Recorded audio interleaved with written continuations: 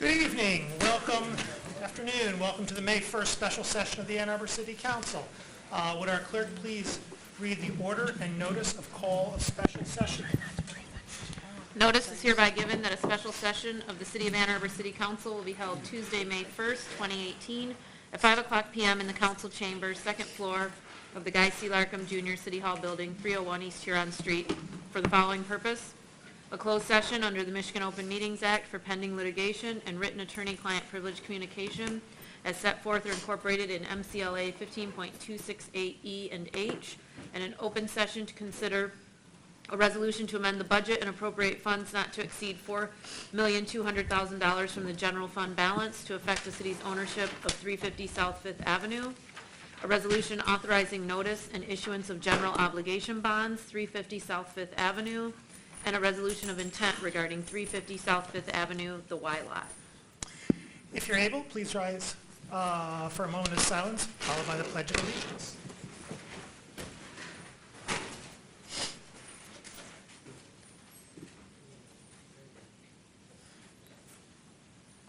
I pledge allegiance to the flag of the United States of America and to the republic for which it stands, one nation, under God, indivisible, with liberty and justice for all.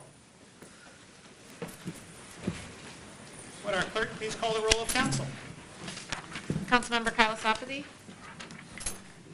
Councilmember Bannister? Here. Councilmember Westfall? Here. Councilmember Lum? Here. Councilmember Grand? Here. Councilmember Ackerman? Here. Mayor Taylor? Here. Councilmember Eaton? Here. Councilmember Crapel? Here. Councilmember Warpowski? Councilmember Smith? Present. We have a quorum.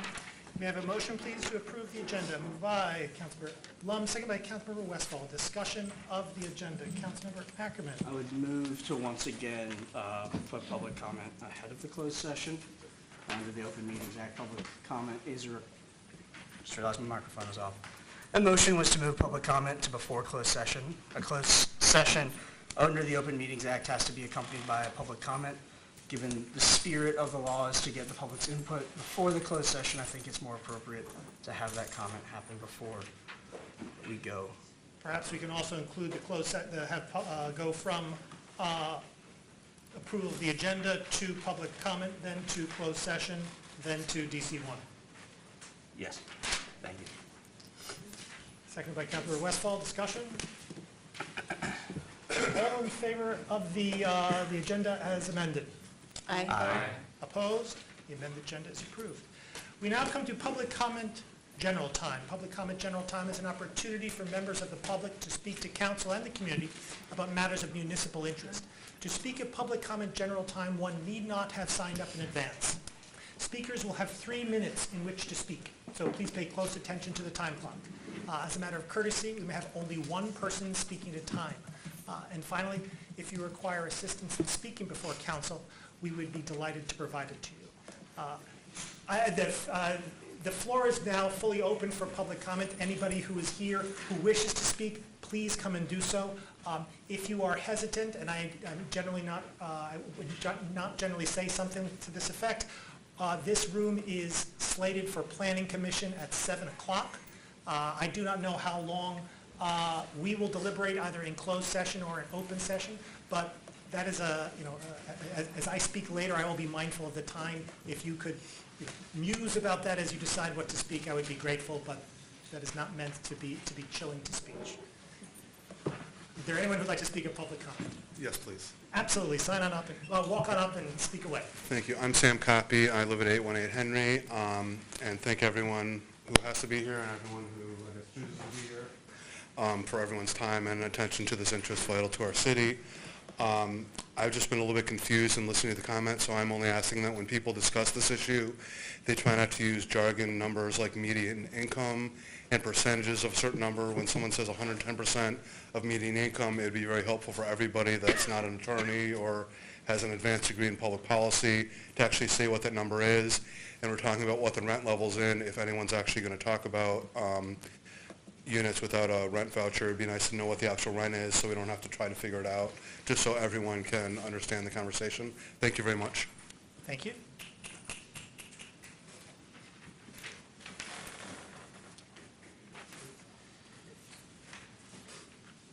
My name is Sharon Ungaro. My husband Bob and I live at 506 Pauline Boulevard.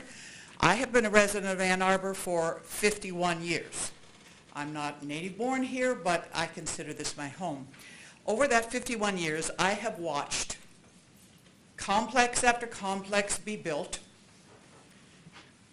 and City Council has continually refused to take a stand and ask the developers to have part of their unit space be affordable housing. The Y downtown served that purpose for a period of time.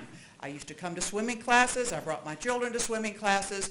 There were rooms that could be rented that met some low-income needs. New Y, fancy building, no housing.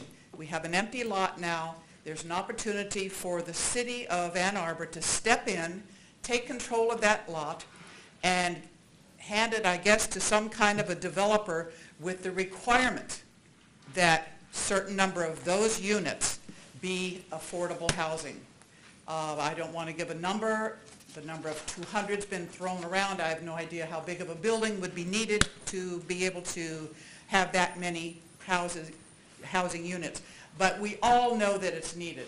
We all know that gentrification has taken place and shoved people out of their homes over the years, and we need to have affordable housing so the people that are making our downtown tick have a place to stay, particularly when they have no vehicles, they can't get back out of town to where they might live.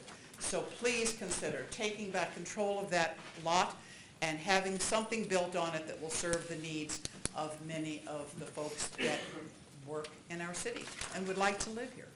Thank you. Thank you.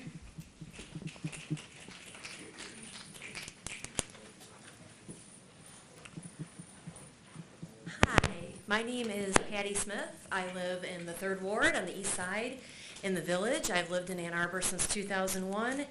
I know most of you. I certainly respect all of you. I have to be honest, if I live to be 1,000 years, I will never understand not buying back the Y lot and putting workforce and affordable housing on it.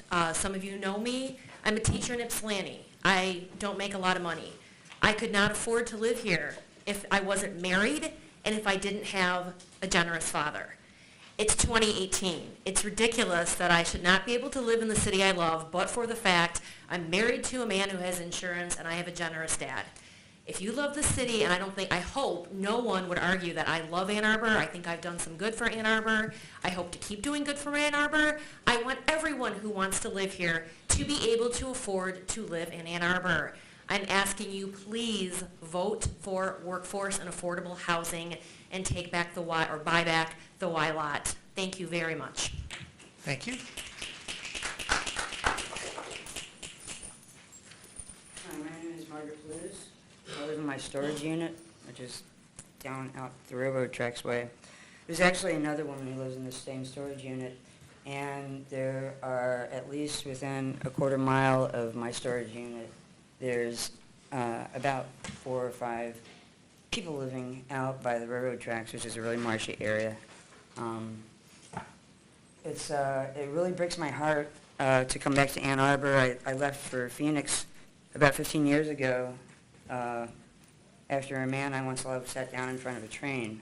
We fell in love when he was working at the night shelter, long before Avalon Housing was around, long before Delana Center, 420 West Huron, and some of you remember 420 West Huron and Ashley Place and even Felch.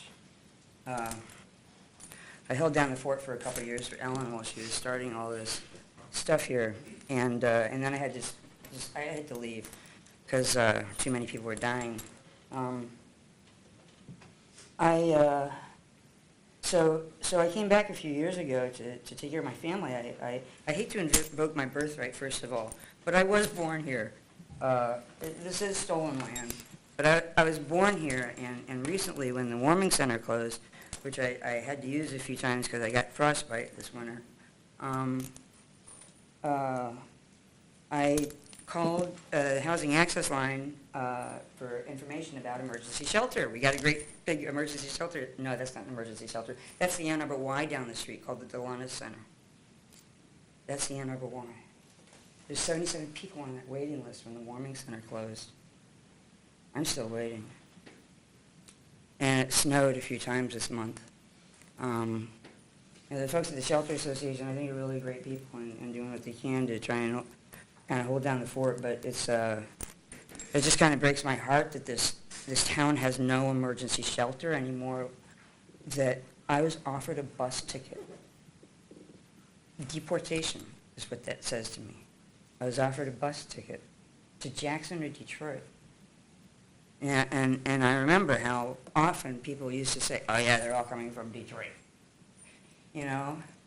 Well, I don't know, what are we doing?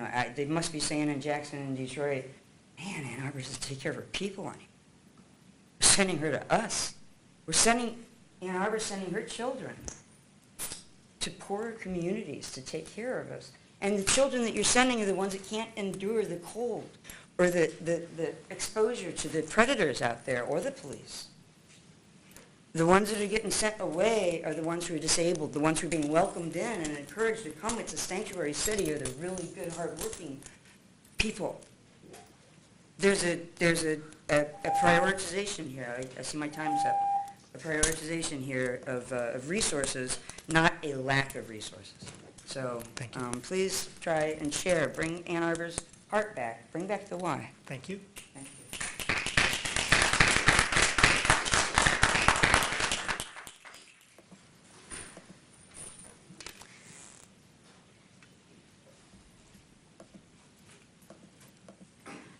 My name is Hawthorne Stabler. I work in Ann Arbor, and I also work in Pontiac. I live in Oakland County. Can't afford to live in Ann Arbor anymore. I'm a social worker, and I urge you to buy the Y lot and designate it to be affordable housing because I'd like to live in Ann Arbor. I'd like to live where I work. And I'd like you to consider using median income instead of utilizing fair market rate because I feel it's a more fair and it's a more affordable way to do things. For example, I'm still priced out if you use fair market rate as a single social worker with a master's degree, if that matters. It shouldn't, but it does. So I just want to thank you for your time and your consideration, and thank you all for coming in support of affordable housing. Thank you.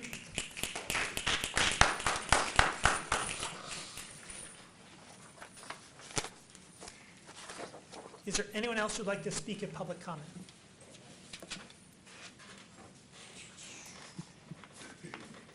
Good evening, Council.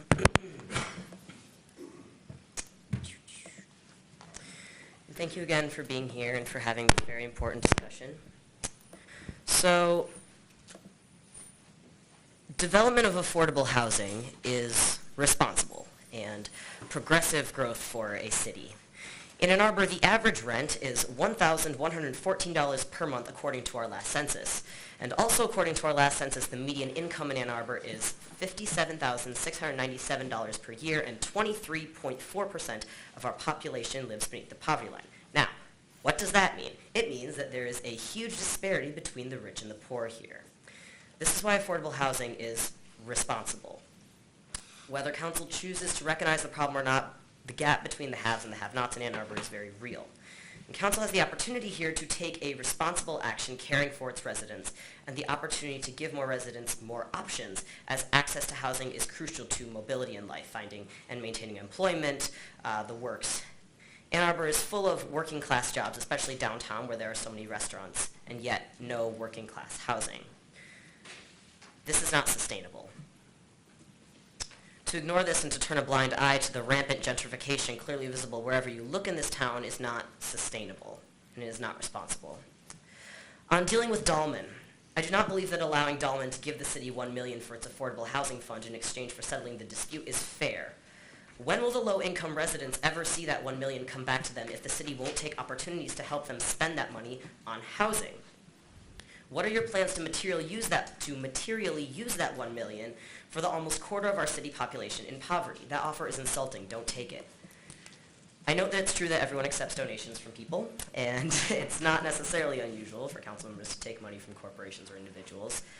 Some of the news that's come out in the past week has been a little bit disturbing, but despite that, I believe that council will vote on conscience, not money, that you won't be bought, that you will see the opportunity Ann Arbor has here in this resolution to care for its residents and support the working class and disappearing middle class, your young population just getting on its feet, your POC population, your renter population.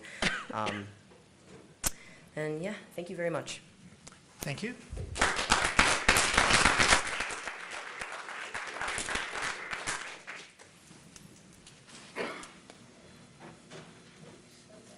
Hello.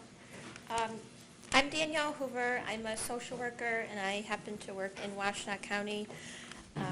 I very proudly serve adults living with developmental disabilities and mental illness.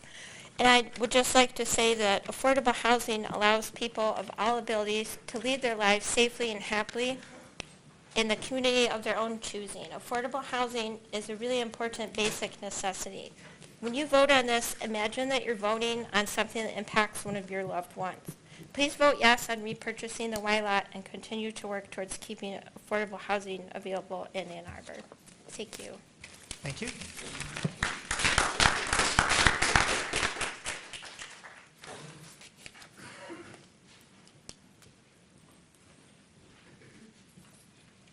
Hi, I'm Jordan Adama. I'm a 10-year resident of Ann Arbor.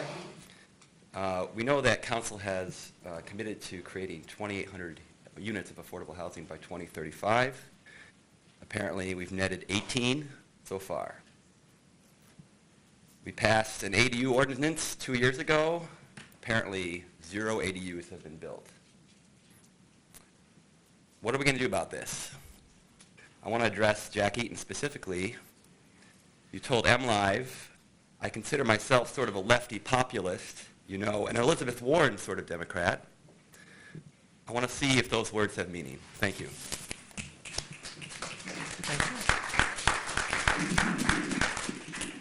I'll follow up on some data points for that. I'm Sandy Smith, former member of this body, First Ward for 4 years. I am the current president of the Washtenaw Housing Alliance, and I am a current director for the statewide organization of the Michigan Realtors. I've been a realtor in town for 32 years. I have never seen this kind of rapid rise before in our home prices, and believe me, this trickles all the way down to the renters and makes everything unaffordable. The current housing and affordable economic equity analysis that you are basing the numbers on that we just heard was from January of 2015. So January of 2015, we had an average sale price in Ann Arbor of $327,000. I mean, that's still a lot, $327,000. January of 2018, that number was $450,000. So we're pretty much in a crisis. And you can't solve that with this one piece. You need to keep doing it, but you got to be proactive and you've got to do things. There were 61% of our properties sold at or above list price in this last month of March. 61%. There's 3 to 15 buyers for every house. It's the same way with rental properties. It's going through the roof. So you need to take some action. And as I said, this won't solve everything, but you need to take some action to make sure that you get some money into the Affordable Housing Trust Fund. A good way to find affordable units is to use government-owned land. It's smart. So I would encourage you to think long and hard about where we're going as a city and how you can help. Finally, having been involved in thousands of real estate transactions over the years, I can guarantee you that Mr. Dahlman, it was not a rookie buyer. He owns hundreds of thousands of square feet and manages them and has for many, many years. And to read that somehow he was tricked, that he didn't understand clauses or what was going on with a piece of property, I find very hard to swallow, and I hope that you do too.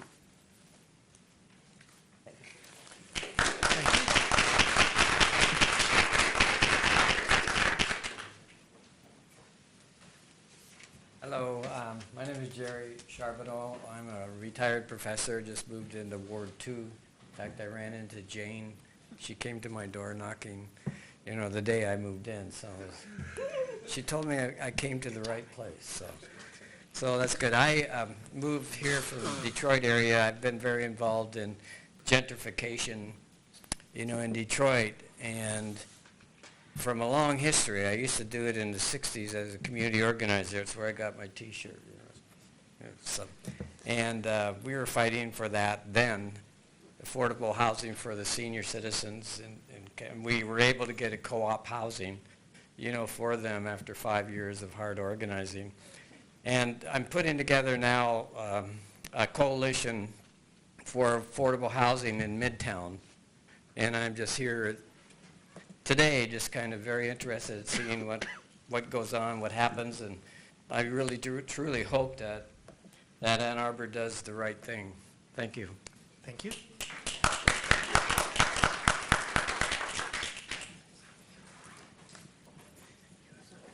Hi, my name is Chadwick Nollert. I live on the north side. I rent an apartment that was renovated probably last around the time I was born. I moved in there after moving from an apartment that was probably renovated about the time I was born. This is the only way I can afford to live in the city I grew up in, is by renting apartments that are varyingly decrepit, to not mince words. I don't demand luxury. I don't need stainless steel appliances. I don't need granite countertops. I don't need 12-foot ceilings. I need a shower that I know will have warm water in the morning. Thank you. Hello, everyone. My name is Sakina Rahman. And I'm Zakia Rahman. And we are the Young Citizens of the Year for all of Washtenaw County. Nice to meet you. Awarded by the Ann Arbor Community Foundation for 2017 to 2018 year. Yeah, the whole title. Before we get started, yes, we are twins. Now, today I'm here with a Speak Out team from Ozone House, and we are representing the youth voice of Washtenaw County. In many spaces such as this, youth aren't represented, and we're here to bring that voice to you. Before we get started, I ask if you're able, the people that are holding signs, please raise them high. Thank you.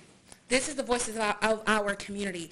Some of you may be aware of this statistic that there is approximately 4,069 homeless people within all of Washtenaw County, and over 1,000 of them are under the age of 18. This is either because our parents have us in this situation because they can't afford housing, or either because of other things, various reasons, and we need our community's help. Help our parents so that we can help our parents. Help our parents so they can help us as well.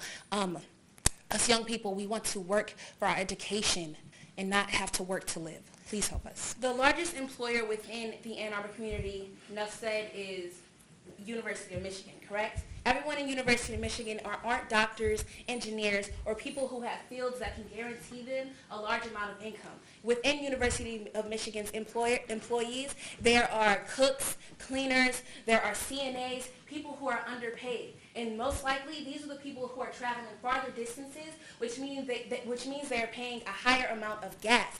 And coming from someone who already isn't making the same amount as someone with a higher title in the same facility means that we aren't doing enough for our people who are working for our facilities and for our public properties within Ann Arbor community. We're not helping everyone. Everyone does, and when we go to the doctors, thank you.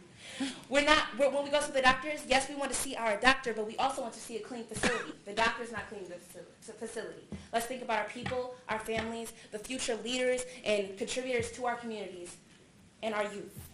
And I really encourage you all to read what these signs say, because this is the voice of our community. Thank you all. Thank you.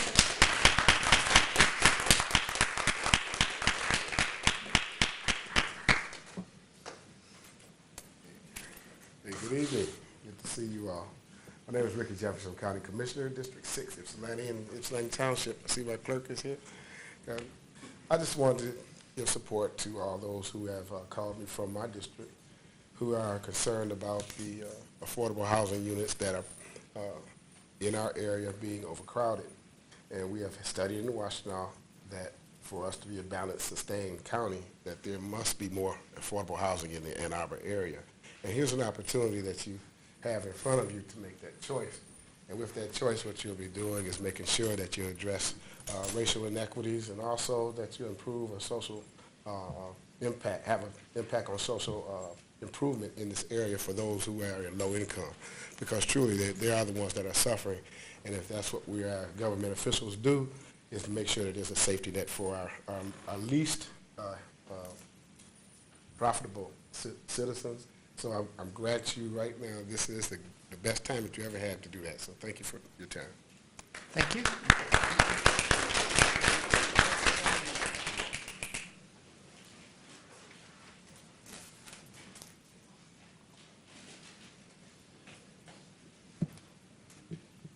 Hello, my name is Ramon Williams. I am representing Ozone House in Ypsilanti, but I am speaking as someone who was born and raised in Flint, Michigan.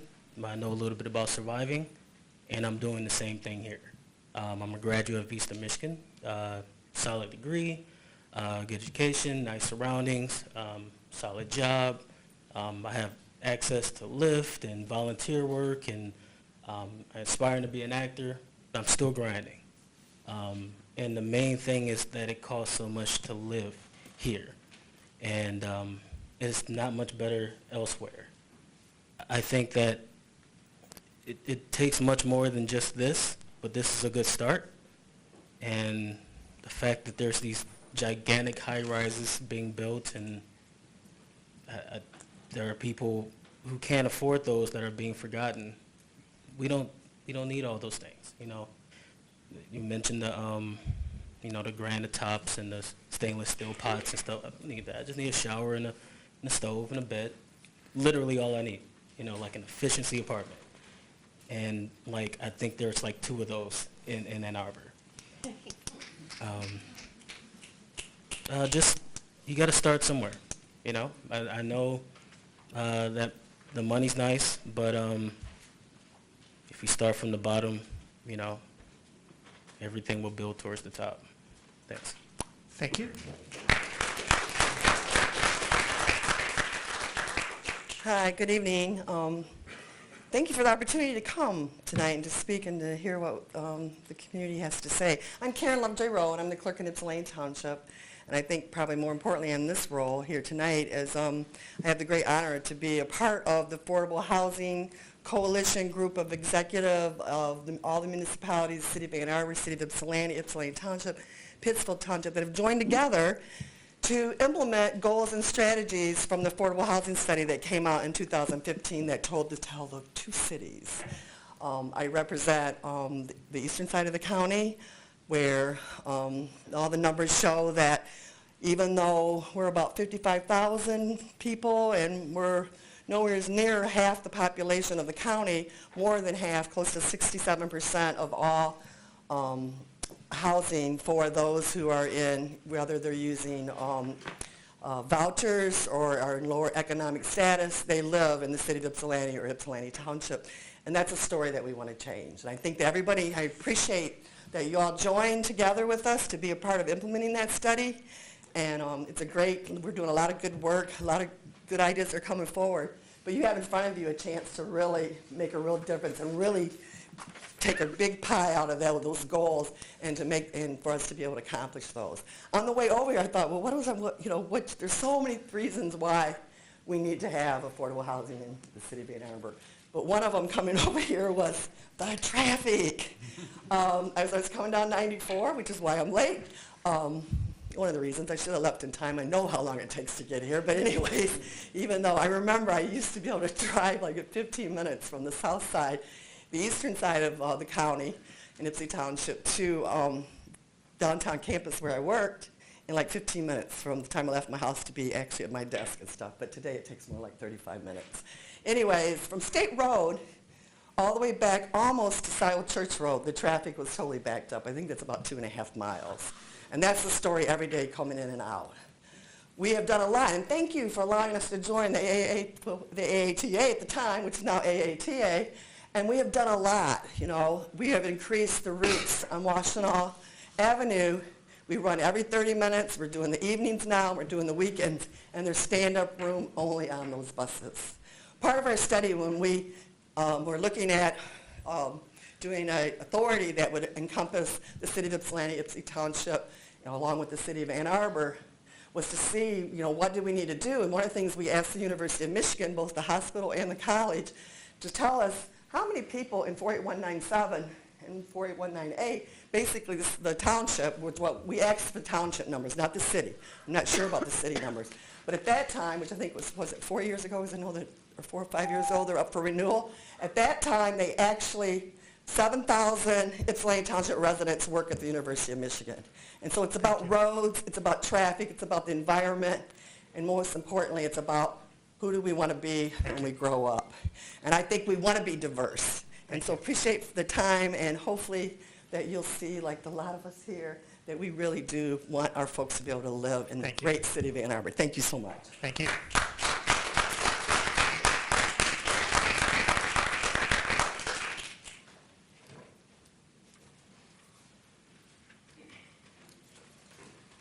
Hello, my name is Mike Auerbach. I'm a resident of Ypsilanti, and I'm just wanted to reiterate the points I made at the last meeting about the consideration as purchase, as well as a lot of the points that were already made tonight. So I'll try to be brief, but buying back this property and including some provisions that require a certain number of affordable units, as well as rents that are affordable to people at different income levels, is not only a huge opportunity to address Ann Arbor's housing crisis, but also has countywide implications. An experience I wanted to share that really helped me sort of appreciate how severe Washtenaw County's housing crisis is was actually a housing affordability panel in Chelsea, where people from communities in the west side of the county, where I don't know as many people personally, spoke, all of whom worked in the service industry, and were talking about how they needed to find places as far as Jackson or Ypsilanti, so they, and then to travel to their jobs in Chelsea or Manchester. Ann Arbor was not even mentioned as very clearly. This is not necessarily an affordable place for people who work in the service industry.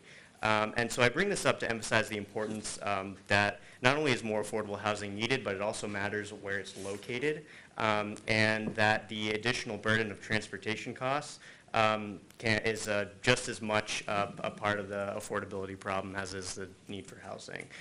So again, buying back the Y lot, requiring a minimum number of units on the site, I think 200 would be a great start to catch up to the city's goal for, what is it, about a need for 540 units by the end of this year, as well as some considerations for rent ceilings to make rents affordable to people who earn 60%, 40%, or even 30% of the area median income.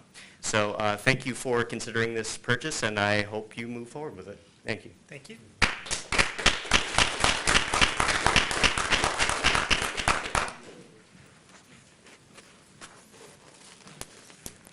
Hi, I'm Wendy Carty-Saxon, Director of Real Estate Development at Avalon Housing and also a resident of Ann Arbor.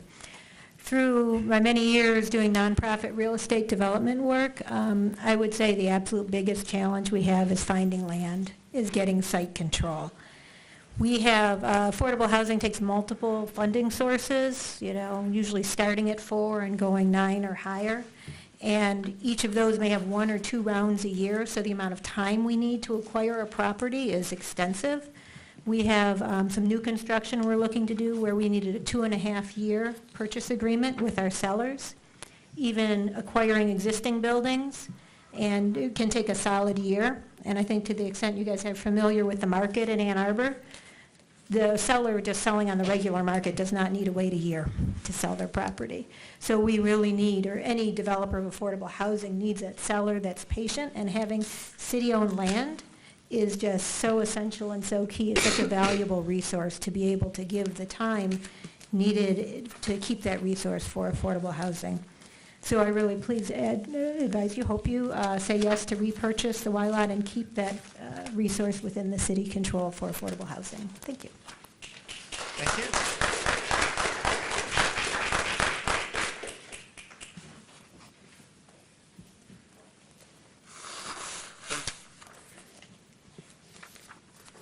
Hello, my name is James Spiller, and I am a resident of Ypsilanti.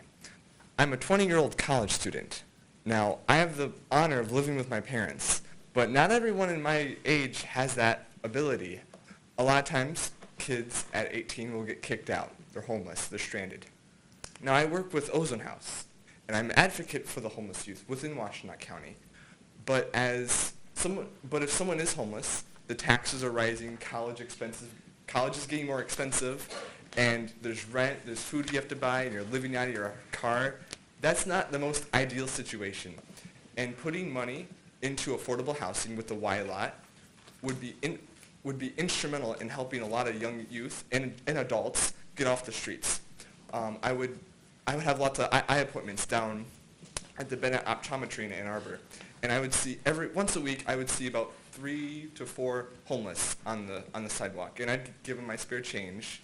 But it was sad, knowing that there was only so little I could do. Now that working with the Ozone House, I have a bigger impact. But there's still many things that need to be changed, and there's still things that need to be worked on. And that's where you guys come in, to make a small impact. Thank you. Thank you.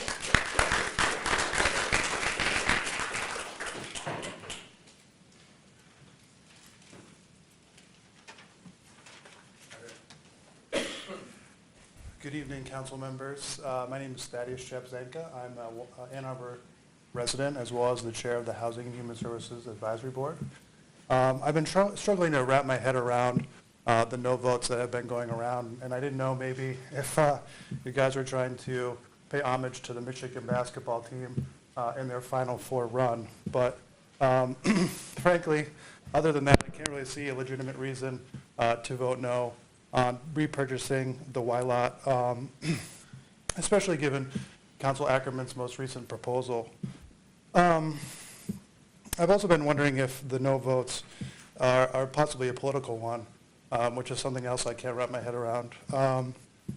But thinking about some of the other reasons that I've heard, one may be that you want to avoid a long litigation process, which I can understand, but I would urge you to think about the litigation process that you might have with yourself if you miss out on repurchasing this really valuable piece of land in Ann Arbor.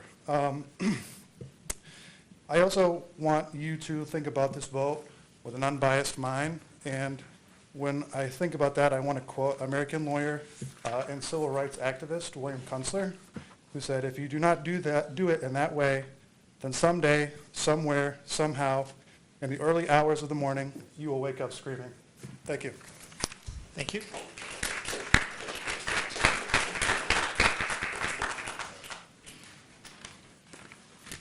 I'm Andrew Stumpf.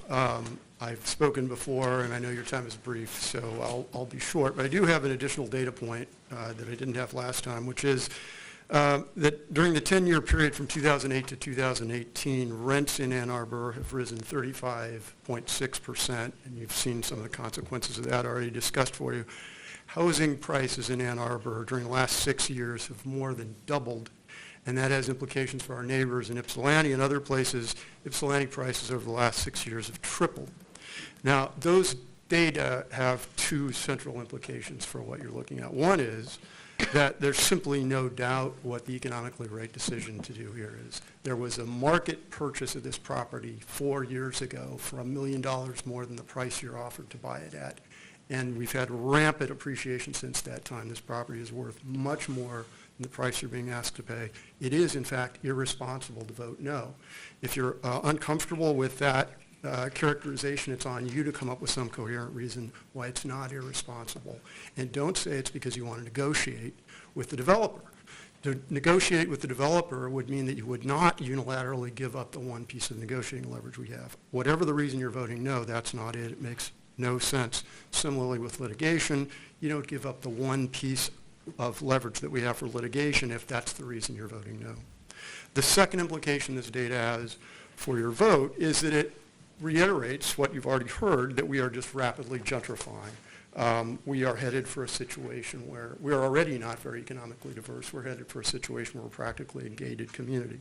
Obviously, this one project won't solve that, but you will never, as long as you serve on this council, see a situation that is more clearly a good way to start. You've got a multi-million-dollar discount on a perfect piece of property right next to public transportation. And some, I don't understand any conceivable reason, civic, legal, moral, otherwise, for voting against this proposal. I beg you not to do so on behalf of the citizens of the city. Thank you.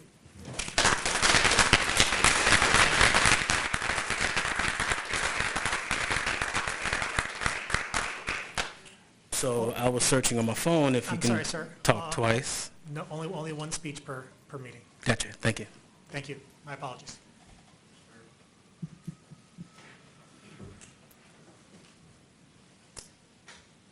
Hi, everyone. My name is Phil Bianco. I've been a resident of Ann Arbor for 4 years. I live in the 4th Ward. And I want to speak, so I organize with Huron Valley DSA, and I want to speak in favor of repurchasing the Y lot and having the city keep it and lease it out with the stipulations that there be some rental caps, although I don't think the rental caps should be tied to this fair market rate, whether it's 150% or 110%.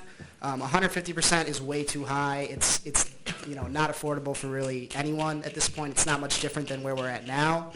110% is still around $935 a month for the equivalent of a studio apartment. That's not really affordable for most of the people who are really affected by our current housing crisis. I used to work at the People's Food Co-op. I made $12.50 an hour. I could not afford $9.35 a month for rent. So I think a better metric, and what Mike talked about earlier, would be an area median income, and specifically, somewhere within 30 and 60% of the area median income. It would allow for the people who are really affected by this crisis to actually have affordable housing. It would be actually really real affordable housing. I also think that we need to make a commitment to a certain number of units because if we say we're doing affordable housing and maybe we do 10 units, what difference does that really make, right? In terms of, it's such a small number, and it also would not really have much of an impact on the overall housing market in our area. I put forward the number 200. It doesn't necessarily have to be that number, but it should be somewhere in that ballpark, right? Because this is a great opportunity we have to actually make an impact and start to live up to some of the commitments that the City Council has made in terms of affordable housing. So the third part of the kind of proposal we're putting forward, and we have plenty of copies of this with Huron Valley DSA, is we think we need to develop a community benefits ordinance so that any future developments can be the Y lot and any future developments can be more transparent, and we don't end up in these situations where the residents of the city don't have much say in what goes on, and there's not transparency there. So yeah, that's what I had to say. Thanks.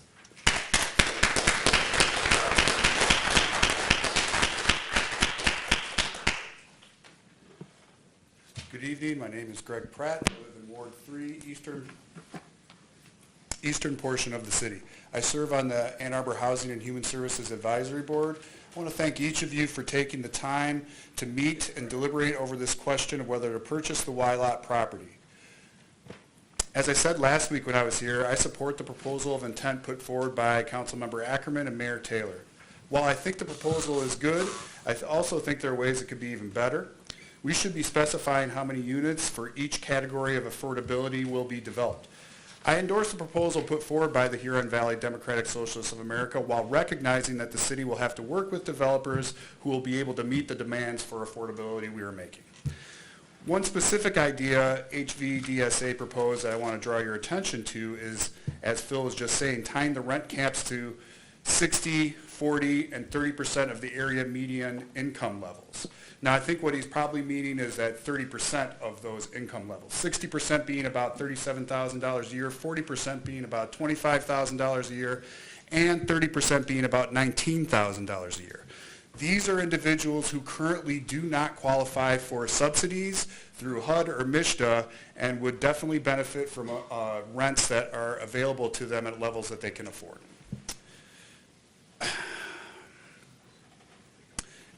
And now I want to talk about just something a little bit different. So in watching and being a part of this discussion about what to do with the Y lot, it's very clear to me that there's a lack of trust between some members of council and members of the community probably too. It's not just you all, it's us all, right? This lack of trust is manifest in the reactions of some members to the votes of others. It's also manifest in the lack of trust some have that the housing created here will be truly affordable for the people we are hoping to invite back into our city. I want to ask each side to consider the good intentions of the others. And I think that if members are already in support of the proposal to buy the Y lot, if they would also get specific on the number of the units proposed for the rent caps to ensure affordability, that might go a long way to ensuring trust and might help us move forward with the decision to purchase the property, to do right by the residents and the workers who coexist in Ann Arbor. That's all I got. Thanks for your consideration. Thank you.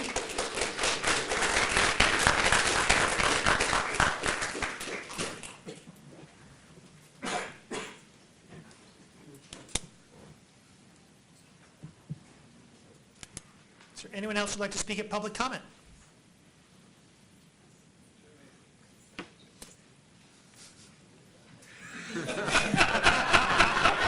That's timing. Hi, my name is Jamie McGarrett. I'm a resident of the 4th Ward. I came here to talk a little bit about two trends that are happening right now in planning and in communities in general, trying to solve the environmental problems that we have, the economic problems that we have, and some of the social problems that we have. And those two trends are, of course, transit-oriented development, which is trying to put development in areas where there is transit so that people can get to their jobs, so that they can get to their health care, so that they can get to their education. And the other aspect is something that's not talked about as much, which is trying to better understand how we ended up as a society where things are so spread out, where we need to have this sort of hypermobility, where we have to talk all the time about transit being able to take us far away to get to our jobs, housing, education, etc. The Y lot is a unique opportunity, right? So it's right next to a transit center, and it's also right next to the area where we have the most amount of jobs, whether it be the downtown jobs for people doing service, or the hospital, or the university. And just to give you a little bit of an example, when I lived on Dewey and Packard, and I was going to WCC, I used to have to take the number 3 into town, then hop on another bus to make it out to WCC. That meant it was an hour, just one way, to get to my college education. Being able to live near the bus station, if I could have done that, that would have cut out a significant amount of time, would have made it much easier for me and much more financially feasible to get the things done that I needed to get done. You've heard a lot of people talking today about how much this means to them in terms of housing and in terms of the economics. I also want to point out the environmental aspects. I don't think that that's talked about as much in these conversations.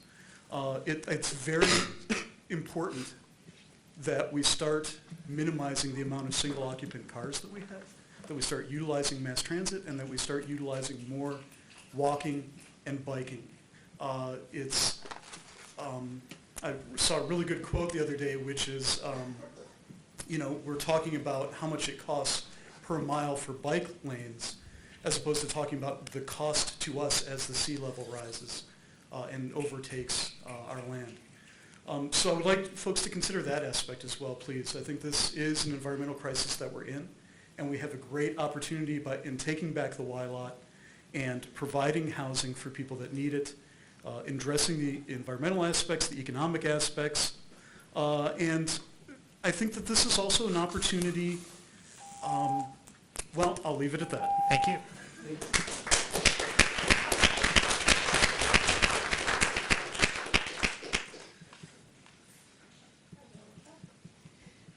My name is Amber. I came up because I heard so many people from Ypsilanti speak, and it was inspiring to me. It doesn't really surprise me that so many people from Ypsi are here, as like the housing crisis in the county is really stemming from Ann Arbor and has impacted, I guess, Chelsea too. That was really interesting to hear about, but especially in Ypsilanti. And I moved to Ann Arbor in 2003 and tried to live here. It was way too expensive for me, so I ended up in Ypsilanti and really fell in love with the community there. and I've been able to live in Ypsi and work within Ypsi and sometimes in Ann Arbor too, peacefully for a very long time up until the last couple years, in which I became displaced from my living situation because the property owner realized it can make a 200% profit on what they paid for it 5 years previously. So that happened, and then I got displaced again last year. And so really I was activated around this issue because of my own experience, and it's the experience that I'm hearing from everybody in my community. And I mean, the reason why I think I feel so passionate about this now is, you know, I'm seeing the effects of what's basically continuing mental health and stress related to being constantly displaced or at threat of being displaced, affecting my entire community, all the people I love and care about. And I don't know any of you all yet, so I'm hoping, you know, that everyone's operating off of best intentions here. But I'm telling you, it's bad, and that's why people in Ypsi are here. It's really bad, and I do think Ann Arbor has a big piece of the responsibility in this. Ypsilanti has responsibility too, but we have antagonized them, and they're trying to respond to it a little bit. And I want Ann Arbor to start doing their part a little more. So I think you're going to see a lot more Ypsi people out here, maybe other municipalities too, and I think people are going to start going to U of M as well, because this is just ridiculous at this point. So I did see the proposal, and I support what people said about the 150% fair market rate cap doesn't seem realistic to me. That's about $1,500 a month in rent. I don't know why that would be. That's unfair market rent. It's not really fair. So yeah, I would encourage you to reconsider that. I am now a full-time worker in Ann Arbor, and with my salary, I could definitely not afford that. So yeah, thanks for your consideration. I appreciate my rep, Ricky Jefferson, for being here, and I appreciate Ann Bannister for writing me back very promptly the other day for answering a question. I just hope to see what comes next, so thank you. Thank you.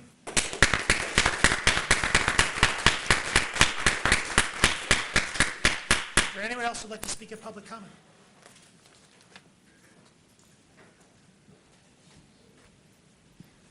Hi, good evening. My name is Stephanie Mercier, and I recently moved back to Ann Arbor. I live in the 4th Ward after about 10 years away, and it's been interesting getting reacquainted with the businesses and the restaurants and the things that have changed. It was also interesting to note what has not changed from about 10 years ago, which is the Y lot.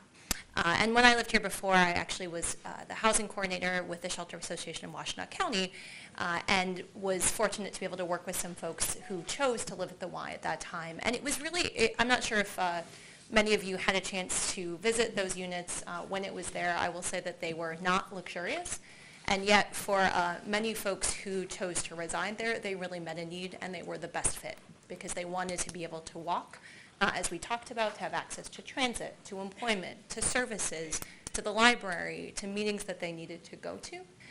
And it really was a critical part of the set of choices for folks in terms of affordability. So just wanted to take this opportunity to really encourage you to take this opportunity in front of us to really make more affordable housing happen on that site. For many folks, as you've heard from all of the other speakers, it's an important and critical part of being in a vibrant community and having access to those options. So thank you very much. Thank you. Is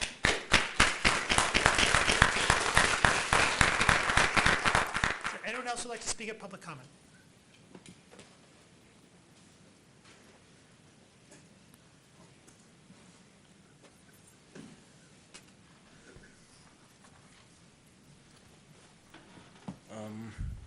Hello. My name is Will Kepp. I am 15 years old. I have lived in Ann Arbor for just about all of that, and I go to Huron High School. And today I did a presentation about how people gained political power during the Renaissance. And a lot of the points that I tried to make were how ridiculous a lot of the things are and the factors that contributed to that. And it seems like this is an issue where we're going to look back on it and say, man, before this, things really sucked. Because if we look back and we say, the past was a lot better, I feel like that's a negative thing that can occur in our society. So I feel like this is an opportunity for the council to really just improve the way that a lot of people live within Ann Arbor, and it seems like the best decision to make is to go forward with this. So, yeah.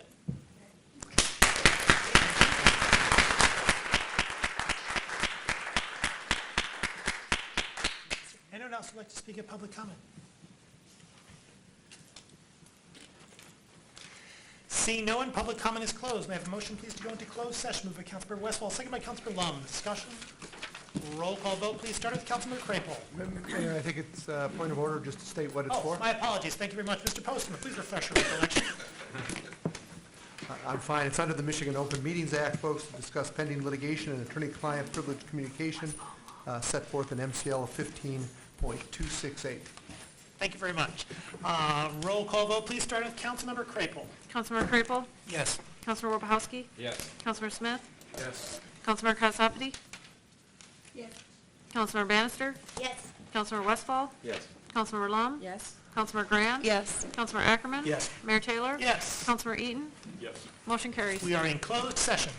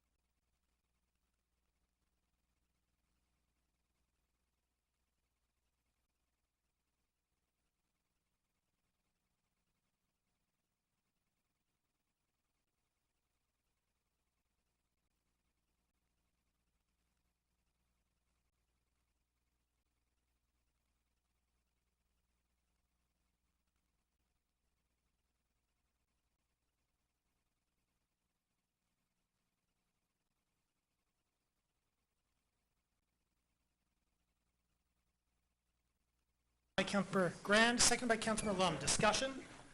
All in favor? Aye. All opposed? We are back in open session. DC1, resolution of intent regarding 350 South Fifth Avenue, moved by Councilmember Ackerman, seconded by Councilmember Grand. Discussion of DC1, Councilmember Ackerman. Thank you, Mr. Mayor. I apologize, starting my computer and notes back up.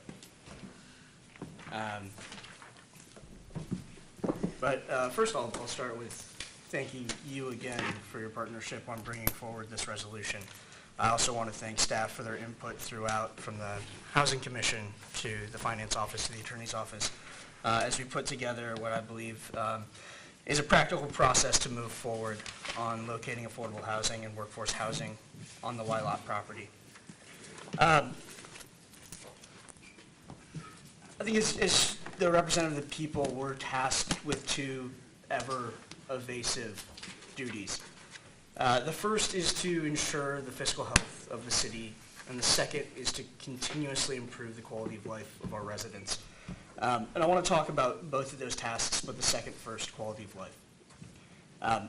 I'm a product of the Ann Arbor Public Schools, and I think that the greatest value that I earned from those schools was not the world-class teachers or the access to athletics or the investment in music, but having a diverse set of peers, diverse in the way they look, diverse in who they pray to, diverse in the amount of money in their parents' bank account.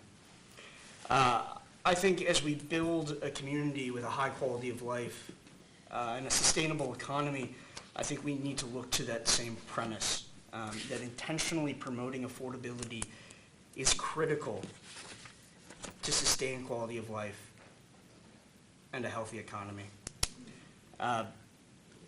We have a lot of people who have been priced out or are continuing to be priced out. And when we talk about the levels of affordability that we're looking at tonight, and I'll go into the specifics in response to some of the public speakers, we're talking about restaurant servers, we're talking about hospital techs, we're talking about teachers in their first 3 years of their career. We're talking about social workers, we're talking about veterans who have to drive Uber to support themselves.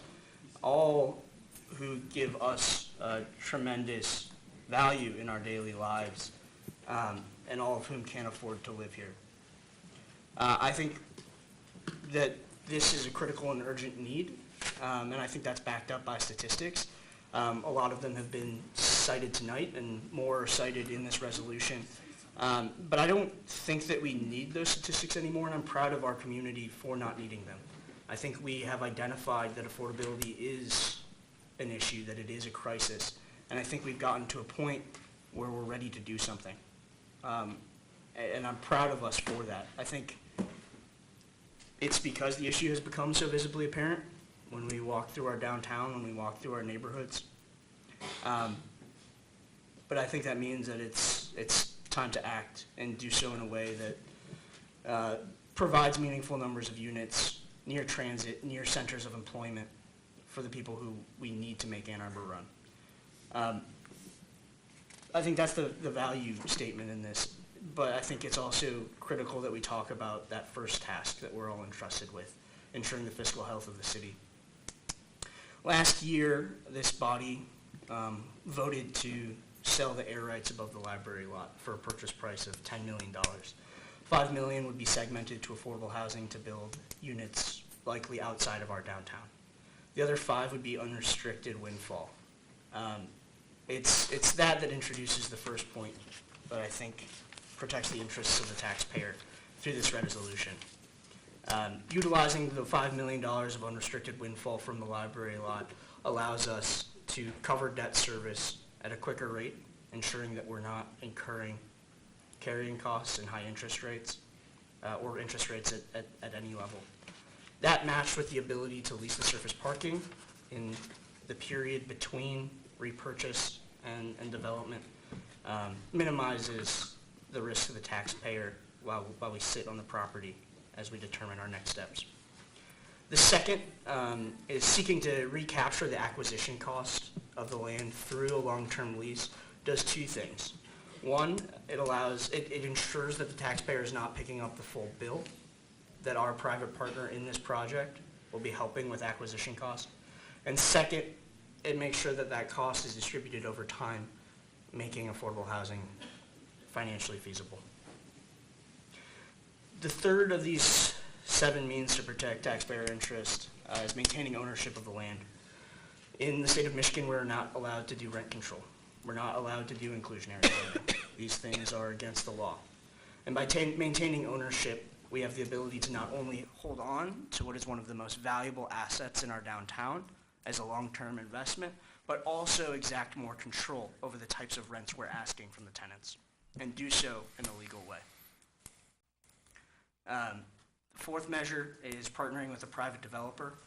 Looks to take a model that we've already deployed to all of our affordable housing units across the city. It decreases the risk put solely on the city of a traditional public housing system and shares it with a private entity. The fifth, allowing flexibility to up to 110% of fair market rent, and then I'll move an amendment in a moment, allows the developer to take advantage of Section 8 vouchers. Here in the city of Ann Arbor, we value your Section 8 vouchers at 110% of fair market rent. So when we're looking to help subsidize rents at a lower level, we can look to the federal government, not the local taxpayer, to help with that. And by going up to 110% of fair market rate, we get the full value of that Section 8 voucher, which means bringing more federal dollars back to Ann Arbor. The sixth is that mandating the acceptance of housing choice vouchers allows us to exercise that ability to gain the full value up to 110% of fair market rent. And then the seventh, finally, is committing to it. The timeline laid out here keeps us aggressively on a schedule, one that can put forward a meaningful process that will be practical, but second, to ensure that we don't let too much time lapse as we chase a very critical goal. I apologize for being long. I know we're short on time, but I wanted to both air the values that this represents and also the steps intended to ensure that we deliver to this community in a timely fashion and a fiscally responsible and prudent manner. With that, I'd like to kind of go over some of the numbers. I want to first move an amendment to change the reference to 150% fair market rent to 110% fair market rent. I'd sent that edit over on last Tuesday, but I think through a clerical error it was missed. Seconded by Councilor Warbachowski. Is that a friendly to the body? No. Councilor, It's not. No. It's not friendly to the body? Can I speak to that? All right, Councilmember Eaton. Thank you. Would you consider lowering that number to 90%?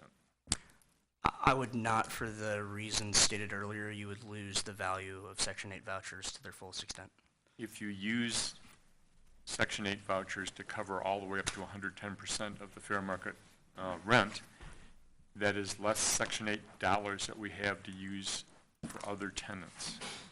And so if we set a rate that's lower, it frees up those Section 8 dollars that we get for use for other tenants than that particular one paying 110%. My counter argument to that would be we see so few Section 8 vouchers being utilized in the city of Ann Arbor that any means to bring housing choice vouchers out of Ypsilanti and back into Ann Arbor diversifies our population and diversifies our population downtown while allowing us to use federal funding to make this project more financially feasible. Councilor Lum on the amendment. I don't need to speak to the amendment, sorry. I'm going to try to move us along. If people want me to stop for discussion, let me know, but let's have a roll call vote. Please start with Councilmember Crapel on the amendment. On the amendment. Which amendment? On the 110. amendment, sorry, From on 150 the main to 110. amendment, from 150 to 110. 150 to 110 and 90. 90 is a suggestion in opposition to the change to 110. Which is not friendly to the amendment is mover. from 150 to 110. Councilmember Crapo? Yes. Councilmember Warbachowski? Yes. Councilmember Smith? Yes. Councilmember Kalasapathy? Yes. Councilmember Bannister? Yes. Councilmember Westfall? Yes. Councilmember Lum? No. Councilmember Grant? Yes. Councilmember Ackerman? Yes. Mayor Taylor? Yes. Councilmember Eaton? No. Motion carries. Councilor Ackerman, you still have the floor. Thank you. And so there was discussion about why are we using fair market rent instead of area median income? And I think that's a reasonable question. It's a little bit less approachable. You have to do a little bit more math to use fair market rent instead of area median income if you're a resident. The two are correlated. There's level of affordability and when you calculate a rent for anyone of any income level. 110% of fair market rent is affordable to someone making about $48,000 a year, which is equivalent to 80% of our area median income, which is at about $60,000 a year. While I understand that that is at a higher threshold than people may want, I'll note that it is the maximum possible rent that we can offer, and that our downtown has priced those individuals out a long time ago as well. And again, being able to take back up to 110% of fair market rent from the federal government through housing choice voucher subsidy puts a lot less burden on us locally. I also wanted to discuss the goal of 200 units. While I appreciate that ideal, we cannot commit to those specifics tonight. This is meant to put forward a process that will then be reported back to us at the end of August. At that time, it is my goal that we be able to put all of the options on the table to the public and seek your input as we decide a direction to move forward. That would mean listing out the number of units that could be built and who they would be approachable to by income level. We want as many options, as many mixes of potential developments as possible. So committing to a specific goal at specific income levels right now would tie our hands and limit the number of options we have down the road. I'll also state that the director of our Housing Commission asked for 6 months to report back this plan or our options, and we're giving staff 4 months, so we're trying to be a little bit more aggressive in determining those specifics. And with that, I'll open it. I'm going to jump in as well. I'm delighted to be a co-sponsor of this resolution. I think affordable housing is a value in the community that is something that we need to take action on when we can, where we can.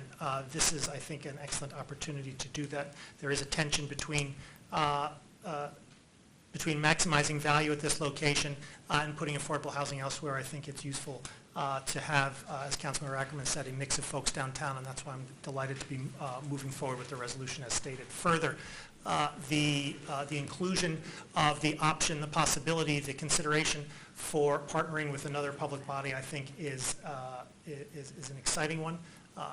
The library has long expressed an interest in a new structure in light of the deficiencies of its current structure. This is by no means a commitment on the part of the city to engage in that partnership, nor has the library formally said that they are interested in doing so, but it opens up an opportunity for that conversation, which I think is going to be a healthy one and focused on the public good. We have Calasapathy, Lum, and Eaton. We have 10 minutes before Planning Commission begins. Councilmember Calasapathy. Yeah, I'll keep it very short. Yes, I think it's important to at least set the minimum floor, what we expect out of this land. So I don't believe setting limits of how many units are going to be built that are truly affordable, and saying the income levels is not tying our hands, because we have seen way too many projects that are being built that are luxury units, and you might have a token unit here or there which is called luxury, but in effect units that have been called affordable units, but they're really not affordable at all. So I don't want to get into a situation of voting on this and then later on, oh, it's not financially viable, so we are going to put luxury units and we'll have 4 affordable units which are $1,600 for 2-bedroom apartments. I mean, affordable for who? That's more than the mortgage I used to pay. So anyway, so I think putting numbers to this is meaningful And I think we owe to the community who has told us very clearly that if this is going to be affordable housing, let it be meaningful number of affordable housing. Thank you. Councilor Lum. Thank you, Mr. Mayor. Before diving in, I'd like to thank you and Councilmember Ackerman for bringing this resolution forward. On a decision as important as this one to repurchase this property, it's absolutely appropriate to clarify our intent for the property. I will be supporting the city's repurchase of the project, but I do not support this resolution of intent, and here's why. Over the last 2 weeks, we've been in discussions with Mr. Dahlman. The two options that have been featured most publicly are to have Mr. Dahlman pay the city to remove all the restrictions and conditions. He retains the property and can do with it whatever he wants. The second option, of course, is for the city to repurchase the property.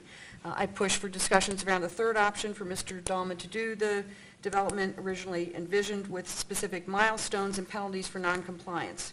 The third option also involved Mr. Dahlman paying the city to revise some of the conditions in the original agreement. I felt it was worthwhile taking a bit of time to see what could be worked out. Although the discussions have resulted in improvements from the city's perspective with regard to the other two options, it's now clear that the third option is not going to happen. So with just two options remaining, Mr. Dahlman keeping the property and paying the city to remove any conditions or restrictions, or the city repurchasing the property, I will be voting to repurchase, and will expand on why in my comments for DC2 if there's time. I do not support this resolution of intent, however. Building affordable housing units on the city's most expensive real estate does not make economic or financial sense. It is also not the most cost-effective way to leverage taxpayers' dollars in adding affordable units. Let's go back in history on this property. Not all the way back to the 1990s, although that experience certainly demonstrates the risks of the city holding the property. Let's just go back to 2013. In November 2013, council unanimously approved selling the property. The process we followed reaching that point was the right one. We first established parameters for what we wanted on the property. We specified a mixed-use development that included retail, office, apartments, on-site parking, and significant open space with a fountain. Then we conducted an RFP and approved selling the property to the highest bidder whose proposal met our parameters. The vote was unanimous. Affordable housing was prominent in the discussions at the time, and council approved allocating the proceeds left after the mortgage was paid, about $1.4 million, to the Affordable Housing Fund. Why do I bring this up? To provide some perspective on the decision we're making here, to remind us there was recognition and understanding then that building affordable housing on expensive downtown real estate did not make sense economically or financially, and that more affordable housing could be added, and it's more cost-effective to use affordable housing dollars elsewhere in the city. I believe those conclusions still apply. The basic economics have not changed, and if anything, the cost penalty associated with building affordable housing downtown has grown. The subsidies required to locate affordable housing downtown are huge. That's not theory or me saying it. We have recent real-world experience with the library lot that shows us how much the required subsidies actually are. For the library lot, the city is paying the developer almost $1.5 million, $1.475 million to be exact, to make 9 units of housing in that project affordable at 150% fair market rent. That's $164,000 for every unit. Think about that. $1.5 million for 9 units. I know it's not linear, but 25 units at that $164,000 rate would be over $4 million. And that's at 150% fair market rent. If the permitted rents are lowered to 110% fair market rent, the subsidy cost per unit grows to over $200,000 a unit. And I confirmed these numbers in questions I had submitted previously.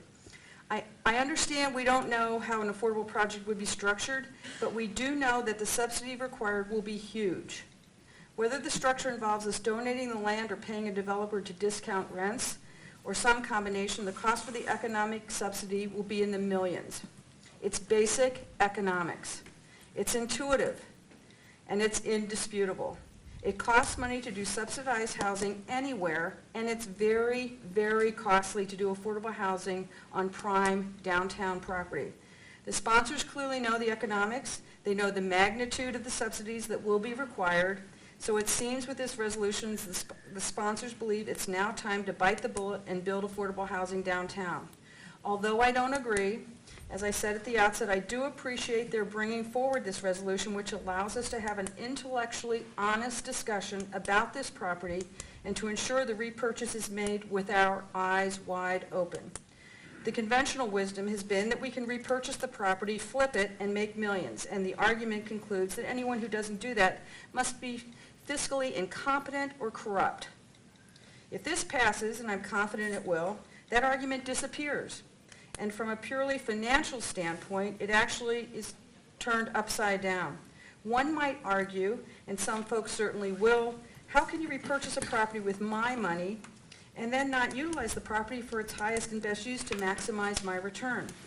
I'll let the sponsors speak to that question, and I'm sure they will and have, but my guess is they'll say they want to take advantage of this opportunity to meaningfully address the affordable housing challenge, even recognizing the costs and economics. That would be the intellectually honest answer. I also suspect the sponsors would say that the resolution does not make any commitments, as they have. It just says we'll take some time to see what can be done on an affordable housing project. My response to that would be that we already know that affordable housing on this site will be incredibly expensive. Nothing will change in that regard. And taking 4 years to try and disprove basic economics isn't likely to be a fruitful effort and is a risky one. If we take 4 years here trying to make an affordable housing project work and then another year or so to conduct an RFP process for a market rate proposal, we're talking 5 years for bids and probably 7 to 8 years before the property is actually developed. The Ann Arbor market is hot now, which is great, but no one knows what it will be in 5 years' time. Plus, that would be 5 to 7 years of lost tax revenue and a good chunk of money spent on carrying costs for the property and consulting costs and our staff time invested to make an affordable housing project work. The bottom line for me is this: I respect the sponsors for being upfront and honest in their intentions. Reasonable people can disagree, and I do on this one. I recognize affordable housing in Ann Arbor is a challenge. I also recognize folks are dissatisfied with the progress we've made.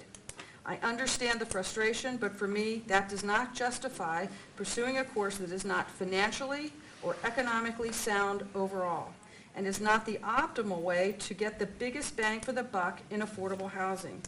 Rather than this course of action, I believe we should replicate the 2013 process and do it as soon as possible. We should issue an RFP for proposals consistent with a set of parameters similar to 2013, a mixed-use development that included retail, office, apartments, on-site parking, and significant open space, and then sell the property to developers with the highest price proposal that meets those parameters.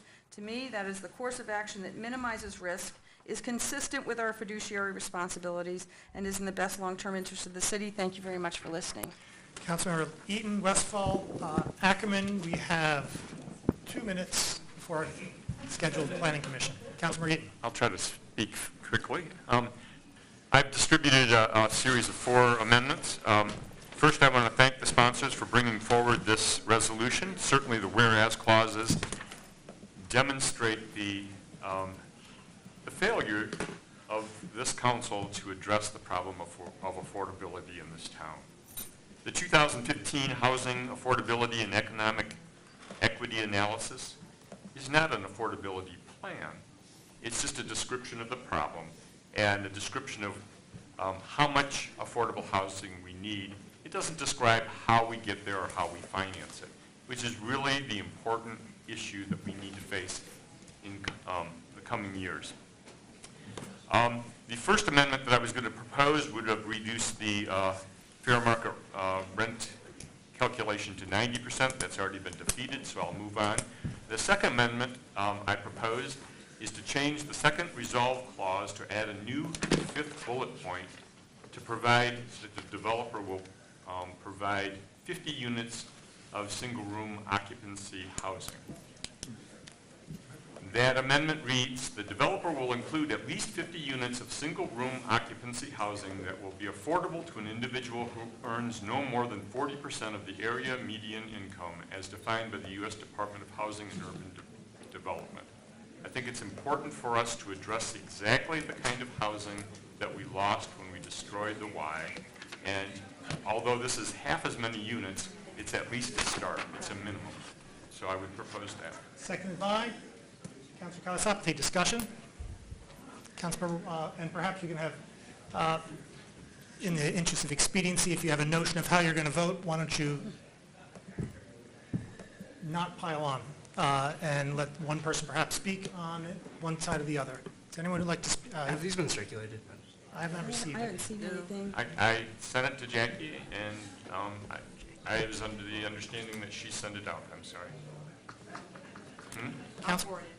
Councilman, Can we postpone this motion? Yes. Postpone the entire resolution. Councilman, Councilman Because it needs serious discussion. I don't want to sign a blank check.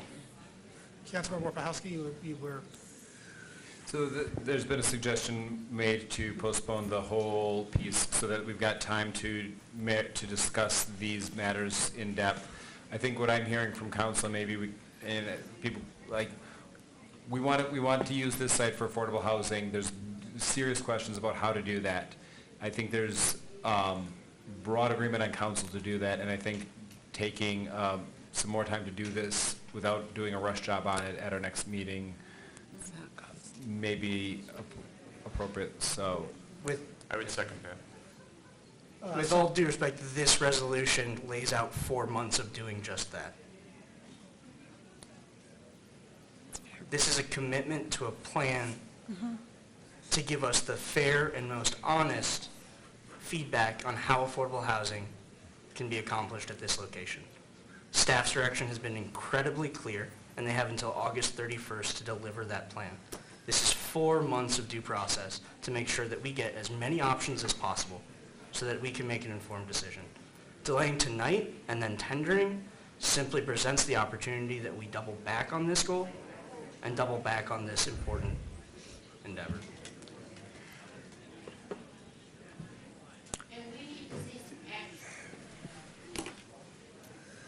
there's a motion to, I think there's still so I think we either need to agree as a body that we're going to make Planning Commission wait and get clear agreement on what we're setting up for that plan without needing to race through the deliberation on it. Or we need to postpone this for a week and vote on DC2 tonight. I guess, I'm going to take that as a motion to postpone. Motion to postpone for 1 week till our next meeting. yes, till May 7th. Seconded by? To May 7th. To May 7th, seconded by Councilor Kalasowski. Discussion of the postponement. Councilor Long. I do not support postponement. I think it makes, in the interest of transparency, I think, again, I think it's intellectually honest to be clear about our resolution of intent before we're asked to vote on the repurchase. And I think, Councilmember Ackerman and the mayor make a good case for what this resolution is recommending and why we should act now. Councilor Ackerman. I would add to that that deciding we can make complex real estate decisions in 1 week is not financially responsible, and that if we want to see meaningful affordable housing that is done in a timely and prudent manner, that we need 4 months, and we can't set specific goals in a week. To quote my former employer, Congressman John Dingell, if someone wants you to make a decision quickly, it's probably a bad decision. On the postponement, I'm going to vote against the postponement, and in reviewing these, although I would be interested in seeing what staff has to say about them, I intend to vote against the amendments as is, and hope in the anticipation of moving this forward. And if these ideas on their own lights have utility and practicality, I would expect them to come back to us fulsomely with staff. On the postponement, roll call vote, please, starting with Councilmember Crapo. Councilmember Crapo? No. Councilmember Warpahowski? Yes. Councilmember Smith? No. Councilmember Kalasapathy? Yes. Councilmember Bannister? Yes. Councilmember Westphal? No. Councilmember Lum? No. Councilmember Grand? No. Councilmember Ackerman? No. Mayor Taylor? No. Councilmember Eaton? Yes. The motion fails. Councilor Eaton, you still have the floor with respect to an amendment. So I proposed an amendment. It's been circulated now. I believe that this sets just simply a minimum. It's in keeping with the guidance that the resolution as a whole also sets, and I think it's appropriate to set those kinds of minimums. Councilmember Wojciechowski. So I will be voting no on the amendment, not because I don't recognize the need for units at this level, but because there is not currently a federal funding mechanism for these units. Housing and Urban Development doesn't support SRO units. I don't believe they'd be eligible for community development block grant funding or low-income housing tax credit. So if this is the hill we die on, we might significantly decrease our ability to get other affordable units there. Let's look at what our funding options are and then decide how we can maximize affordable units on site. Perhaps a vote on the amendment? Roll call vote, please, starting with Councilmember Crapo. Councilmember Crapo? Yes. Councilmember Wojciechowski? No. Councilmember Smith? No. Councilmember Kalasapati? Yes. Councilmember Bannister? Yes. Councilmember Westfall? No. Councilmember Lum? No. Councilmember Grant? No. Councilmember Ackerman? No. Mayor Taylor? No. Councilmember Eaton? Yes. Motion fails. Councilmember Eaton. My next amendment is to propose changing the period of time for implementing this once we have the property back from 48 months to 60 months. I would note that when we voted to hire a broker to sell the Y lot, that was March of 2014, 4 years ago. As of today, we don't have a sales agreement yet. A 4-year period of time is not enough time to actually hire a broker, find somebody who's willing to do all of the things that we've set out in this resolution, and actually start something. So I believe that we should open up the window of time to accomplish these goals to be a longer period. Seconded by Councilmember Kalasapati. I'm looking for that. One discussion on the converse. I'm looking for that amendment. Can I go ahead and Please, speak? Councilmember Yeah. Ackerman. Where is that?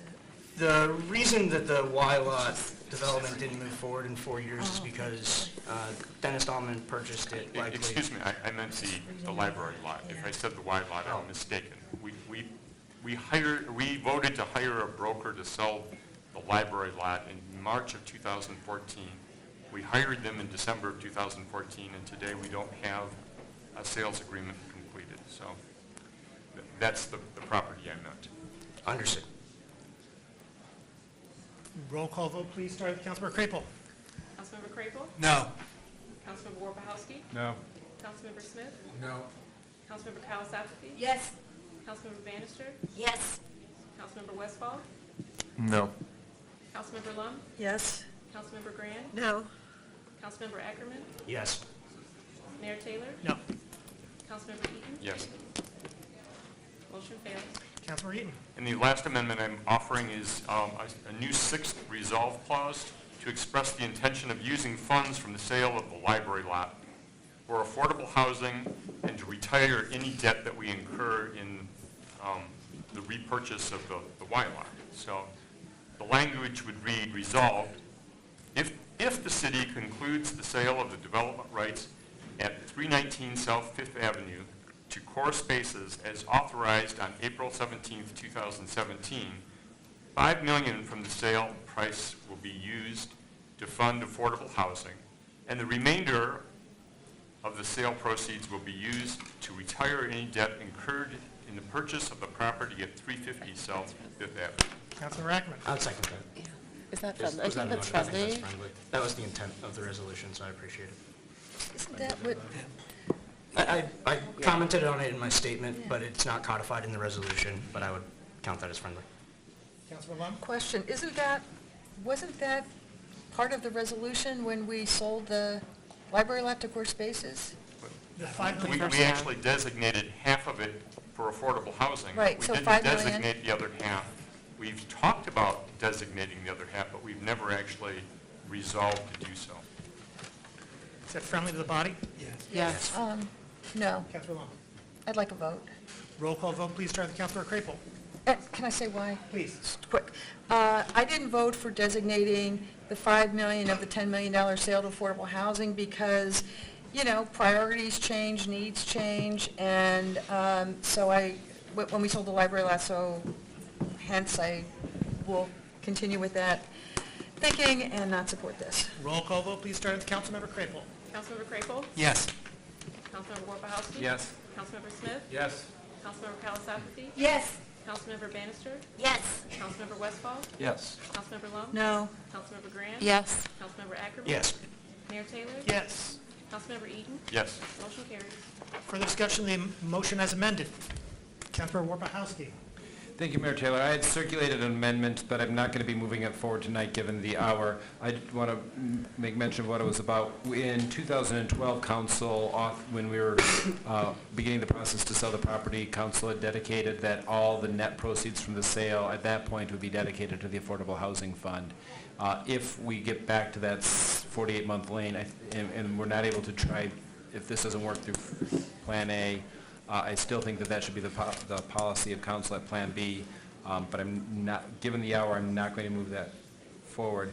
I would like to state publicly that for me, what I see on the motion itself, I think this is a very good process. I think we're going to have to deal with a lot of trade-offs. For my part, my goal is to maximize affordable units at 60% and below of AMI. So if we have some market rate units in there that help us have more affordable units because they're being subsidized by market rate units, I'm fine with that. It doesn't sound like the text specifies that, so I'm saying it publicly to give so that staff has that recognition of that. And that my goal, if this moves forward, is that we have a significant number of affordable units and in a mechanism that's financially sustainable, that doesn't require an ongoing operating subsidy from the city. And so I hope that as staff moves forward with the due diligence for that August timeline, they'll be able to take that into consideration as they analyze the trade-offs. Further discussion? Roll call vote, please, on the motion as amended. Councilmember Crapo. Yes. Pardon me. Starting with Councilmember Crapo. Councilmember Crapo? Yes. Councilmember Warpahowski? Yes.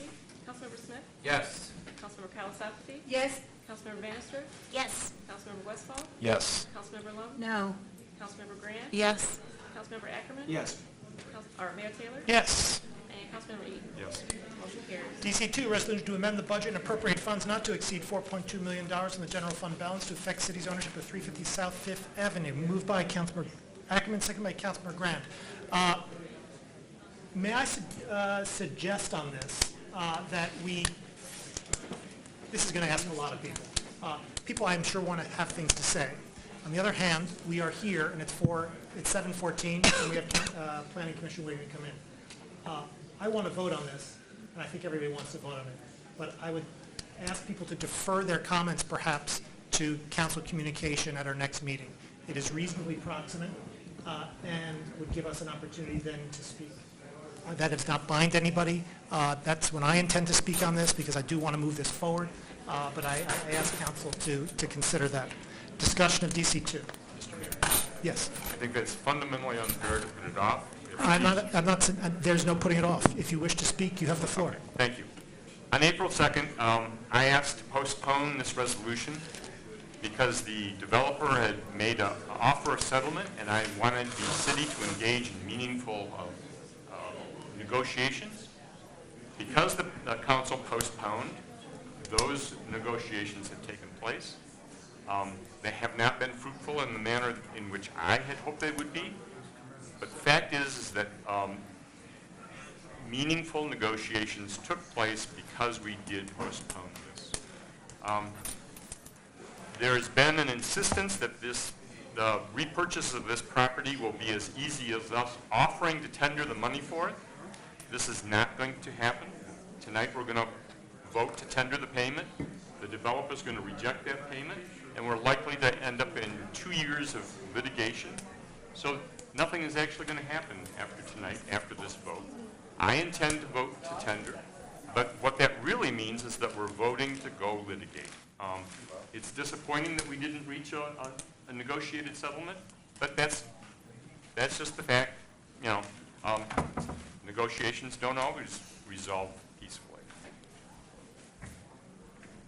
At the conclusion of litigation, even if the developer completely loses, he will get the amount of money that we're offering to give him now. So there's really no incentive for him to settle for that amount today. We should not expect that this will be a quick process. We have seen again and again when we get involved in real estate deals, they go poorly. The library lot is a good example. It's taken us 4 years and that property's still not sold. 415 West Washington has failed on at least one occasion. This property has failed twice now. We are not good at selling property and placing conditions and doing all the scheming and all of the detailed requirements of a property development that we think we are. They fail again and again and again. And that's pretty much what we're looking at now. 2 years of litigation, and then probably 4 to 5 years of going through the process of describing the development we want and looking for somebody who may work with us as a partner. So for the next 5 or 6 years, we're unlikely to see anything happen on the Y lot. This is the reason why we sought a negotiated settlement. It's really sad that we didn't reach a negotiated settlement, but at this point in time, we're headed to court. And so there won't be any extra money for affordable housing in the short term. There won't be the availability of this property to develop into affordable housing in the short term. What we're looking at is a very long, drawn-out process, and that's really sad and unfortunate. Nonetheless, I'm going to support tendering the payment. It will send our lawyers to court in a more favorable position than they were last week, and so I'll support this. Thank you. Councilor Smith. I just have a question for the city attorney. Does tendering the offer preclude settlement discussions? Absolutely not. While the litigation, unless there's a resolution, will go forward, there's no prohibition on continuing discussions. In fact, there's things built into the litigation process that will require mediation and other case evaluation that is designed to force a resolution in some ways. Further discussion. Councilor Kawasaki. I would like to ask my co-council members here to allow me to recuse myself because I have been accused of being biased because I had taken campaign contribution from Mr. Dahlman's son and one of his employees. I do not want this decision to be tainted, and so if there is in fact or in appearance a conflict of interest, I would like to be recused from this vote. Mr.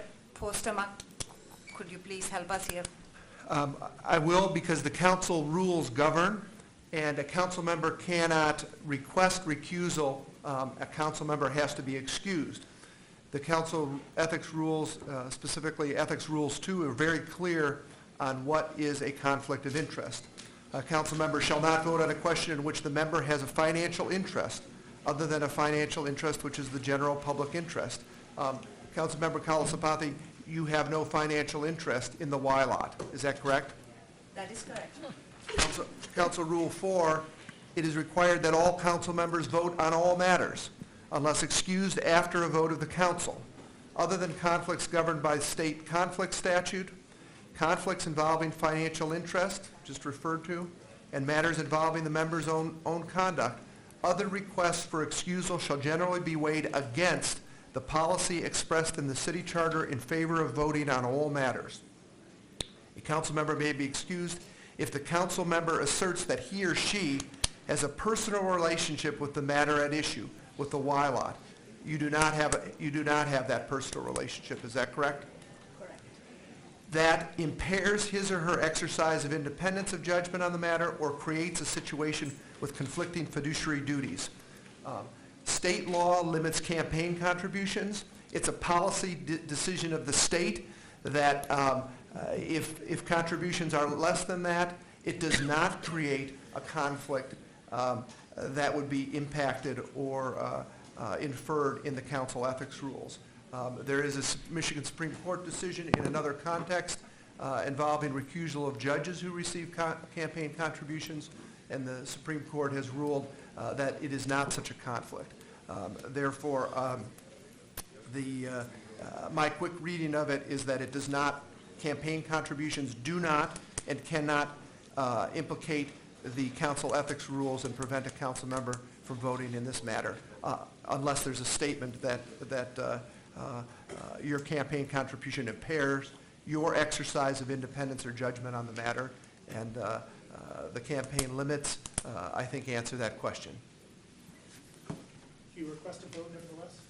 No, I leave it to my peers here. I mean, if you feel that that campaign contribution has impaired my judgment, you are welcome to excuse me, and I will be happy to step aside. That is not the standard.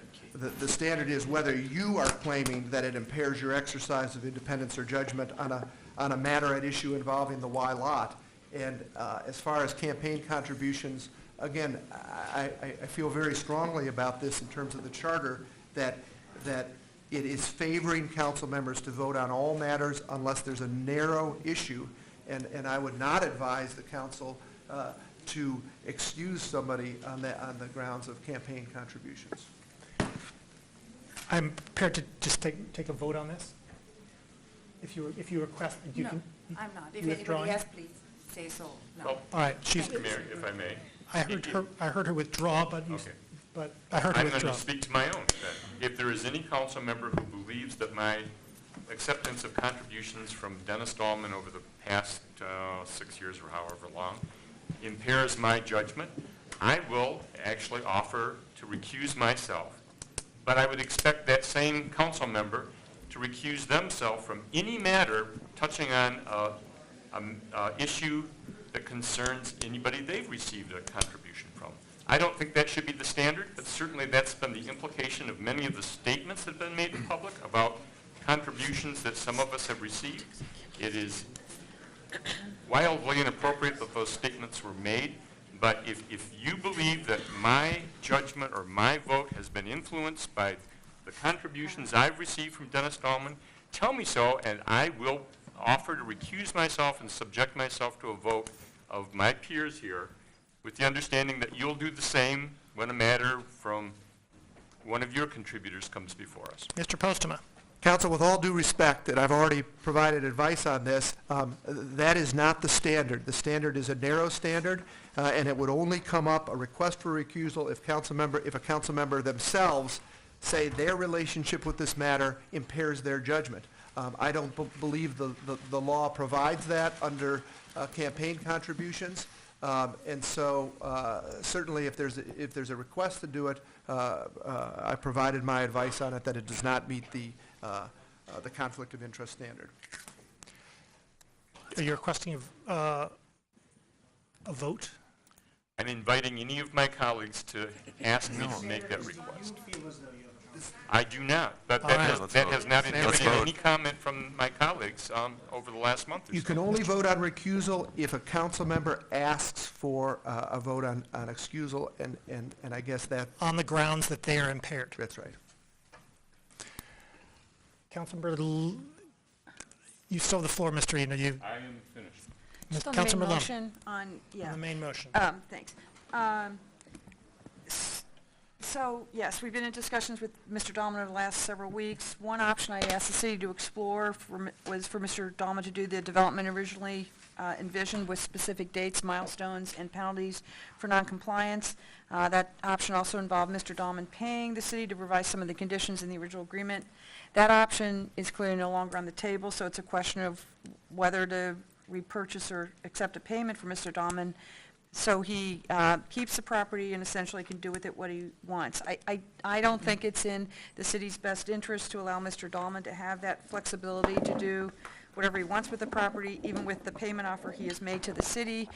He could sit on the property for years as an investment property, or he could resell the property as D1 by right site for development. I don't think either of those outcomes are positive ones for the city. So even though Mr. Dahlman has made an offer to pay the city, a certain amount of money to have that flexibility. I don't think that serves the city's interest, so in my view, at this point, the city has no real choice but to repurchase the property, even though I may disagree with my colleagues on how we proceed once we own it. I'm not at all comfortable getting back into the real estate business. And I very much wish there was a viable alternative that also settled the outstanding litigation, but there's not. And so given that, I'll be supporting DC2 to exercise the city's right to repurchase the property at 4.2. And I will just also state for the record that I'm not at all comfortable with settling a lawsuit for hundreds of millions of dollars. Thank you. We are now 26 minutes in. Councilmember Westfall. I'll be really fast. I just want to thank the public for speaking on this and the good discussion we've had at the table. I'll just add that, like it or not, we are in the real estate business. The community has asked us to dispose of many surface parking lots downtown for a higher and better use. Affordability is one of them. Money is another one. So I think we not only have to take care of this, we've got a long list of other properties to tackle, and the community has asked us to. So I'm glad we're moving forward. Further discussion? Roll call vote, please, starting with Councilmember Crapo. Councilmember Crapo? This is on the motion. Councilmember Warpahowski? Yes. Councilmember Smith? Yes. Councilmember Kalasapati? Yes.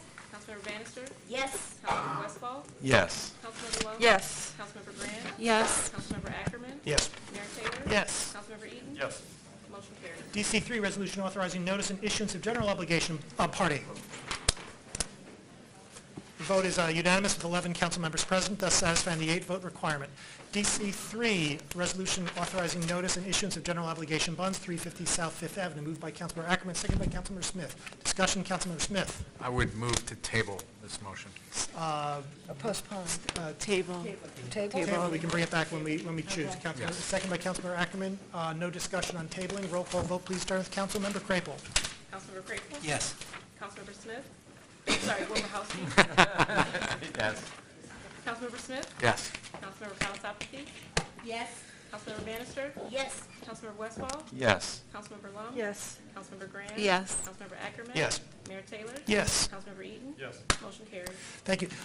We're about to adjourn, but before we adjourn, I want to thank members of the public who hung around for this meeting, and my true and earnest apologies to the Planning Commission and the members of the public who came to speak at the Planning Commission and petitioners who came to speak at the Planning Commission. Punctuality is very important to me in the city. That we have failed you in this is my regret, and I truly apologize.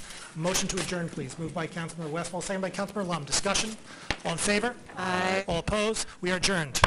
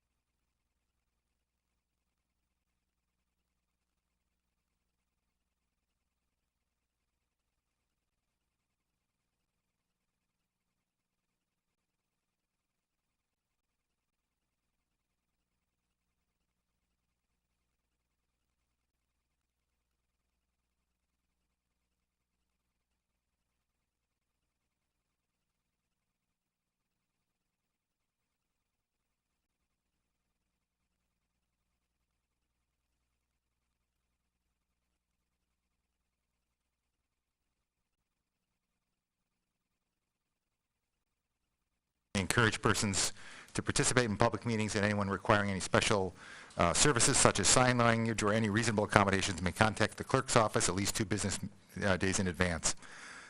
Excuse me.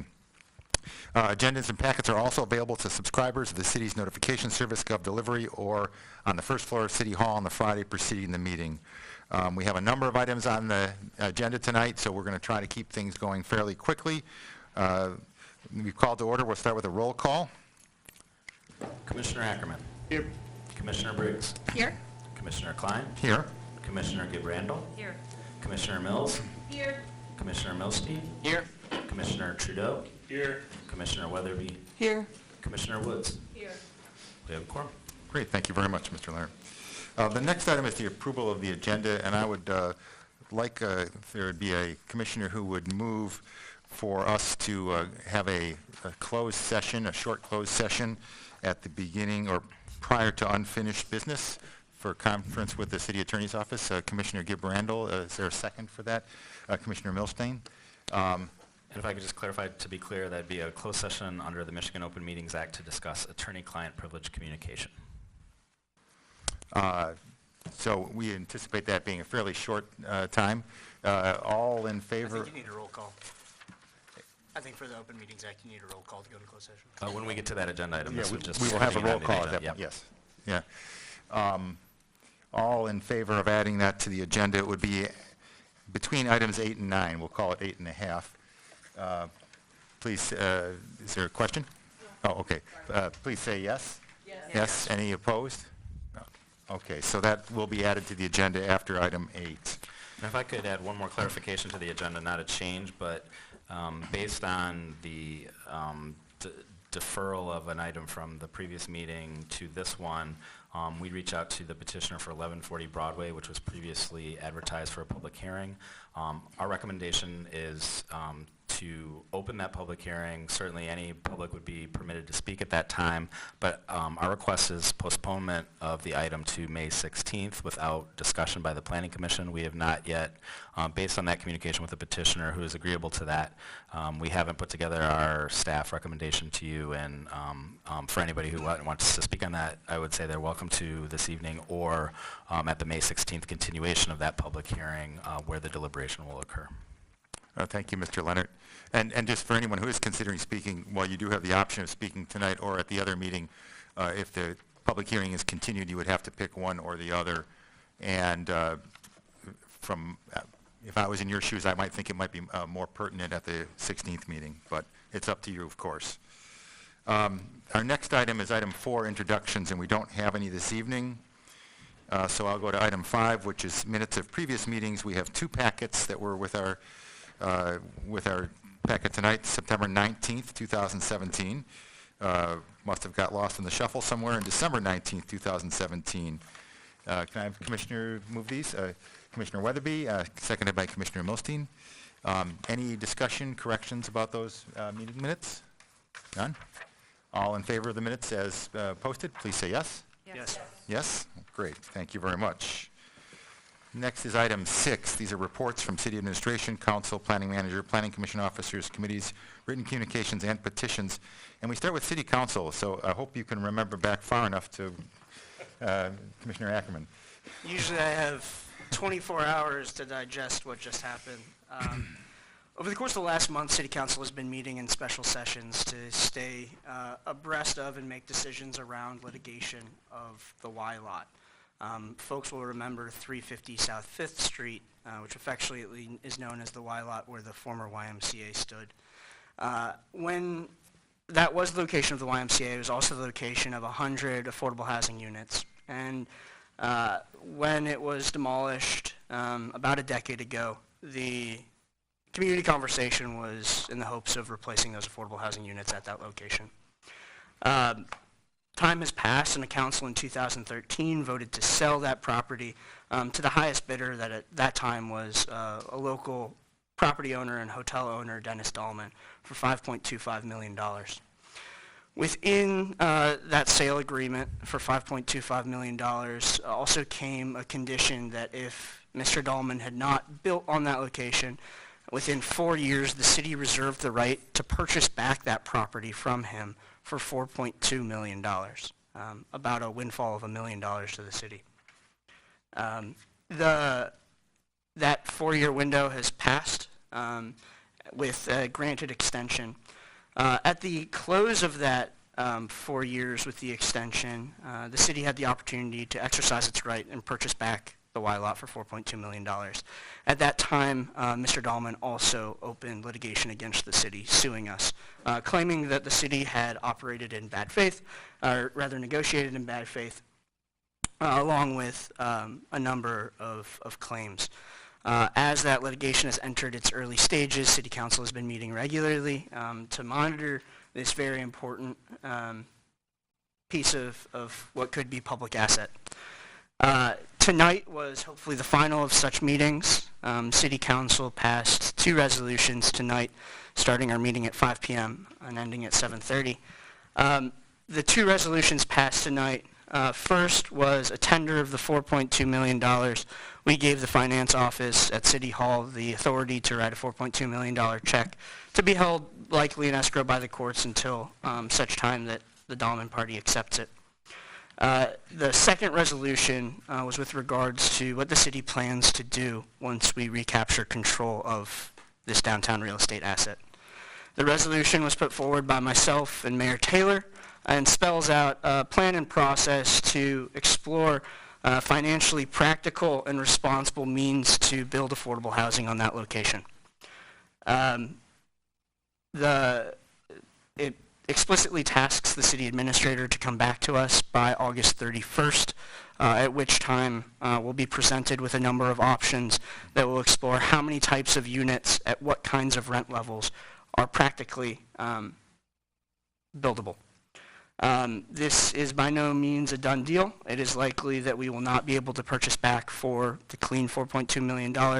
Litigation is often messy and settled through mediation, but this is the first step in reaching a conclusion and resolution to what has been a many decade-long process, and one that now, with the intent explicitly stated that we build affordable housing on this location, a resolution that I think will add a tremendous amount of value to our downtown and to our community.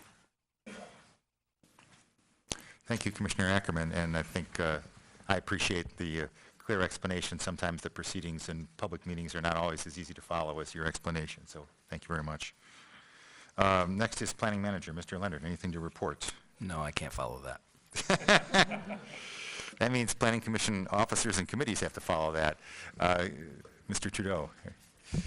Thanks. I realized I neglected to update you on a couple of items from the Transportation Commission meeting on the 18th. Nothing as exciting as the Y-Lot meeting, but I just wanted to let you all know that, we have, the city's put out an RFP for the transportation plan, which will integrate the motorized and non-motorized plans into one single plan, organized around the principles of Vision Zero. So the city's made a commitment to that, which, if you're not familiar, is a set of principles to essentially target an approach for transportation systems with a goal of achieving 0 fatalities in the system. And there's a whole bunch to go on that. We expect it to be a 12-month process with a master plan approval adoption date in 2019. So that's something to look forward to from the Transportation Commission. Also, I don't typically update on all of the many road projects going on around the city, but I just also, because it intersects with aspects of potentially the Allen Creek or the Tree Line Trail and other parts of the city we've discussed, MDOT is engaging in a process to reconstruct North Main Street from Huron to M14. And with the goal of doing that in 2022, and it's going to be a complete curb-to-curb reconstruction. They're not super interested in going beyond the boundaries of the right-of-way, although the city has some interest in potentially trying to get them to do that. But there will be stakeholder meetings going on this summer. They've already done an initial round, so that's going to be a significant project with the MDOT and the state. Okay. And Mr. Commissioner Trudeau, do you know where the stakeholder meetings will be posted on the city's website? Or? All I've heard is it will be in June probably, and there haven't been posted yet. So yeah, Okay. I don't know where they will be posted. Well, maybe actually. you can, when you find out, report back to us I live here. right on this stretch, so I'm deeply interested in it, so I'll be happy to share that You once are. we know. Yeah. All right, thank you. Commissioner Mills.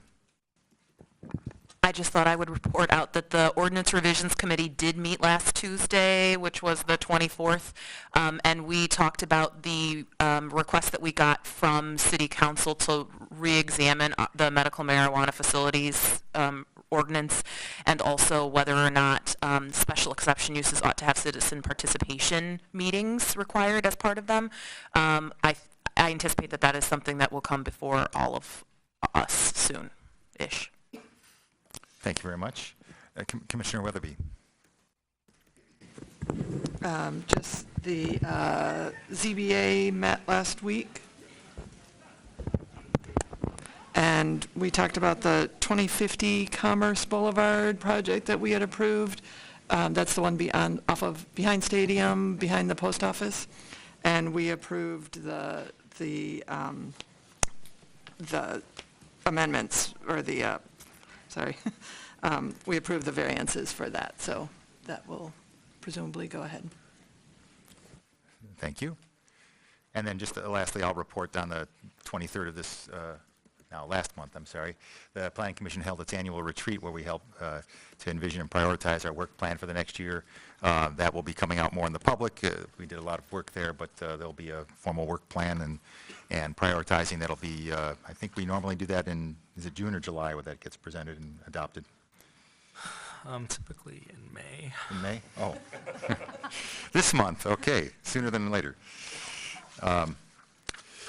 Item 60, written communications and petitions. I can direct you to that thick stack of the packet we have for that. The next item is item 7, audience participation. This is your first opportunity of members of the audience here to address the commission on an item that is not on a public hearing tonight. So if it's listed under item 9 or item 10, this is not the spot to speak about those. If it's something else that you wish to address the commission on, now is a chance that you may come up to the podium and speak for up to 3 minutes after identifying yourself. If there's anyone who would like to address the commission now. I'll be brief because I know we have a late start. My name's Jeff Ainer. I live on Pontiac Trail, Ward 1. Just a few quick words about the past and the future. So I see that 1140 Broadway's coming back, and that's the past, and I was going to discuss that. But when I see so many people That's here... a public hearing item. Yeah, I understand, but I'm not going to talk about it specifically because I didn't know it was on here. When I see so many people here to speak, I want to come up here, and I'm addressing you, but I'm really addressing the audience behind me because it's fantastic that so many people have such a desire to give input into how the city deals with land use issues, because it's so critical to us. The way the city's set up, we don't have any control over the townships. We're inside the freeway wing. Every bit of land is important to us. And hundreds of people came and spoke quite in a broad range of topics about Lower Town, for an example, and it went forward anyway. And instead of a dynamic, vibrant, beautiful, pedestrian-oriented village with diverse housing opportunities for people of all income levels, the signs went up and we have 600 $500,000 condos going in. And I don't know anybody except the developers and a few hardcore density folks wanted that. So, but don't be dissuaded. Come up here and say your piece, because at some point we're going to realize that the Planning Commission answers to the people and they answer to the master plan. And it may seem like that's not the case, but it is indeed the case. And so let's talk about the future now. So I just, much to my delight, I find out that I am going to be on the ballot in August to run for the Democratic nomination for First Ward City Rep, your council rep. And people ask me, what is important to you? And what's important to me is preserving our natural resources in the city, and that includes land use. Of course, it's the water first and other natural resources in our parks. But after that, it's land use. And so when you drop something in the middle of Lower Town that doesn't meet the master plan, that doesn't meet the wishes of the people, you're disrespecting our land use and you're disrespecting our built environment. So I urge you to think of the future. Think of the future of the city and what the people really want and what the people have put a lot of effort into asking for. Thank you for your time. Thank you.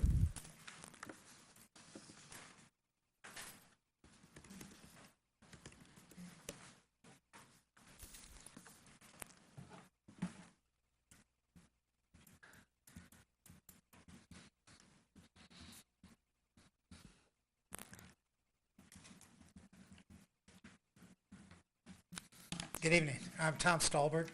I live at 1202 Traver Street, which is in Ward 1. I'm here to talk about 999 Maiden Lane. A lot of you might not know what that is. It's a administrative lot split being applied for from the parent parcel of 1140 Broadway in order to have a 100% residential condo project on a parcel zone C1AR. How could that happen? This is 999 Maiden Lane. This is not about the zoning, voluntary zoning conditions being put on 1140 Broadway. Not at all about that. So, how did we get to this pickle? How do we have an illegal zoned parcel possibly about to be approved as an administrative lot split? And what happens when we mess up? We get ourselves into a pickle. Citizens came and told this body, including me, Epi Potts, right from the start, the process was wrong, the zoning category was wrong. We weren't listened to. Citizens from across the ward and across the city signed letters, came to this body, came to council. We weren't listened to. We, through our council members, contacted planning department. We raised our specific concerns. We were not listened to. We were told by council members, we've heard it all before. We don't want to hear it anymore. But we kept coming back. We spent thousands of dollars to hire an expert attorney because we weren't being listened to. That expert attorney was not listened to. So we have now 1140 Broadway zoned C1AR, which it shouldn't be because you can't zone that C1AR anymore. You can zone it D1 or D2 because that category doesn't belong in that location. Further, the justification that was in the planning department's documents for why you might stretch it to C1AR was specifically for the mixed use capabilities of C1AR. So now we have a 100% residential parcel about to be administratively approved as a child parcel. I'll call it an orphan parcel. You can't have 100% C1AR, 100% residential, because what does it do? If that parcel was zoned under the most dense residential category, it would be far less units and far more parking than they're going to have with this illegal administrative lot split. You can't do something in two steps that's illegal in one. It's not legal. Thank you.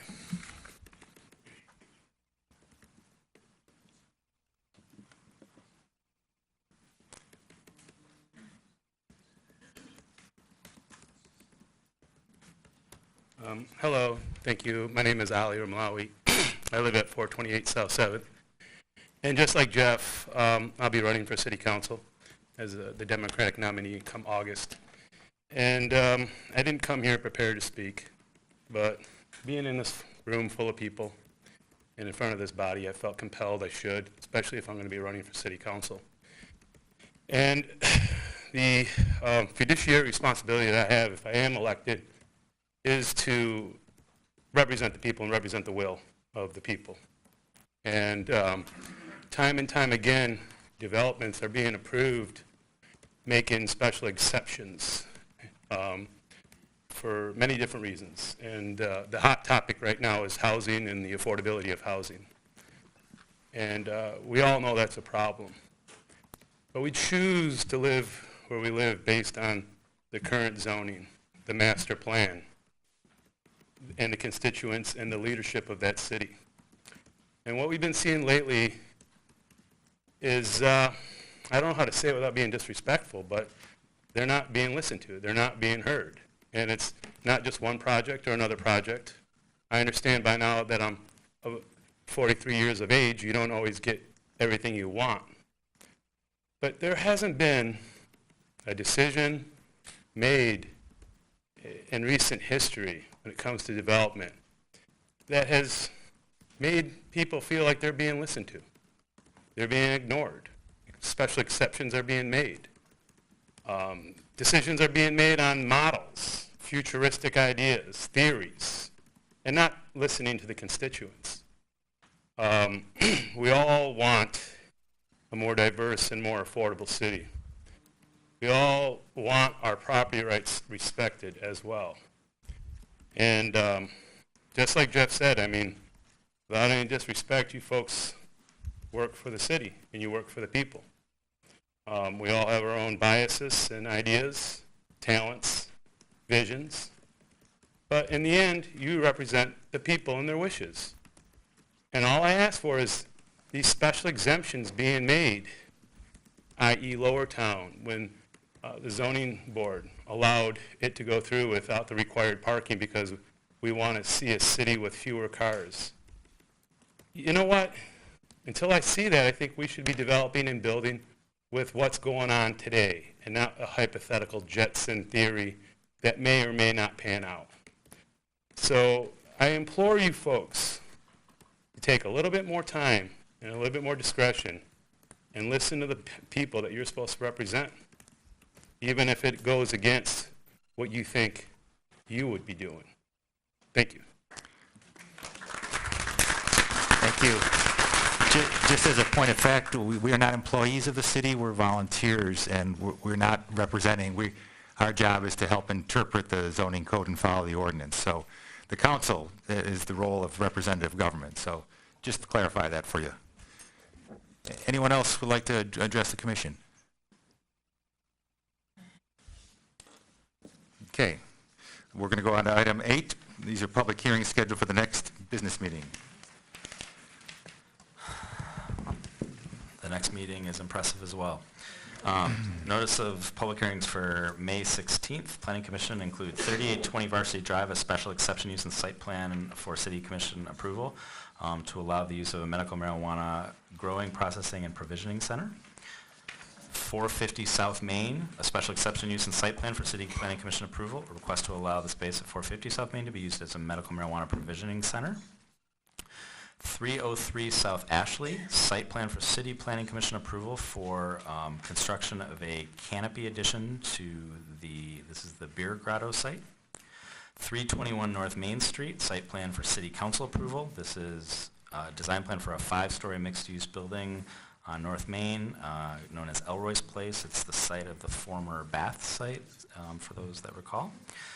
We have a proposed text amendment by an applicant seeking to amend and create a subsection of medical marijuana processing facilities that rely on other processed oils and extract to assemble edibles, lotions, or other similar products without the heavy extraction process of processing, and consider the use of that as a permitted use in the C2B and C3 zoning districts.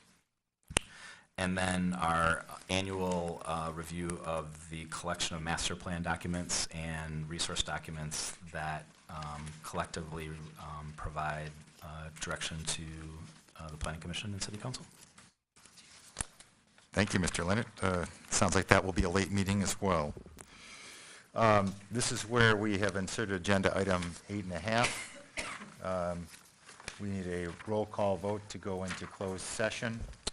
Yes, to reiterate, this is a closed session under the Michigan Open Meetings Act to discuss attorney-client privilege communication. It does require a roll call vote.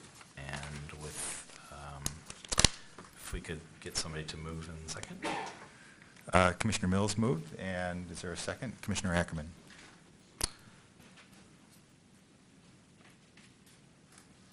Okay, this is a vote to, yes is to affirmatively go into closed session. Commissioner Ackerman? Yes. Commissioner Briggs? Yes. Commissioner Klein? Yes. Commissioner Gibb-Randall? Yes. Commissioner Mills? Yes. Commissioner Milstein? Yes. Commissioner Trudeau? Yes. Commissioner Weatherby? Yes. Commissioner Woods? Yes. We're in closed session. Okay. The commission will be back in probably between 5 and 15 minutes. So thank you for your patience.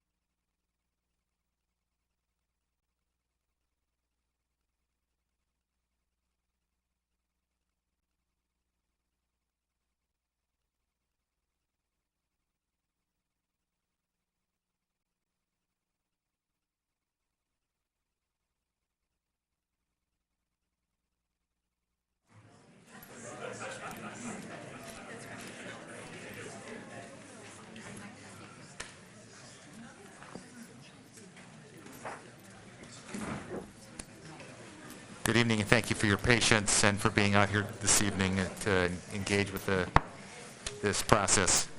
Can I have a motion from Commissioner to come out of private? Commissioner Ackerman and seconded by Commissioner Milstein to come out of our closed session. So we are back in public session now.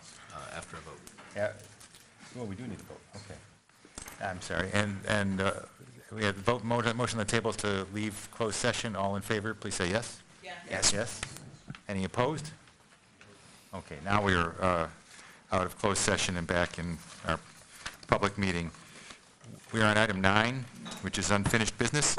We have 2 items. The first one is item 9A. It's the Live Cafe Special Exception Use Permit and Site Plan for City Planning Commission approval. It's a request to allow the existing space at 603 East William Street to be used as a medicinal marijuana provisioning center by issuance of a special exception use permit with an accompanying site plan that demonstrates no physical development change in accordance with city requirements. Zoned D1 with State Street character overlay. Staff recommendation is approval. We'll start with the staff report. Update, Mr. Chang. Okay, thank you. This one was recently heard at the March 20th meeting and was postponed due to security reasons. I will briefly go over the previous slides to remind you and the public of the proposal. This site is at the northeast corner of East William and Maynard. It is Zone D1, Downtown Core District. Here you can see the existing building. The petitioner is proposing approximately a 1,500 square foot provisioning center at the corner. Here's a view looking at it from East William. Again, this is one's taken from Maynard. You can see the shared alley. Again, this is the map for the provisioning center. What this is telling you, the green areas are the areas that would allow for a provisioning center. The yellow areas are where you have to be at least 600 feet away from other provisioning centers, and the red circles are for schools that cannot be within 1,000 feet of a public school. Staff recommends approval. I've been told that the petitioner will be here to answer any questions you may have from the previous tabling due to security reasons. Thank you, Mr. Sheng. So we'll now have a public hearing on this item. If you'd like to address the commission on the Live Cafe Special Exception Use and Site Plan, please step up to the podium, identify yourself by name and address, and you may address the commission for up to 3 minutes. Okay. 30 seconds. Is it on this petition? Yes. My question about this and the other ones is, why are we drawing a 600-foot buffer ring if we're not applying it? We'll answer your question in our discussion. Okay, thank you.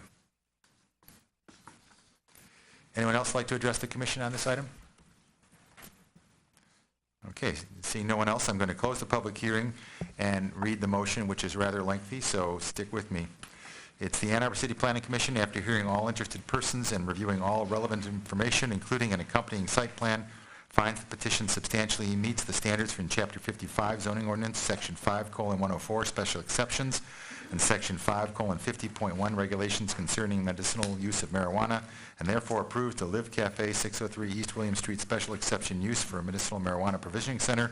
This approval is subject to receiving applicable city permits for bicycle parking and is based on the following findings. 1, the proposed use will be consistent with the D1 Downtown Core District, which provides for commercial activities, including retail establishments, offices, and personal services.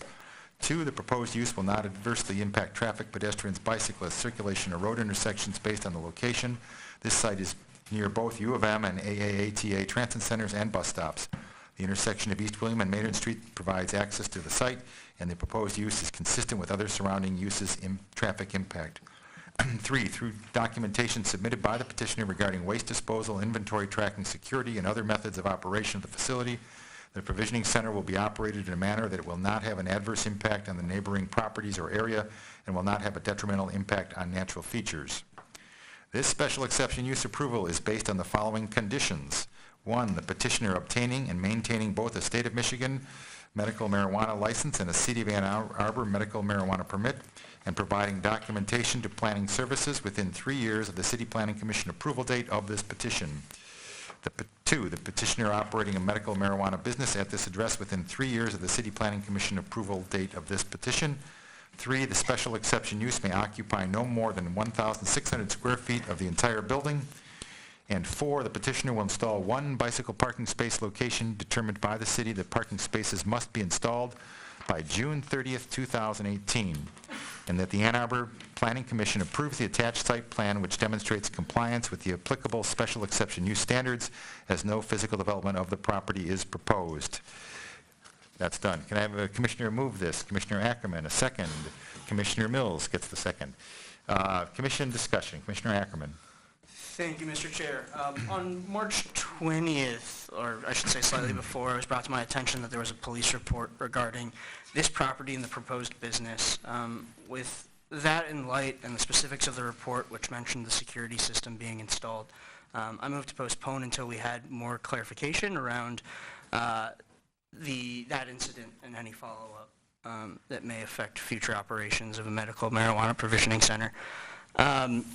In our deliberation, we have to be fairly judicial in how we approach special exemption uses, even for medical marijuana, and security systems are explicitly called out in those considerations. In the time since March 20th, planning staff has worked with the Ann Arbor Police Department to ensure that the problem has been resolved and that no incidents have occurred on the property since. That was my only outstanding issue on this site, so I'll be voting to approve the special exemption use. Thank you, Commissioner Ackerman. Mr. Chang, can you enlighten us, remind us a little bit more about the 600-foot radius and why on the screen it might appear that it... Yes. Okay. We've all asked the same question several times. The maps do look a little confusing. So you've got the 600-foot yellow buffer, whether it's red or yellow. It has to touch the actual parcel to be within 600 feet. So it does look like it's overlapping, but it is not touching the other parcel within 600 feet. So it must touch the lot. So it doesn't matter if to be within 600 feet. It doesn't matter if the buffers overlap. It matters if the buffer overlaps with another parcel or facility. Does that help understand? Well, yeah, I understand the difference between radius and diameter, but like you look underneath the key up there, those look like they're touching. Yeah, it's not, the difference is that the yellow circle would have to overlap one of those blue or green dots for it to be within that 600 foot. And since they don't do that, but we all asked the same question when we reviewed this ordinance in private, and they showed us the maps. It is a little bit confusing. I think we're trying to work on ways to make that a little clearer. But if it doesn't touch one of the green or blue dots, then the buffer zone has not overlapped the property. Hopefully that helps. Other commission discussion on this one? Commissioner Trudeau? I remember there being some mention of a potential issue with the trash disposal and alley access. That, I know some of the adjacent property owners had raised that issue as a potential problem. I'm just wondering, is the city confident that there's a plan in place that will address those concerns? The feedback that I received from our solid waste department is this is a private alley that has multiple parcels that have access to that alley. Okay, so I'm guessing the answer to that question is yes. I didn't get anything more than it's a private alley, and there's multiple parcels that have access to that alley for pickup and drop-off. Does that include the parcel that this property belongs to? I believe it does. Okay. Commissioner Woods. I was wondering whether or not city staff has a sense as to where that bicycle loop is going to go. We're coordinating with the DDA, and we're trying to coordinate if they would like it on the Maynard side, which is shown here, or on the East Williams side. So once we get that coordination, we will, that determination, we will get with the petitioner and decide on where the most appropriate place is for that bicycle hoop. So just looking at that picture, then, would it be, it wouldn't be up against the building or anything like that? It would be closer on to where, for example, where the trees are, or that sort of thing? Correct. Okay. Thank you. Any other discussion? Commissioner Milstein. Question, and I don't know if the planning commission would be interested in taking this up, but because there was a police report filed during the time while this was under consideration, could we add additional conditions to this special exception use that if any future police reports are filed due to employees or ownership issues, that this exemption would then, they'd have to reapply or something to that effect? I don't know if Not sure. the planning staff has Mr. any. Leonard might be able to. My initial instinct is that I wouldn't recommend it. It's getting into more yeah, my recommendation probably would not be. I think we have adequate protections as a city because of the additional requirement beyond land use is that they're going to have to receive a permit from the city clerk to operate any medical marijuana facility on an annual basis. As part of that process, the clerk will be soliciting feedback from a variety of departments, including the police department, the fire department, planning. I guess my instinct is that if there's a high level of concern about police calls there, that would be highlighted, and then it would be appropriate to not reissue that permit through that mechanism.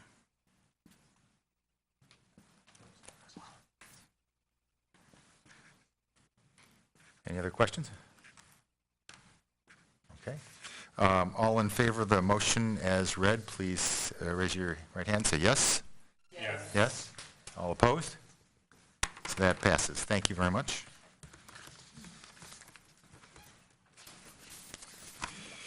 Our next item is item 9B. It's the cottages at Barton Green site plan and wetland use permit for city council approval.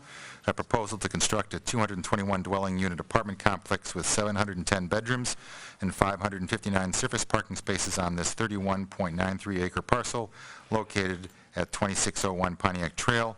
A 9.86 acre park is proposed to be dedicated to the city at the western end of the site. And we'll have a staff report. Mr. Chang, or no? I'll actually get started while we're meeting with Mr. Khan. So as a reminder, this petition was postponed from the last meeting. There were several questions that Planning Commission raised in response or during the deliberations of that item. We have attempted to provide some responses to those in a supplemental memo that was included in your packet. Many of them were focused on transportation-related issues, some questions about the intersection. So I'll have, if Jeff's frantically getting ready here, have him just do maybe a quick overview of those responses. This will be a 90-second presentation. We do have about 9 responses from our traffic engineers. We've summarized those in the staff report. The summary included discussion of the timing of making improvements to Pontiac Trail. There's nothing on the books. What kind of specificity about the redesign of the Barton Trail, Pontiac Trail Barton Drive intersection, yet to be determined. Other comments related to traffic and safety. One other point I do want to make is that the petitioner did provide the city with a diagram indicating how the 6-bedroom apartments could be converted to 3-bedroom apartments. Additionally, the petitioner has agreed to provide 6 additional trees along the south property line just west of the emergency access drive to address a concern of a neighbor. Staff recommends approval of the petition because it complies with all applicable local, state, and federal ordinances, standards, and regulations. It will not cause a public or private nuisance. It will not have a detrimental effect on public health, safety, or welfare. Staff also recommends approval of the wetland use permit because it limits disturbance to the minimum necessary to reasonably accomplish the permitted use. Thank you, Mr. Khan. That was indeed quick. So I'm going to, this is public hearings, actually continuation from the 17th of April. And so if you did speak at that meeting or on the meeting on 3/6, then I'd ask you to defer speaking tonight and let new people speak. We have a list of people on that. Each citizen is asked to speak one time at a public hearing. then there's been no substantial changes to the site plan other than what Mr. Khan mentioned about some trees being added, is my understanding. So if you haven't spoken on this item, this would be an opportunity for you to speak to the commission on it. Please come to the podium, state your name and address for the record, and you may speak for up to 3 minutes.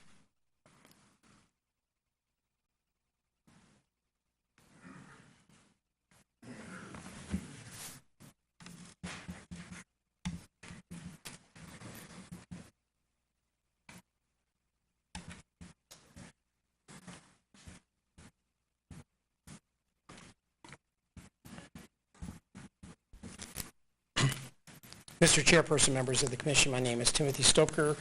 I'm an attorney representing Trinitas Development, LLC. Am I allowed to speak even though I have not spoken at any prior meeting? Yes. Okay, yes. okay. Thank you very much. I would just like to highlight that this matter has been before the Commission a number of times. We believe that all the answers that the Commission has requested have been submitted with regard to this particular project. I would just highlight that the use is a permitted use as a matter of right, that the project design as pursuant to the ordinance is a side-by-side arrangement and is in a village setup as contemplated by section 5.106, paren 1 of the zoning ordinance. The project is located at the perimeter of the city as intended by the zoning ordinance and contains significant open space of 75.9% of the site, as well as a property park dedication of extensive woodlands to the city. In addition to that, from the master plan standpoint, this property is designated from a unit development of 7 to 10 units per acre. In this case, the unit development or unit count is 7.2 units per acre and complies with the recommendations set forth in the master plan. It incorporates a community design, provides for a neighborhood park, pedestrian and vehicular access to Skydale Drive, and provides the required landscaping. Separate from that, it meets the specific planning goal for Site Plan 1 in the Northeast Planning Sector project and satisfies the planning objectives with regard to bicycle, public transit, and bus stop and shuttle transit on the property. I might add that specifically the proposed plan well exceeds the number of bicycle spaces required on site, with 244 spaces being provided. It meets and exceeds all stormwater requirements, includes bioswales, sanitary sewer mitigation, traffic mitigation plans, inclusive of a payment to the city of Ann Arbor of $346,000 to go towards an overall traffic mitigation. Separate from that, they've agreed to make all the on-site changes and intersection changes as requested by staff and by traffic engineering. I note there's been a number of questions with regard to this, and would just note that the North Sky property to the north was allowed to proceed with 195 units, and I don't know whether they contributed money or not at the same time towards this project, and both will go forward, I guess, at about the same time. We would ask for the same consideration that was granted to them as far as recommendation and approval, and would also note that we are off-peak generators of traffic as opposed to on-peak, which would be typical of most subdivision developments. And for those reasons, 9 seconds left, I would ask that the Commission recommend to the City Council approval of the site plan and answer any questions you might have. Thank you. Thank you.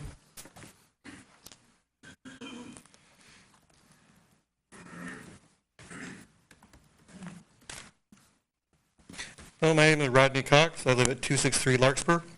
There are several concerns which have been brought before, but they are valid. First off, density.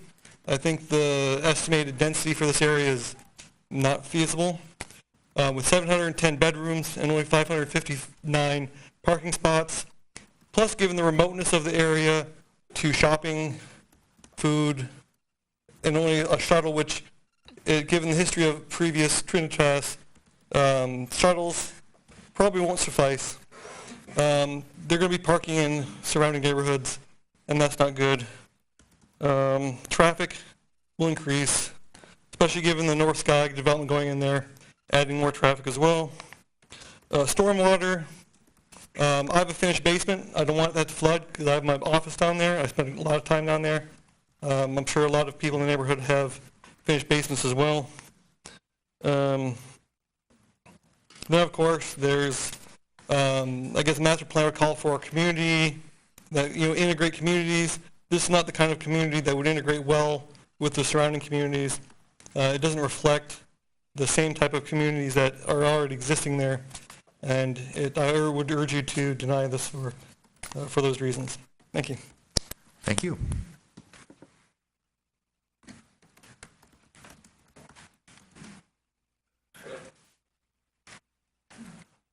My name is Randall Moore. I live at 2372 Hilldale Drive. I've owned a house there for about 10 years. I live directly across from where they're going to make the emergency exit for the development.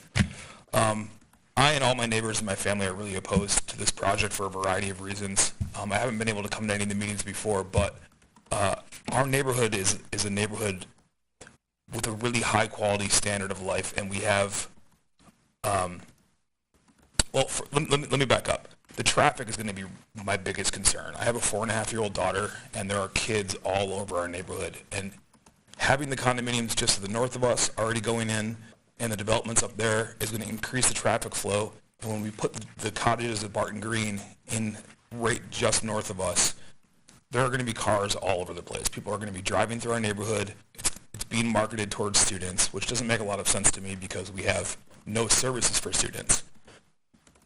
Besides whatever shuttle they're going to provide to get people downtown. So I know that we're going to have people partying through the woods. Well, the woods are going to be gone because they're going to cut all the woods down. They're going to have people partying on the weekends, parking in the overflow. We're going to have hundreds more people living in the area. I'm just really concerned about the traffic, especially for safety for all the kids that live in our neighborhood. I also have a recording studio in my basement where I make a lot of my money, and I'm concerned about the flooding and the groundwater issues. Yeah, that's really it. I mean, it doesn't seem to make a lot of sense to me in terms of integrating with what we already have in the neighborhood, which is young families and older folks, and I just don't think it doesn't make a lot of sense. So we're strongly opposed to it. So thank you for considering it. Thank you. Thank you.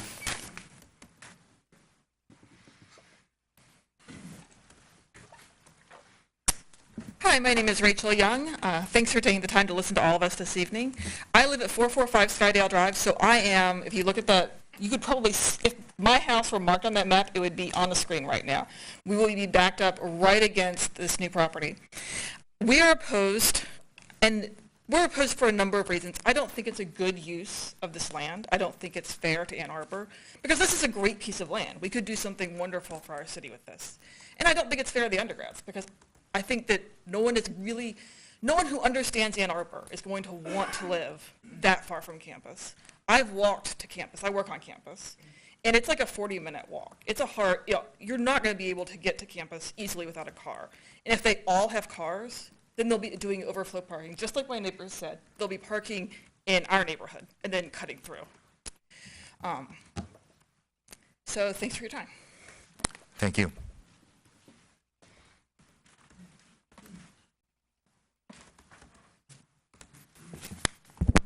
My name is Corey LaRose. I live at 2387 Hilldale.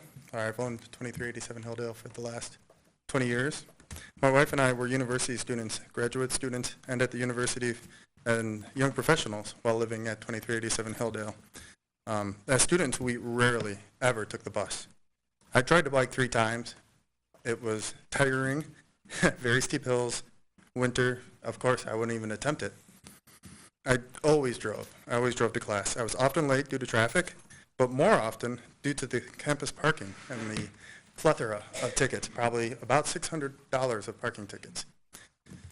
The Trinitas plan accounts for, best case, 240 residents transportation by shuttle between 7 a.m. and 9 a.m., leaving 470 people needing to use a car. Even in the best case with carpooling, there would be students parking. Where are they going to park once they get to campus? The online complaints at Trinitas' other off-campus shuttle requiring communities consistently bring up full, late, and adequate shuttling with students choosing to drive. And there, the developments were nearby stores, restaurants, and bars. This development is so far away from all of those things, nobody will want to go.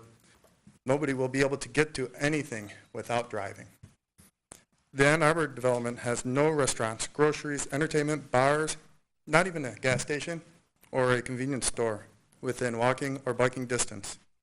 Even North Campus has those, and most students don't want to live on North Campus unless they want peace and quiet, unless they want to be far away from campus. This student community, if built as proposed, will be an island full of isolated students excluded from the typical university campus experience. Trinidad's website states they are campus partners. That's right on their front page. Focused on partnering with higher education institutions to deliver real estate solutions through public-private partnership platforms. I do not believe this organization has fulfilled that mission statement or reached out to the university. It also states that they develop properties that have a broad housing appeal to students in the communities in which they build. I do not believe they have reached out to our community, and they have certainly not listened to our community's feedback. There have other developments, for example, in Ohio, where they did listen to the feedback, and after some litigation, met the community's requests and built more single-family homes and more homes that were congruent with the environment, and also were able to build their student housing that they desired. This development doesn't meet their mission statement, it doesn't meet the city's development goals, and it doesn't meet the university's needs. Thank you all for listening to us over many days. Thank you.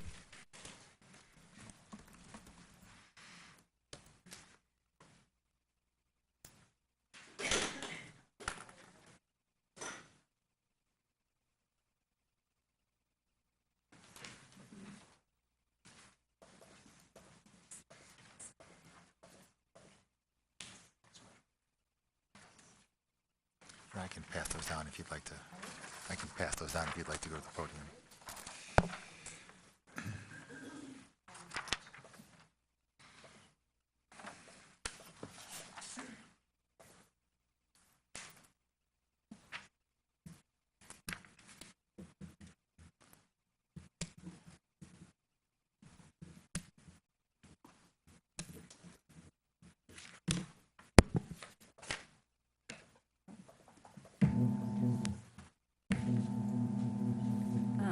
Good evening. I'm Maris Laporter, and I live at 1303 Pear Street, just off of Pontiac Trail.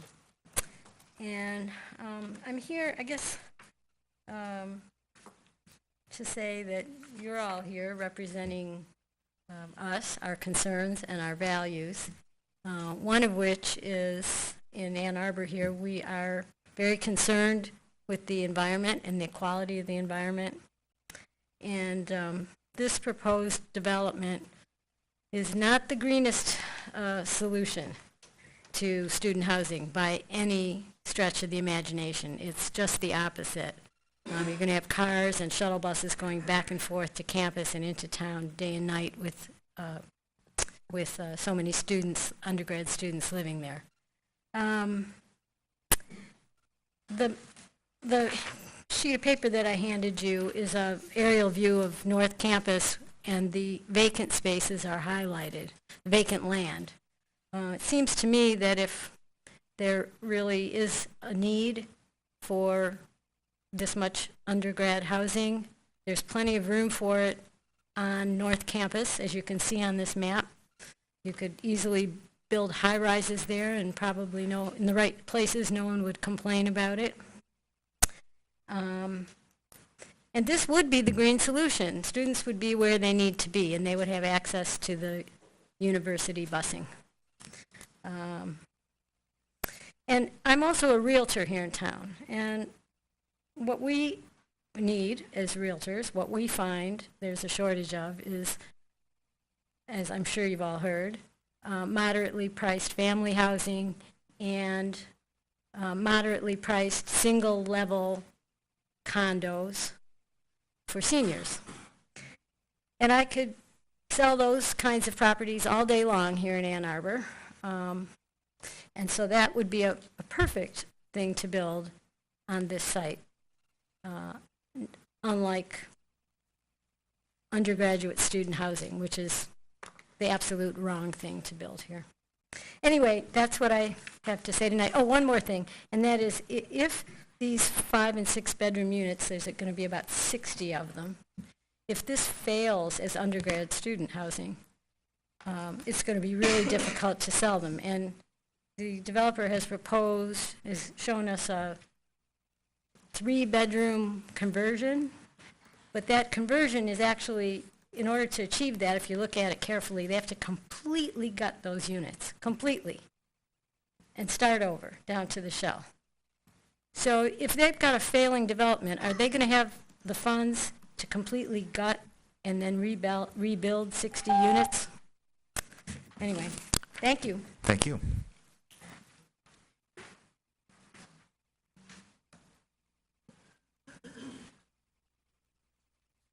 Hi, I'm Christy Starkweather. I live at 460 Larkspur, and I agree with all of the sentiments of my neighbors that have been presented.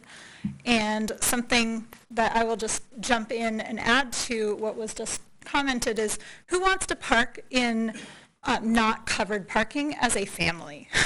So that's another piece of, even if they were to gut all of these units, how many people want to park outside in winter? You're a young family looking for housing. No thanks. That's something that's going to cause you to move on. But my particular concern really is about safety. So as you know, Pontiac Trail has a slope. I have to turn right. I have to turn left out of Skydale, especially in the winter. I'm really concerned that when people are coming down to work at the U or work in town, they're doing their thing, driving quickly, and I've got to make a left pretty quickly while I'm keeping my eye up here and doing this and that constantly.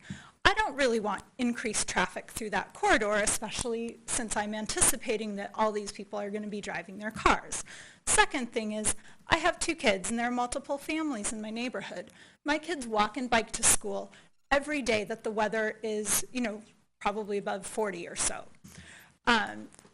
My kids have to cross Pontiac Trail either at the Barton crossing or they have to do it at the crosswalk right by that hill. I always tell them, don't cross Pontiac Trail by Arrowwood because you don't have line of sight and people whiz down there 45 miles an hour trying to get to work. I get that because I try to get to work too. But my concern is that with increased traffic, and particularly with students who, I was a student once too, I didn't think about young families. People are going to be whizzing down there worried that they're late for class, sliding on the ice, trying to go through Pontiac and Barton. And we've already had a couple of close calls this year with students almost getting hit. And fortunately, nobody has been hit. But, that is a huge concern to me. And again, like safe routes to school, which is part of the Ann Arbor plan that is working with Northside Elementary to make sure that there is adequate way for a student can get to school. That doesn't cover our area. We also don't get our students bused because we're basically in that, just under that 1 mile where AAPS will bus your kids if they're over a mile, mile and a half, but we're all in our neighborhood 1 mile or less. So our kids in our surrounding neighborhoods have to walk, bike, or be transported by car. Again, we're trying to get people to walk because that's good for health, all of these things, but then you have these dangerous concerns of people, again, whizzing down Pontiac Trail. So thank you, and I really appreciate your time to listen to all of us tonight. Thank you.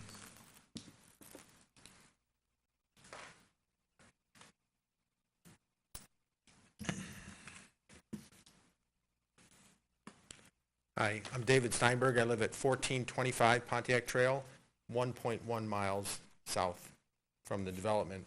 I've been there for 21 years with my family, raised my family there. All my kids went to Northside School. It's a family neighborhood, a walking school. It's a wonderful place to be. I'm here to speak about safety, particularly your mission for protecting health, welfare, and safety of our neighborhood and our kids. And I'm very worried about the traffic and the impact on Pontiac Trail from this particular development. I'm a homeowner, bicyclist, father, and pet owner, and a physician. I know of several fatalities in Ann Arbor with pedestrians. We know what's happened by Huron High School on Fuller Road. We've also had lots of close calls, and we've had fatalities on Plymouth Road. I don't want Pontiac Trail to be on the same statistics. On Pontiac Trail, we've already had 3 pedestrians struck, 6 bicyclists, 1 wheelchair user that I'm aware of, 4 cats and 3 dogs in front of my house. So we all know what that's like to live on a busy street. This is only going to make it much busier. Historically, Pontiac Trail in this neighborhood is a family neighborhood. It's pedestrian friendly, and we know the risks to our students that can happen. It's steadily becoming a commuter thoroughfare. It's one of the worst things on Saturday morning to see football traffic backing up on Pontiac Trail.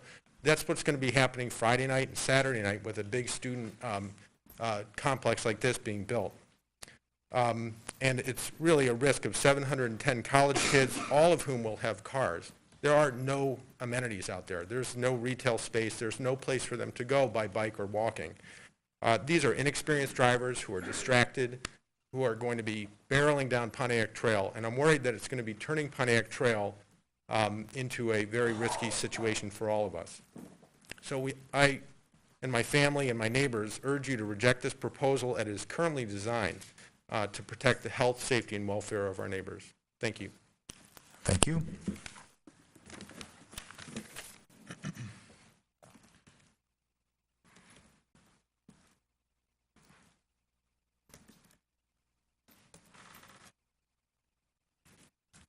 Good evening. My name is Ron Ginyard. I live at 448 Brookside, and I've been a resident of Ward 1 since 1966. I've seen a lot of development go on in Ward 1. I've seen the Huron Highlands being developed in 1968. My father ran for city council in 68, so that's why I was aware of what was going on at that time. I've also seen Arrowwood, Pontiac Heights at the time when it was developed. There was some pushback, but at this, I've never seen as much pushback from the community as we're seeing here with this development. You know, when I think about this, Ward 1 is not anti-development. I think we have the most development going on in the city right now.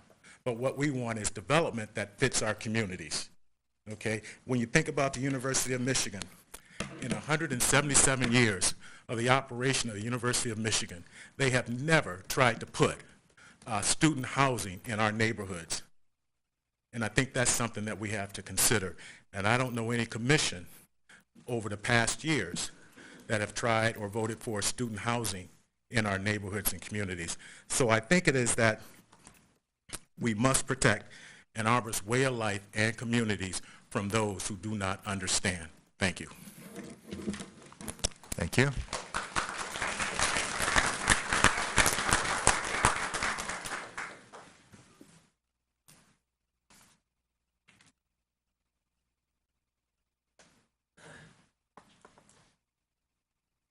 Good evening, Councilman. Thank you for taking time to hear all our concerns.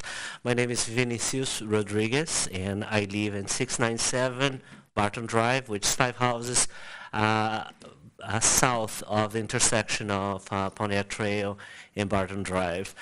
This proposal concerns me very much, and not just me, but the other people that live in the same place that I live.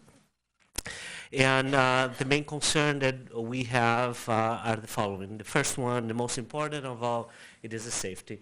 I myself, take a bus to go work. I work at the University of Michigan, the dental school. I take the 63 bus at Pontiac Trail. There, 8 a.m., I take that, and I kind of mostly surrounded by kids around that area. So it concerns me very much with all those kids around having that much more traffic. And right now there's a lot already. And I stay there and I see this traffic happening all the time. So this is the main concern with the Pontiac. But actually I have a concern also with Barton Drive. In front of my house, that area, it is in shambles. We have a lot of potholes that were patched a little bit recently because there was a lot of complaints, which not survived even the last snow in that area. So concerns me that, yes, probably there will be a lot of students that may not take Barton Drive as much, but it is probably not reasonable to believe that there would not increase also the traffic in that area.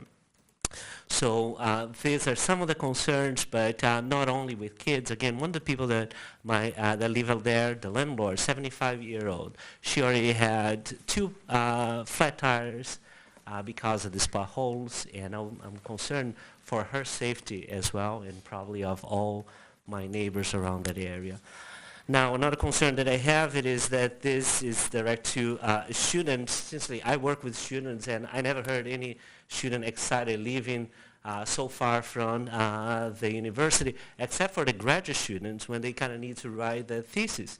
They need a little more calm time, and this seems to be direct to undergrad, so concerns me that that's not the public that kind of would benefit as much. Now, in regards to have not amenities in that area, since when it is at night and I want to maybe have an ice cream or something, I give up on that idea of kind of getting my car and going up to Kroger because it takes me almost 10 minutes with car for that. Again, not kind of totally unrealistic thought, but still it's not the best one. So also this project here of changing this to housing development, since this doesn't seem to be financially reasonable, I don't know. Maybe somebody has better understanding, but I have colleagues that try to do similar stuff in their home, and that will cost at least $100,000. So thank you very much for your attention. Have a good night. Thank you.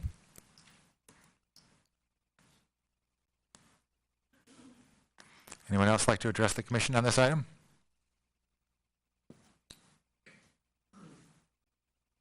Okay, seeing no one, I'm going to close the public hearing and begin by reading the motion. Then we'll have commission discussion. There are actually two motions. The first reads, the Ann Arbor City Planning Commission hereby recommends that the mayor and city council approve the cottages at Barton Green site plan and development agreement. And the second reads, the Ann Arbor City Planning Commission hereby recommends that the mayor and city council approve the cottages at Barton Green wetland use permit to allow filling and mitigation of 2,200 square feet of wetland and on-site mitigation. Can I have commissioners move this? Commissioner Mills, seconded by, is there a second? Anyone? Commissioner Woods. Okay, so commission discussion, I guess just to start that off, I would just like to address the community briefly on this. So our role as planning commissioners here is, in our voluntary role, is we do not promote projects or some people have, I'm sure not suggesting that we were doing this, but the city is not actively engaged in trying to promote student housing in any particular area. Our charge is to look at the zoning ordinances, and if we feel appropriate and it meets the zoning ordinance and master planning, to consider approving it, or recommending, I should say, approval to City Council. City Council is the ultimate approving body for some things like this. So no matter what happens tonight with this, ultimately it will go to City Council for approval or not approval at that point. So is there any commissioner who is ready to jump in? Commissioner Mills. Thank you. And I want to start by thanking staff for responding to the questions that I had last time about intersection improvements. That was really thorough, and I really like the format, honestly, of the last two memos, going through step by step the things that we asked and the response. So I really appreciate that. Honestly, in response to the intersection improvements, I think that I would be more comfortable postponing until those intersections are on the CIP, but that's just for stalling a vote on a project which I think does not meet our standards. And so now I'm going to tell you why I think it doesn't meet our standards. And it has to do with excessive parking and not meeting the standard about limiting disturbance of natural features to the minimum necessary. I have a bit of a question just so that I can make a proper statement, do a right calculation later. In going back and rereading the staff reports, I don't quite know that I have the right number about how much parking is actually being supplied. The October 17th staff report, which was the last one that had the table in it, said 554 spaces, but the response on April 17th about deferment talked about 559 spaces. My understanding it's 554. I'm going to also take this opportunity to confirm that with the designer. Okay.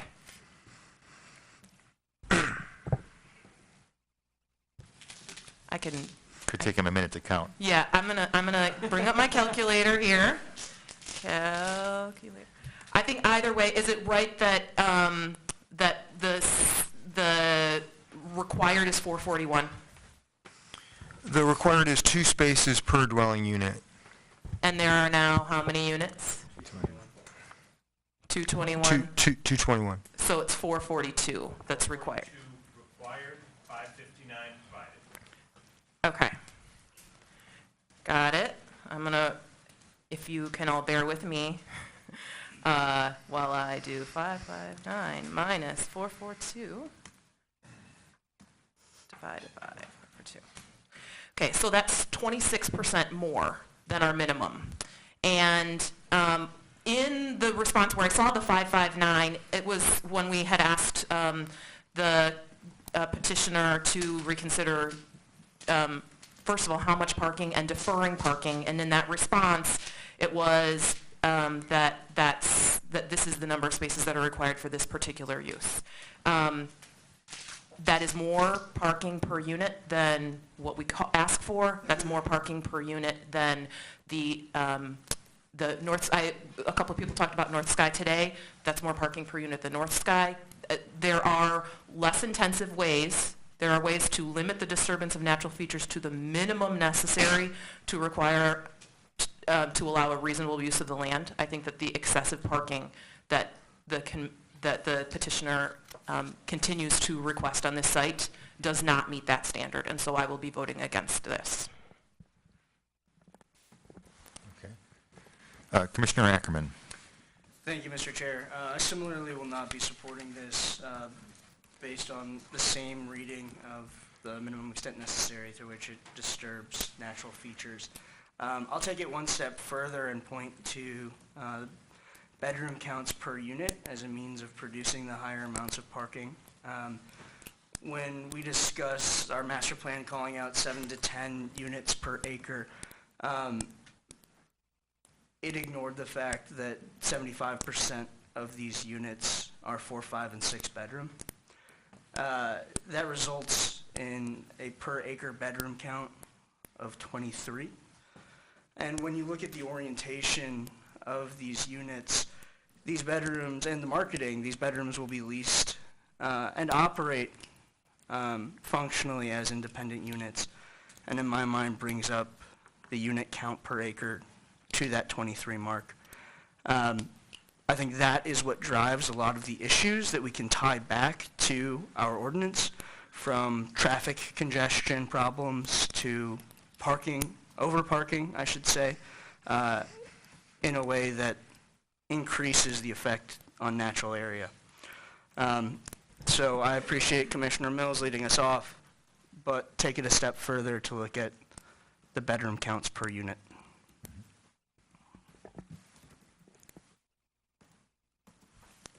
Other Commissioner Briggs?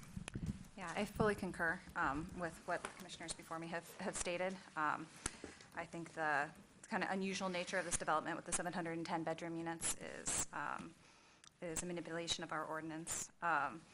And it certainly, with the overparking on this, is not meeting the minimum disturbance to our natural features.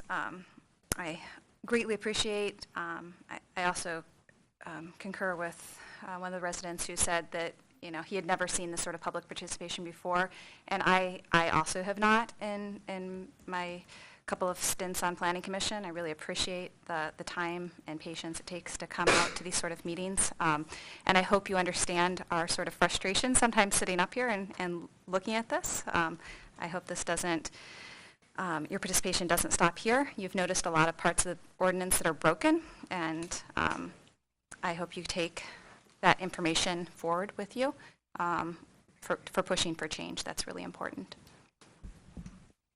Thank you, Commissioner. Commissioner Woods.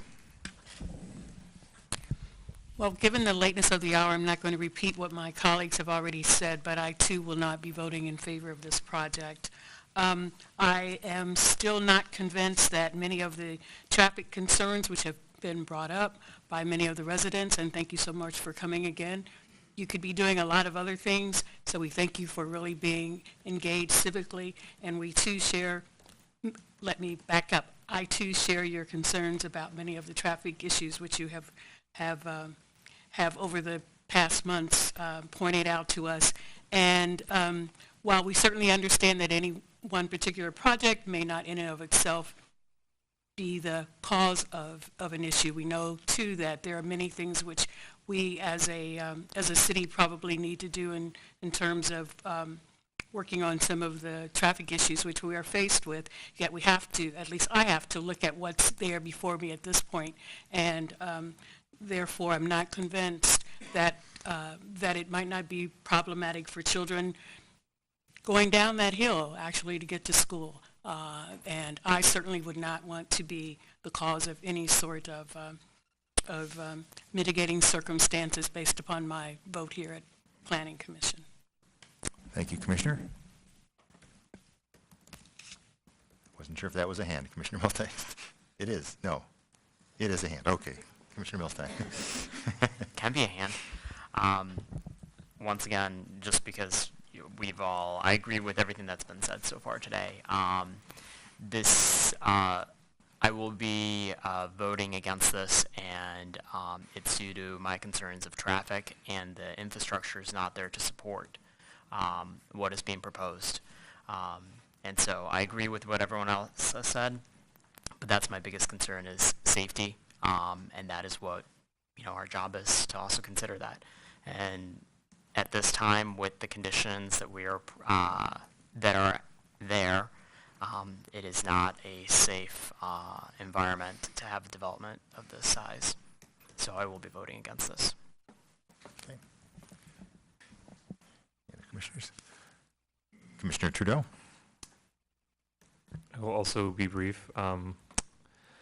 And I will just say I agree with Commissioner Mills' point about the minimum disturbance to natural features. I think that's a compelling reason that building more parking than we require and a reasonable use might require, I think doesn't meet our standards.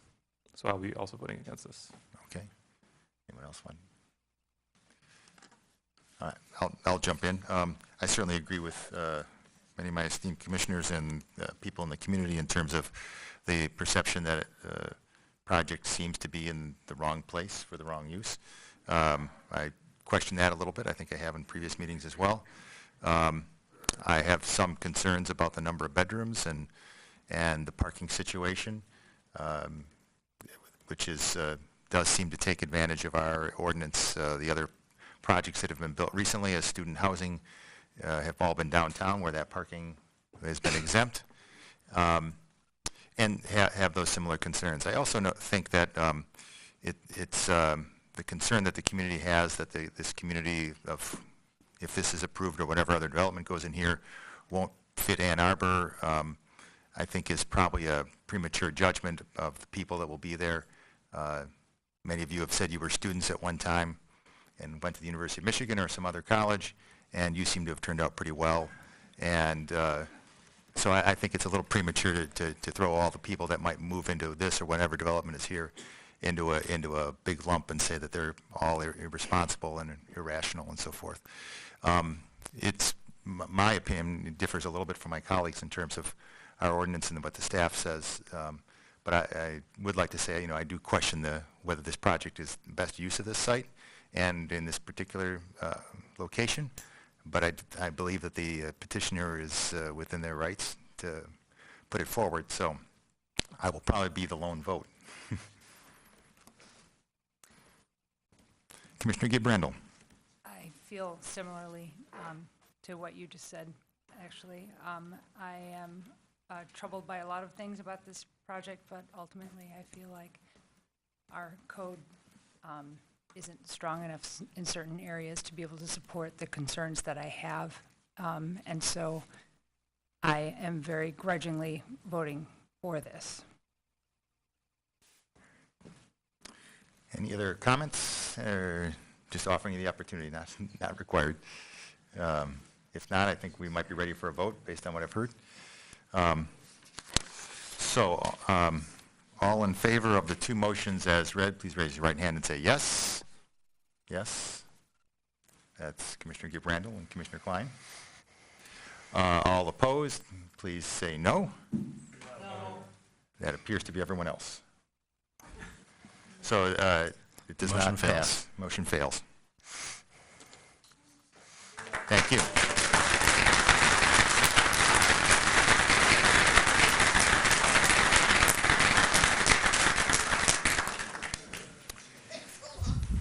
thank you all for your input on this item. If you're here for one of the next items, we'll be going, we'll keep going at this point, I think, for a little bit, since we had I wouldn't call it a break earlier, but you all had a break, so we're going to try to keep going through the rest of the agenda. And those of you who are leaving, if you can be considerate and take your conversations down the hall or outside so we can keep going.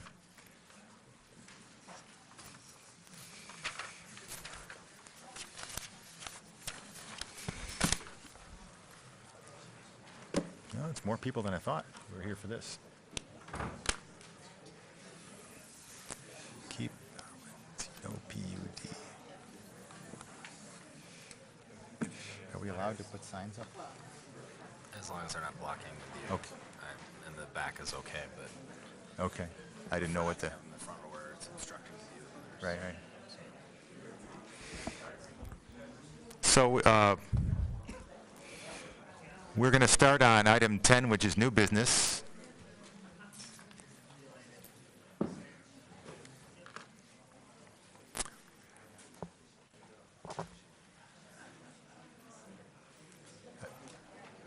We might be getting a fresh cooked meal as well.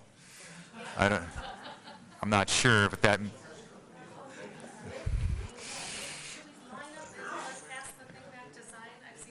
We're not at the public hearing yet, but when that time comes, yes, if you can line up, that would be helpful. Item 10 is our regular business. Each one will have a staff report, a public hearing, and commission discussion.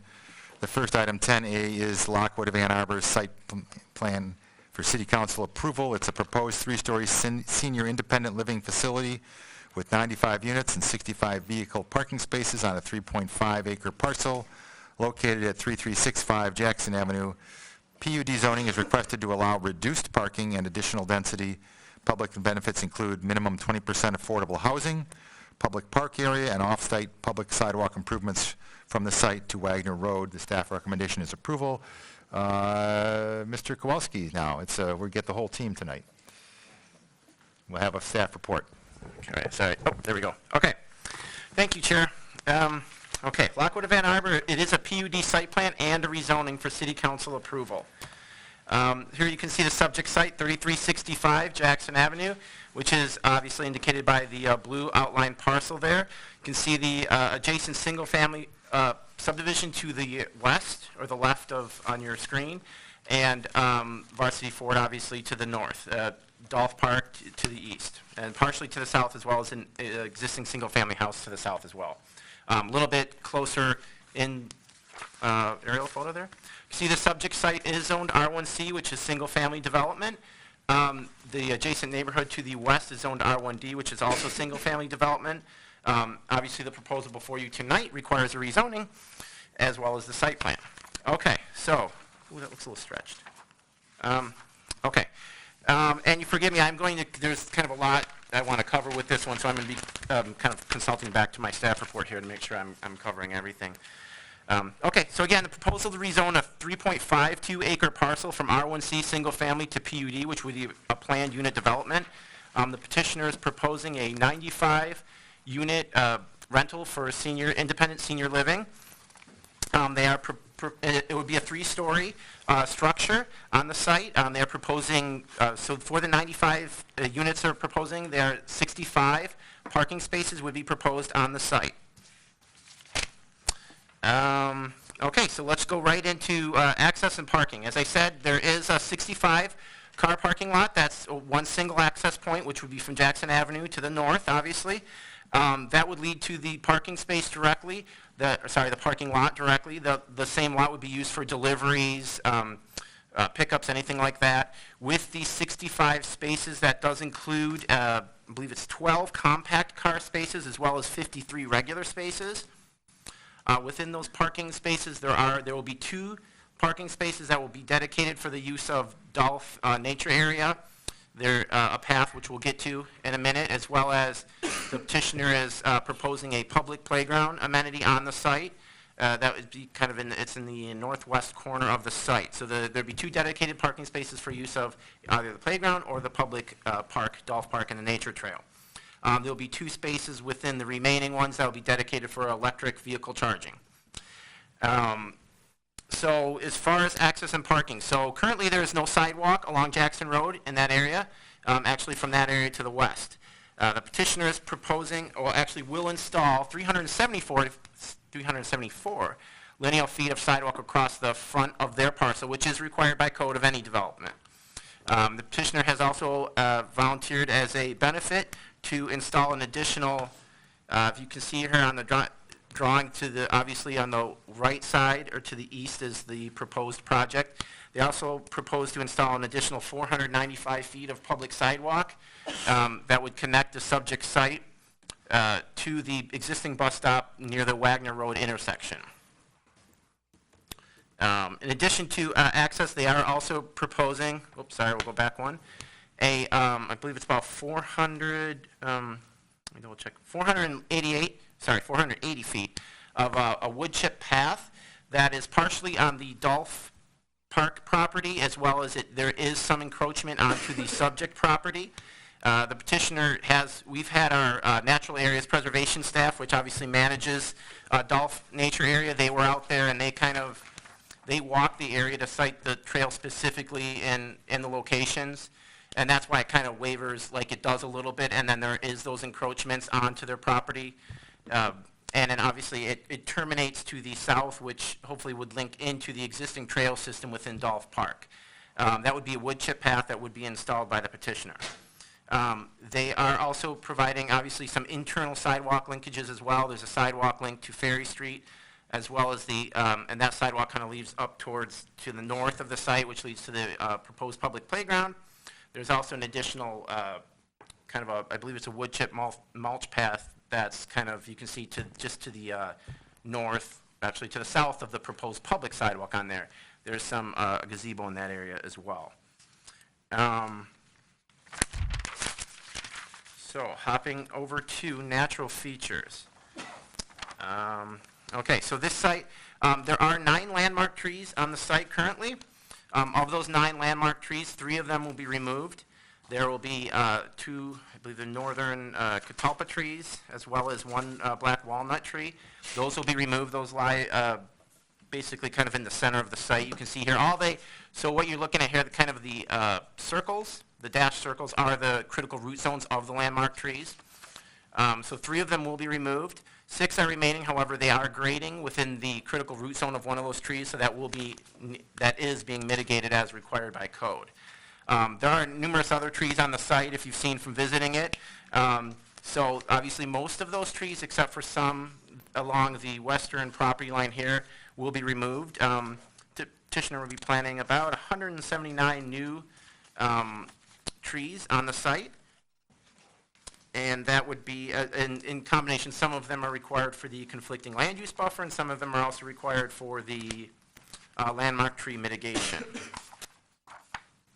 And again, going to the landscaping tree-related issues, there is, well, I guess that's about the best slide. This is a landscape plan. So as would be required for any multifamily development adjacent to single family, they're required to propose or not required to propose, they are required to install a conflicting land use buffer. That's 15 foot wide, and they have a ratio of trees that need to be planted in addition to shrubs and those kind of items. Petitioner did propose a modification for 2 staff that was accepted to add additional evergreen trees in that area to possibly help with the screening in there in place of some of the deciduous trees. Their plantings do exceed what the conflicting land use buffer requirements are in that area. As well as landscape islands, there are a certain number that are required per code to be depressed as bioretention islands, and those are being depressed as required by code.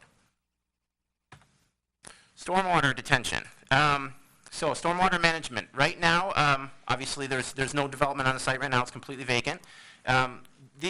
Again, this didn't come out as well on these screens as it did when I was looking at it, but the lines you see here are different kind of drainage areas of where the water is typically flowing. This is an existing site survey, so kind of to the west, everything kind of is flowing into the site. In this area here, this is kind of flowing towards the center of the site. To this area here, it's kind of flowing to the center. These areas there are kind of all flowing to the area into the center here. And this along here, if you can see along the eastern boundary, is some of the area due to the slopes that's running off currently into the adjacent wetland. The petitioner is proposing a 100% infiltration system, so there'll be no stormwater entering the city system from the site. It'll all be infiltrated. The infiltration system is located in this, in the northwest corner here. If we go back. Oh. So it's kind of in this area here, and it runs along here. So I believe there's some within the front here too, but there is pretty good infiltration soils at the site in that area. They were also worked with our natural area staff as well as our stormwater management landscaping to maintain a certain amount of flow to that wetland, the water budget, if you will. When you look at the existing topography and other items, as I showed in this one here, you can see that that certain amount flows to the east to the wetland. What the petitioner is proposing, again, working with staff, there is some amount of the roof drains that will be captured from the roof will be filtered into the bioretention islands and will go directly into the adjacent wetland there. There is a certain amount of area that in here that will be allowed to flow off the site into the wetland. There are some bioretention islands in that area as well. To maintain, again, because of the water flow that's currently going into that wetland, they want to maintain the health of that wetland. So as far as the stormwater in effect will be essentially the same as a 100% infiltration system. Site amenities. Okay, here we go. So regarding the site amenities on there, there are numerous items, again, for use of the benefits, or some for the general public as well. General site amenities, there, gazebos, pergola, things like that. In addition to the walking trail along here, there are some planting beds that will be available for residents of the development for gardening and so forth. There's an outdoor patio here. One of the items that they do provide as a senior independent living is the shuttle, and the petitioner can speak more to that, but they do have a shuttle for certain events that the seniors want to go to at times. So parks contribution. So regarding the parks, so some of these I've already touched on again, but I will reiterate them. The petitioner is proposing to dedicate an area, it's about approximately 1,600 square feet in the northwest corner for an active playground. That is one item that, as we went through the review process initially with parks and recreation, as well as the natural areas preservation staff, which again, who manages the nature area there, one identified need in this area was for an active park. There's obviously a lot of passive parks surrounding this, but for some kind of active area that could be used for the adjacent residents in the single-family neighborhood, as well as obviously the guests, probably not residents, but the guests of the development that's being proposed. So that was within this area here. They're also proposing for the parks, again, working with the natural areas preservation staff, the wood chip path along the western boundary. And that will hook up to the existing trails within Dolph. Okay. So we can go through so city master plan items. The site right now, the future land use for the site recommendation does call, there's not a site-specific recommendation, but the land use map does say single or two-family for this location. Obviously, this is not a single or two-family development. So that part of the land use plan, there's additional items of the land use plan that staff feels it does fulfill. As far as the master plan, all the other items within the staff report, you see there's about 7 items that are documents that compose the city's master plan. Some of the items within the land use and goals and objectives section, staff feels I'll kind of read through them briefly, to ensure development projects are designed and constructed in a way that preserves or enhances the integrity of the natural systems, establish strong open space linkages with new development, locate higher residential densities near mass transit routes and in proximity to commercial and employment and activity centers, improve the safety, accessibility, and desirability of walking, biking, or using mass transit, improving transportation integration between neighborhoods, and encouraging affordable housing units to be constructed as part of new development. The sidewalk, again, was one that is another project that's been identified, the missing sidewalk gap along Jackson Avenue. As I mentioned, the any development of this site would be required to put the public sidewalk in front of their site. The additional about 500 square feet to the west of it would be incumbent upon the city eventually through the capital improvements project, and obviously with those residents contributing to the construction of that. So that kind of goes through some of the master plan items. Parking was one of the items that, of course, was highlighted in the review of this, that staff right away brings up as an issue that could be for concern. As I said, there's 95 units. There's 65 parking spaces that are proposed. Staff did request, I'm sure the petitioner can speak to other facilities of this size and the units provided for parking and the use of such facilities. I mean, I think the main reason this is the PUD, obviously, besides the change of from single family to a multifamily use, is the reduction of parking. If they were to come in to rezone it to, say, an R4D, I believe, or something similar, it'd be required 1.5 spaces per unit. So the majority of the site at that point would be taken up with parking. Staff, so we requested some data. We do some aerial photos looking at, you can only see so much through the aerial photos. I actually went out to a couple of the sites on the way back from a little trip with my kids, dragged them to 2 other adjacent sites to kind of see for myself what's going on there, because you can't see through the aerial photos exactly. So my numbers pretty much confirmed what the numbers that we provided. There was a large amount of those lots, whether carports or surface lots, that were just vacant and not being used at the time. Petitioners estimating about approximately 18 workers during the day and I think they believe 1 worker at night. Deliveries and solid waste were also a concern. They adjusted the location from farther away from one resident. It is closer to one resident on this side. Previous solid waste locations were over here. They've adjusted to try to move them over. Data on the pickups and stuff, obviously, mail, UPS drive, that can come and go. We don't have any control over that necessarily, the frequency. Things like solid waste pickup, though, obviously is of concern, as well as deliveries and things like that. So petitioner has provided some data with that as well. I mean, requesting, they probably want to minimize noise we expressed for the neighborhood, as well as if they've expressed for their residents. Affordable housing. How did I forget that one? So affordable housing is required as part of any PUD that proposes residential uses. So it goes based on the underlying density. In this case, they would be required to, so obviously the underlying density is an R1C, single family. They're proposing much more than that. What that would trigger would be a result for 15% of affordable housing that would be required for those units. Petitioner is proposing 20% at this time, which work out to be about 19 units, I believe. Yes, 19 units. And I believe that concludes my staff report at this time. Staff is recommending approval of the PUD zoning and the site plan. And, one change I did want to point out from the staff report. Well, there's a couple that were from the published staff report. The Planning Commission motion in the first published one did say 42% of required mitigation would be provided through a monetary contribution. Well, I think I skipped that as well. So they're allowed, the code allows you to do up to 50% of alternative mitigation, meaning if, they've pretty much planned out their site, they really can't fit any more trees on there.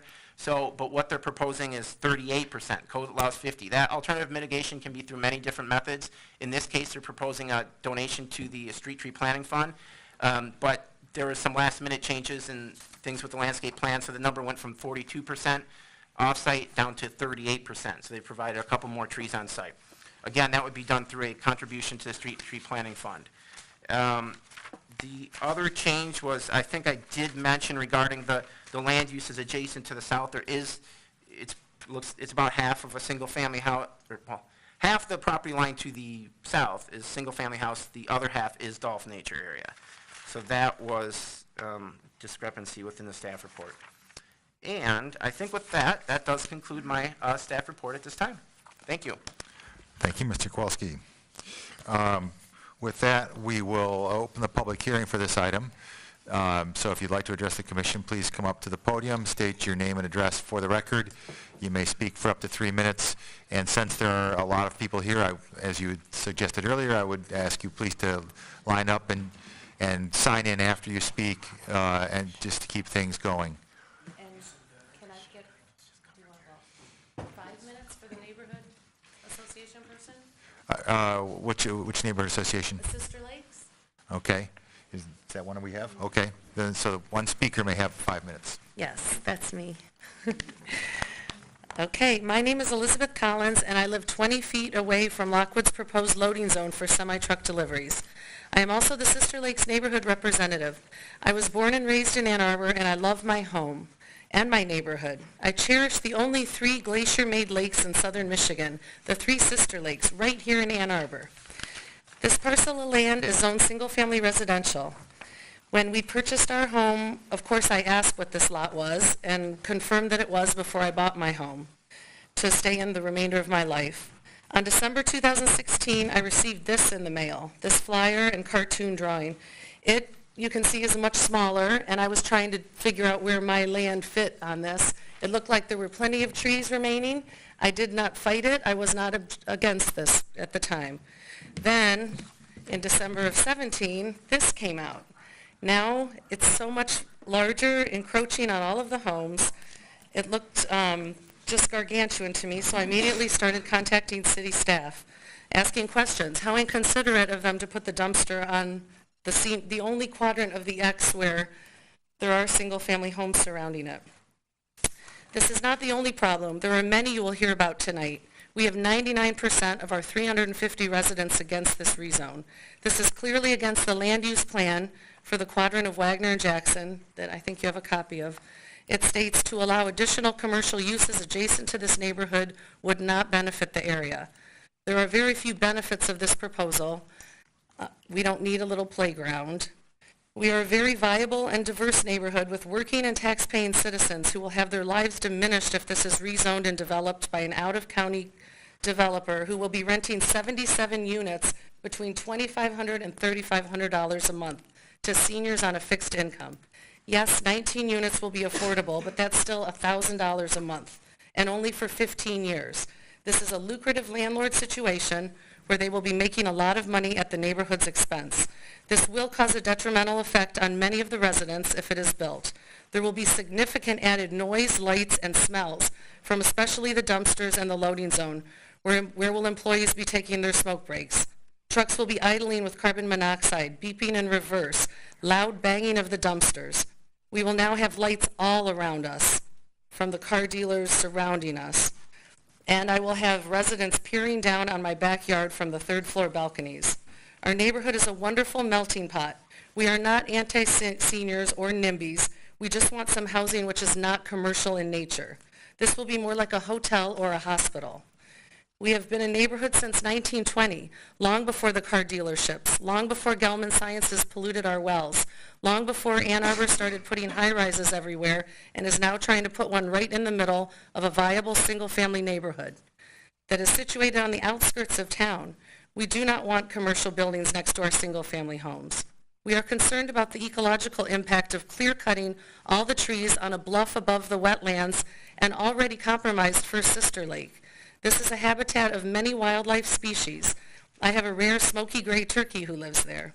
We are extremely concerned that there is not enough parking for 95 units and 140 bedrooms. This is for healthy, non-assisted residents over 55. We are healthier in Ann Arbor than most other Michigan cities, and we do get around. We walk, bike, hike, and yes, we do drive. You had 81 spaces of parking on this first plan. We have horrible traffic right now on Jackson Road, rated D, E, and F. And now you want to add semi-truck deliveries, 4 to 5 trash pickups a week.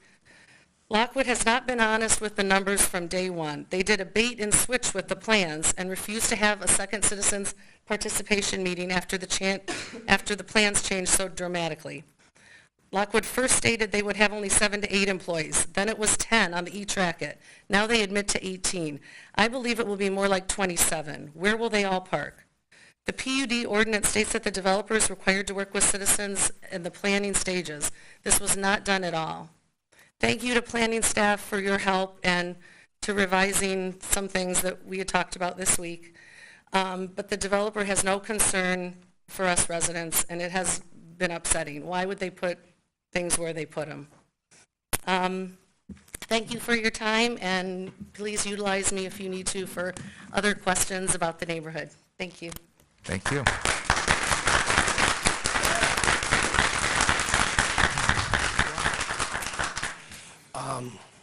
Hi, my name is Bill Collins. I'm the executive chef at Travis Point Country Club. I teach at Washtenaw Community College. The only reason why I'm here is I'm an expert about commercial kitchens and how big these kitchens are going to be, how many meals, excuse me, I've been yelling all day at my staff, 360 meals a day. You know what I mean? That's a lot. I've run commercial kitchens all over this city, and when you look at deliveries, and unfortunately, can I come over here? These are all in trucks, and obviously these are our houses, and here's a dumpster, and that's a grease trap dumpster for Fridays. Just so we all know. But I got the wine truck, I got the produce truck, I got the Cisco truck, I got the local produce company, I got FedEx, I got the Sloan truck, 27 feet big, delivers all the linens. When I talked to all these people, the developer said there'd be 1 or 2 deliveries a week. With that many meals, with that much traffic, that's tons of garbage, tons of food. So unless they have walk-ins as big as a big house, they're going to have deliveries 3 to 4 times a day, minimum. And as you know, I said before, with the Amazon shopping, imagine all the trucks that come for all these people. And we're talking UPS. And the funny thing is that these trucks just idle at all my restaurants. They don't even shut them down like they're supposed to. So they're idling carbon monoxide, which leads me to the next one.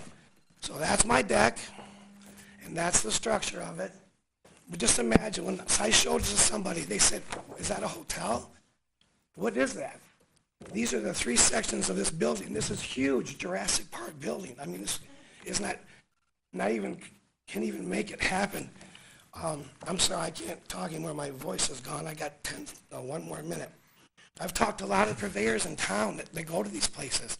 The one over by Briarwood, they're there every day, 3 or 4 times a day, delivering, truck noises. We got a 3-point turn so they can turn back around. So that's more beep, beep, beep. All these trucks have beep, beep, beep. And when a dumpster comes, they have 2 dumpsters. One is recycle, one is for everything else. And you can imagine it comes out of commercial kitchens or a hotel or garbage. They're saying 1 pickup or 2 pickup. My dumpsters come every other day. So that's 4 or 5 times a week. And that's all I got. I'm sorry I didn't bring you any food, but thank you for your time. Thank you. It's a beautiful model. And the quality of my life. I'm quality of my life. And can I ask people to hold on the clapping, because it makes it hard for us to hear some of the words, and it just is going to add more time to the evening. So, I'm Tom Trevathan. I live at 323 Mason Avenue. That's the other side of the lake from this development. But I've been struck by the impact of this facility on the adjacent Westover neighborhood. I believe that our first concern here is to do no harm to the quality of life of the residents of the Sister Lakes neighborhood. I do not think that the Lockwood plan meets this basic concern. The project brings a large 3-story commercial building crammed into a relatively small space, bright lights, 4 stories high, a commercial loading dock, 3 commercial dumpsters. Well, you've heard that those numbers, which I've taken from literature I've seen, they're not accurate. And I'm willing to bet on Billy's expertise here. So it's a lot more traffic.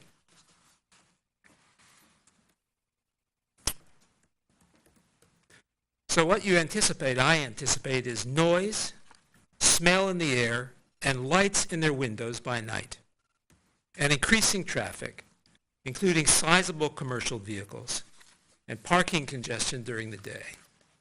Now you tell me that that doesn't affect the quality of life of these citizens of our community.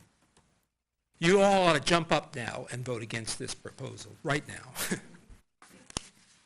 The concerns, the comments of others tonight will explain our reservations with the Lockwood plan It'll be a little haptic because it's a little hard to get queued up here in a logical sequence like I would like it to be.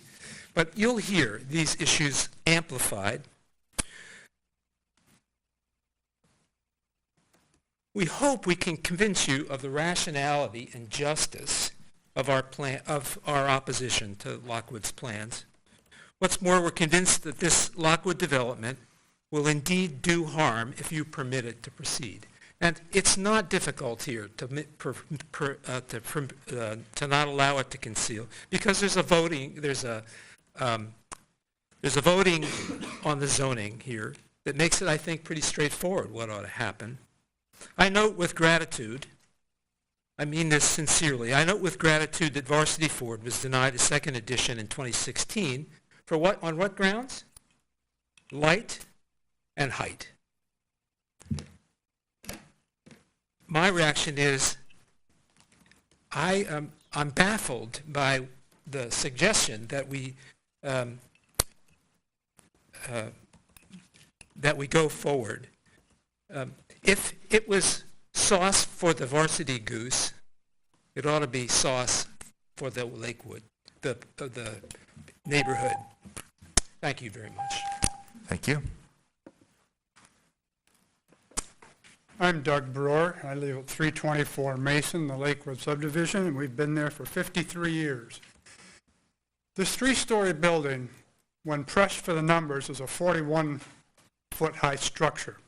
That's far from a standard three-story building. When I asked Lockwood why they would not go to another site and leave this neighborhood alone, they said they did not want to build on a commercial site. That strictly translates into they don't want to spend the dollars. They found a reasonable place. My brother went through an identical situation. He had a place built next to him. He stayed there for less than a year because of the things that were just talked about, the noise, the rest of it. He tried to sell that property and could not get a single buyer. There was no space between the buildings, no outdoor privacy, truck, trash, noise, you name it. The only offer he got was from the builder, who offered him to buy that at a significantly reduced rate because of the change in the value of the properties. Nobody wanted to live there with those conditions. Not a single person in this room, if you're honest, would freely choose such a setting for their home. Enough homes were bought and demolished in his neighborhood that a second building went up and the entire neighborhood disappeared. We have a neighborhood and a nature area to preserve. Ann Arbor, buy this 3.5 acres. Add it to the nature area. Now we can have a circle that you build around the sister lakes. Take Lakewood by the hand and together walk them around the city and find a zoned place where they can build. How about across from the Songbird Cafe on Jackson Ave? Lockwood, you just might have to open your wallet up a little more to find a site that you can build on and leave this in place intact. Westover families will have a secure single-family neighborhood.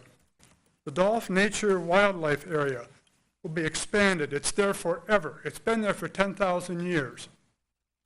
Birds can continue to sing. People can walk. Lockwood will have additional income, which they want by building this facility somewhere else in the city. Ann Arbor will have the additional housing they want at that site. Ann Arbor will have the additional taxes that they would gain from this. Planning commissioners, eventually city council in Lockwood, move forward with peace for all and leave this neighborhood intact. Thank you. Thank you. Kendra? I'll be quick. Good evening. Long night. My name is Lawrence Dolph. My grandfather, Ray Dolph, gave Dolph Park to the city to be a jewel, to be an environmental oasis that most cities don't have. And it's been that ever since that gift, which you can find if you just go around the corner and look at the city council minutes, 1955, and Mayor Cecil Creel accepting it to be, in fact, a jewel of the city.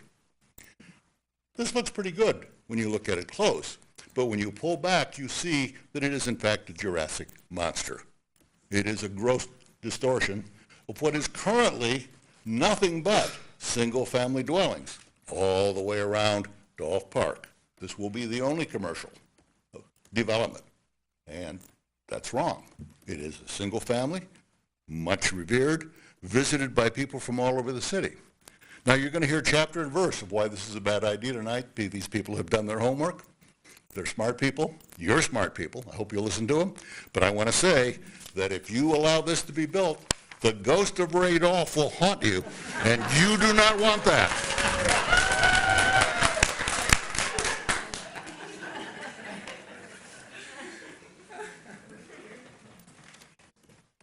Hi, I'm Kendra Brewer. I live at 324 Basin.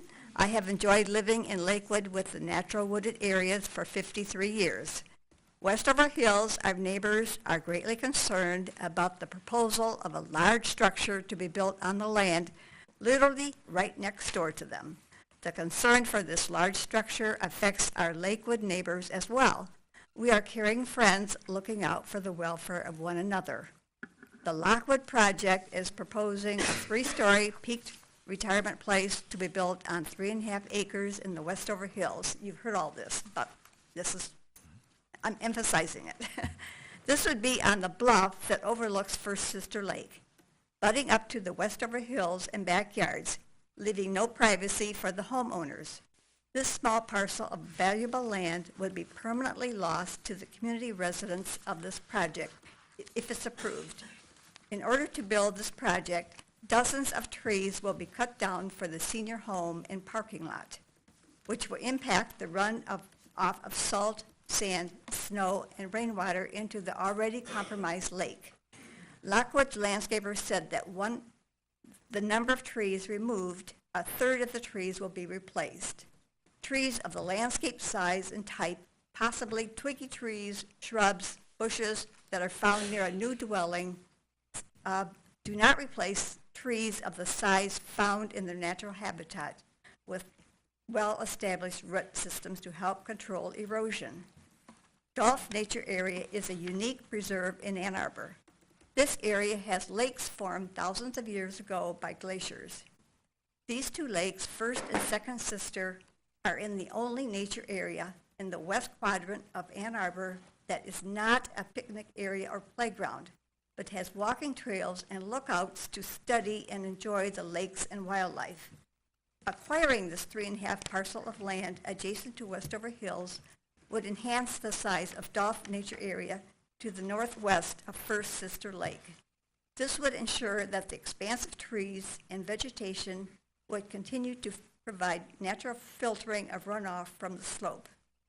Having that parcel annexed into Dolph Nature Area would allow walking completely around First Sister Lake. A green area such as this in Ann Arbor should remain a place for the families of Westover Hills, Lakewood, the residents of Ann Arbor, and outlying communities to come and enjoy birds, plants, and animal life. Thank you. Thank you.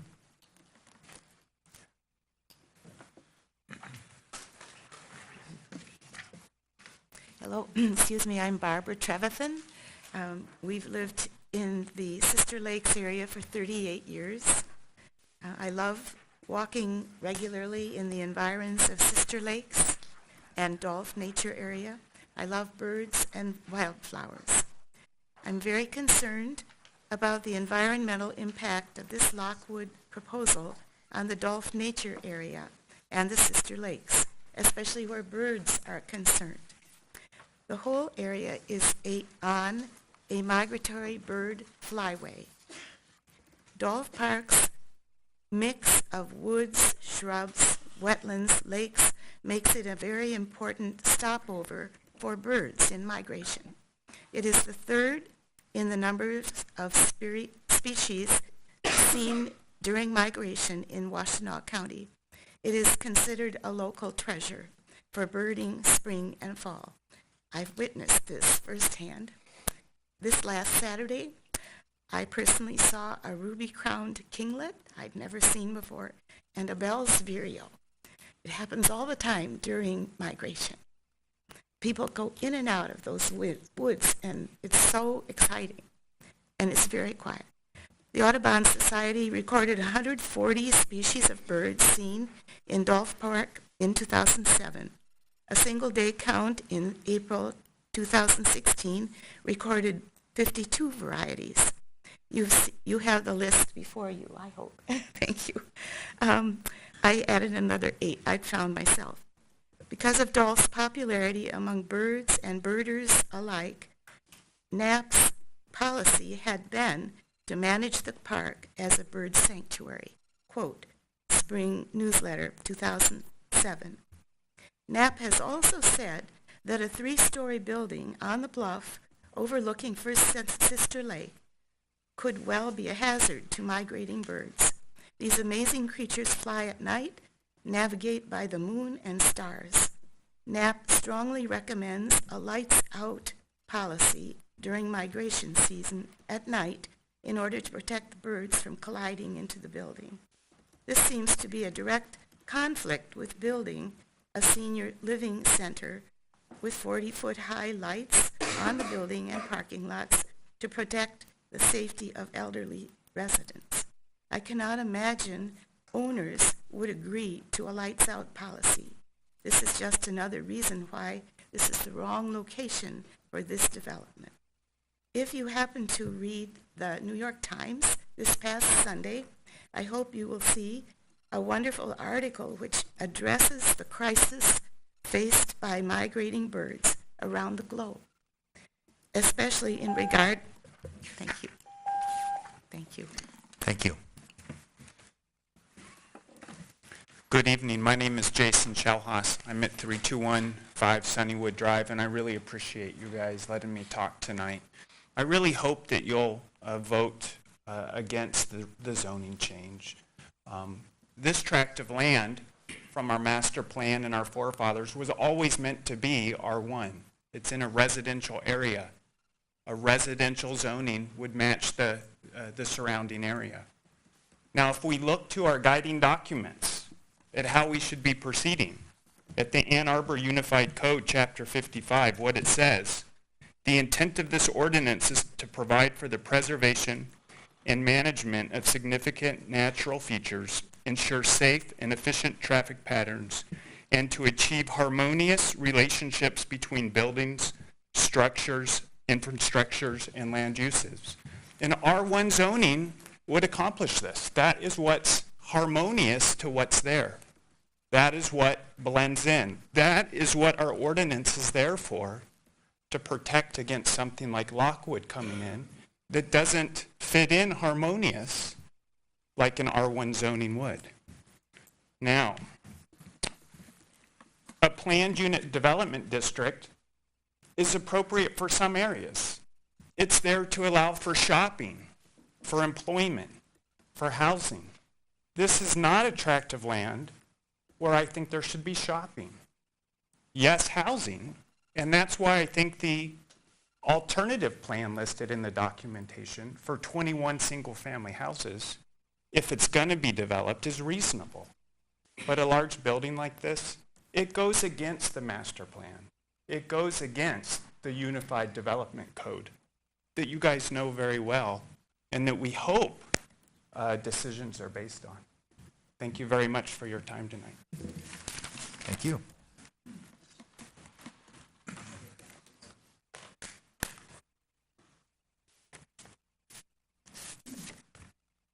My name is Henry Herskovitz. I live at 250 High Lake Avenue in the Lakewood School District.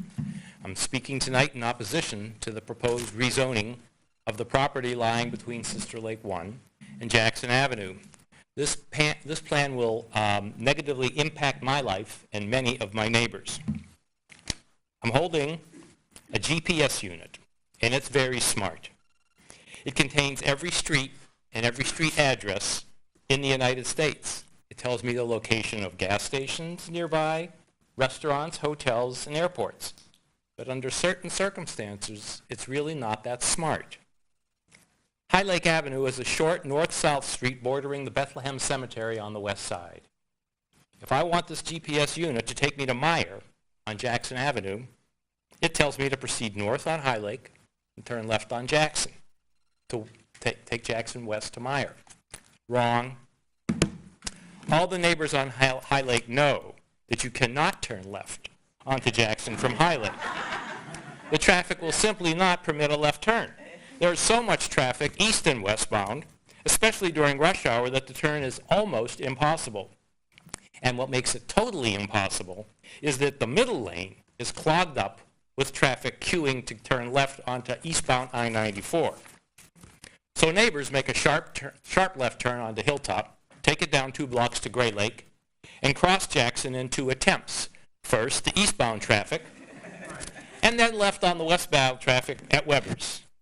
Now, this proposed senior independent living facility will increase the traffic, especially the eastbound traffic, substantially. Senior means age 55 and older. The commission might consider that I'm 72 years old, and I own a car and a motorcycle which I ride between 8,000 and 10,000 miles a year. My partner, I won't say her age, owns a van, and I'm considering purchasing a 4th vehicle for my personal outings. If she and I were to move into this Lockwood facility, we would bring this stable of vehicles with us. And I find it hard to believe that there are no other folks like us planning to move to such a facility. More people, more vehicles, more traffic. I ask this commission to reject the proposed zone, and I thank you. Thank you.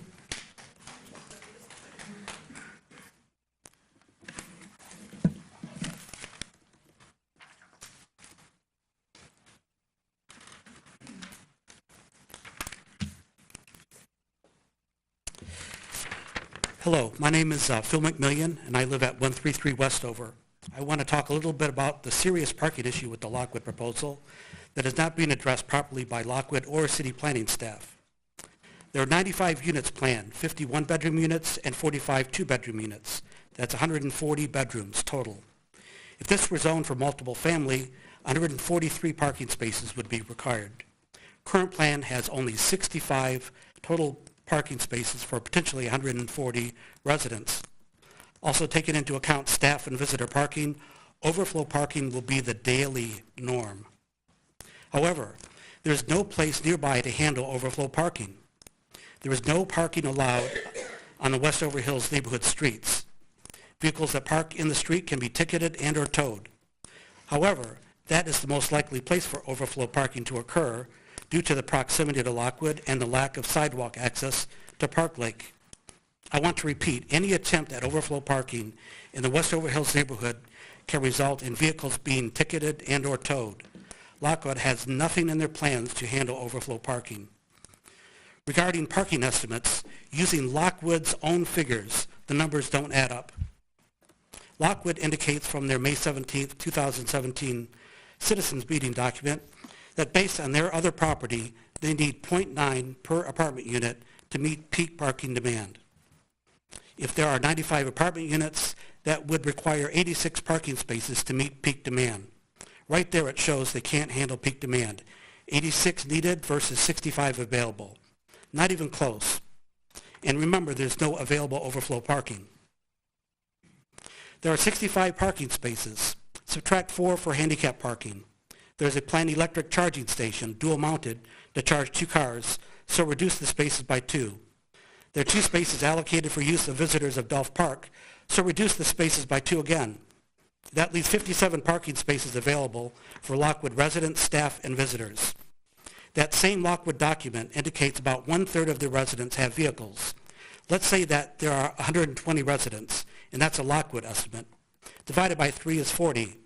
Add 18 spaces for staff, and again, that's a Lockwood estimate. That is 58. That leaves no spaces available for visitors of 120 residents. That's 100% capacity every day. Lockwood's own estimates and numbers indicate they can't handle peak parking, and they can't even handle daily parking, and there's no overflow parking available. As Johnny Cochran would say, if the numbers are not correct, you must reject. This is a huge and glaring problem.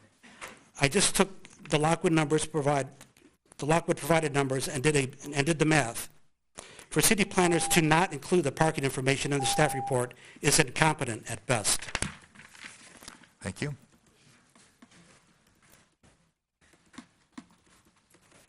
Good evening. My name is Michael Carlin. I live at 3130 Dolph Drive. And my wife and I have lived there for 14 years.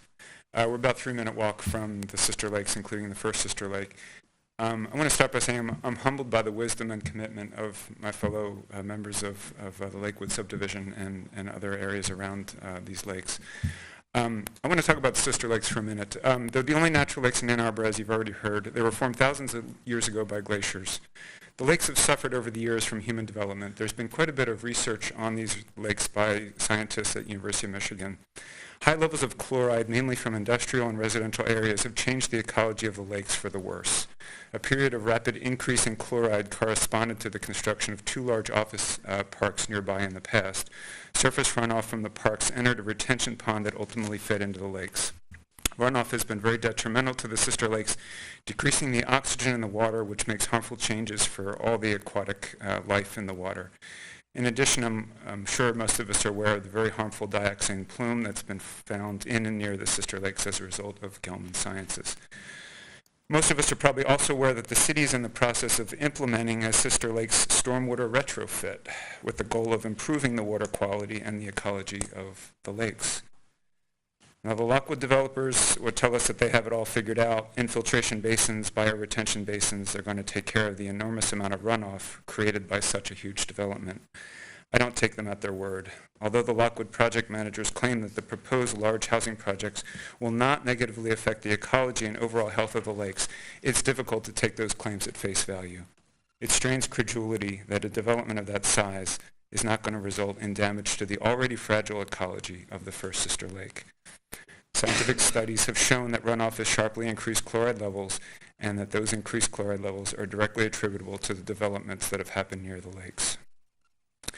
There's no doubt in my mind that despite the claims of the developers, a development of that size, that close to the first sister lake, is going to damage its ecology.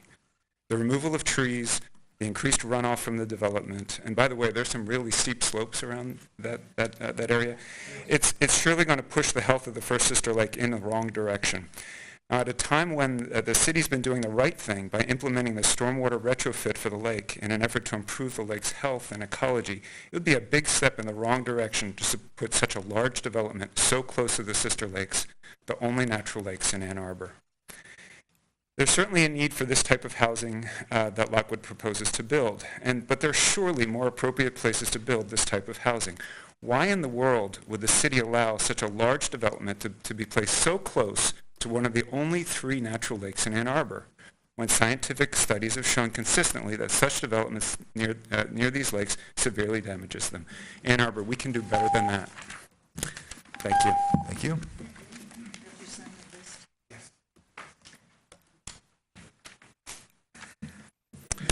Hi, my name is James Demore, and I am Vice Chair of the Sierra Club Huron Valley Group. We're a 3,300-member organization representing individuals throughout Washtenaw, Monroe, and Lenawee counties dedicated to the protection and enjoyment of the wonders of the natural environment for the land for future generations.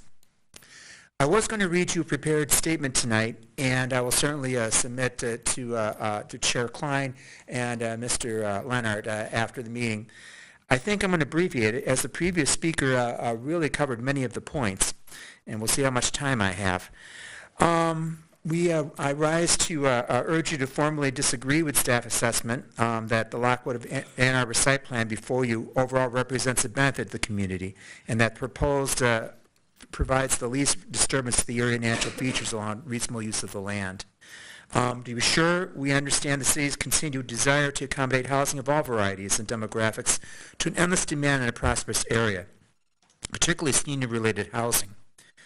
We will concede there are certainly some very attractive features in the proposal. We like the idea of a small playground on the north and west side of the parcel. We're also pleased to see connectivity with respect to this parcel abutting Dolph nature that's been proposed. However, we have several issues regarding the property that require further review and other considerations.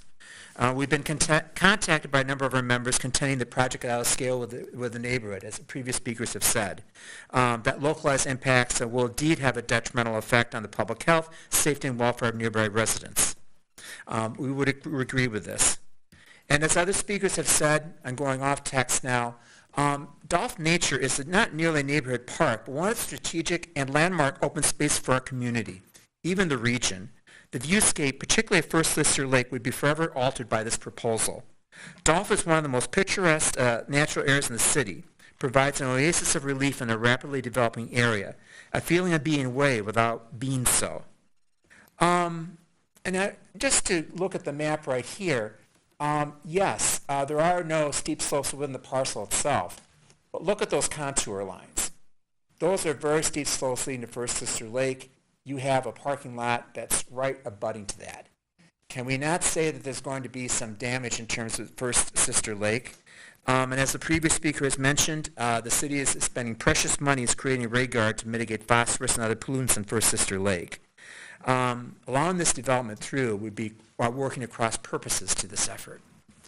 In closing, and again you'll get a full text of the formal statement, we don't believe this represents the limits to the disturbance of natural features. Maybe you can't work with that in terms of the parameters you have in terms of the Planning Commission. I know I've sat in your chair. But we submit to you there are better uses of this proposal than the one, of this parcel, excuse me, than the one that is before you. And thanks for considering my scattered remarks. Thank you. Thank you. Hi, my name is Lenny Kafka. I live in the Lakewood neighborhood. Hope I'm not too repetitious, but I think I've got some extra points that I'd like to make. I'd like to talk about the detrimental effects of the visual aspect of Dolph Park the Lakewood development would cause. To that end, I'll reference a few city documents. The resolution to establish preserve areas within the city park system was passed in 2007. In that resolution, Dolph Park was defined as a nature preserve as well as a conservation area and wildlife sanctuary. The 2006-2010 Parks and Recreation Open Space or PROS plan states, the nature preserve designation signifies that these are the highest quality natural areas within the city and thus deserve the highest level of protection. Going back to the resolution, it states, one of the features of a preserve is an opportunity to experience an environment where non-human forces define the landscape as a valued respite from everyday life and a recreational and visual resource. The overall intent of the resolution and the PROS plan is to retain a wilderness feel, physically as well as visually, for Dolph Park. Looking at the model and photos which give a true idea of what the Lockwood development would look like, this does not give a true picture. I don't see how that fits into the vision of a preserve as a visual resource. The 2016-2020 PROS plan has a clause of property acquisition options for the city. The scenic easement option is the acquisition by purchase or other means of the right of an unhindered view at a particular location or over a certain area of land. This may include purchasing development rights to protect views. Scenic easements may be used to preserve aesthetic values of wetlands, promote recreational, preserve natural areas, and protect water quality. Those attributes are a perfect description of Dolph Park. Walking the lot with neighbors, I can see the reason it's a desirable lot to build upon. It has a beautiful high view of First Sister Lake and Dolph Park. I can also see what a bargain Lockwood would be getting. On the other hand, the property would be an ideal fit as an addition to Dolph Park, either partially or in its entirety. Whether the money is available presently or not, city acquisition of the property is an option that will be lost with a Lockwood development. The city is in process of installing a 570-foot long rain garden costing over $250,000 along the eastern side of First Sister Lake, which is Dolph Park. The city recognizes that there is a need to minimize human influence to Dolph Park and the sister lakes, which the rain garden does by mitigating the effects of stormwater runoff. Lockwood is the antithesis of what the area presently provides the residents of the area and city. To summarize, the Lockwood development would heavily change the character of Dolph Park, which is totally contrary to the goals set forth in both the city's 2007 resolution and all subsequent PROS plans. Thank you. Thank you.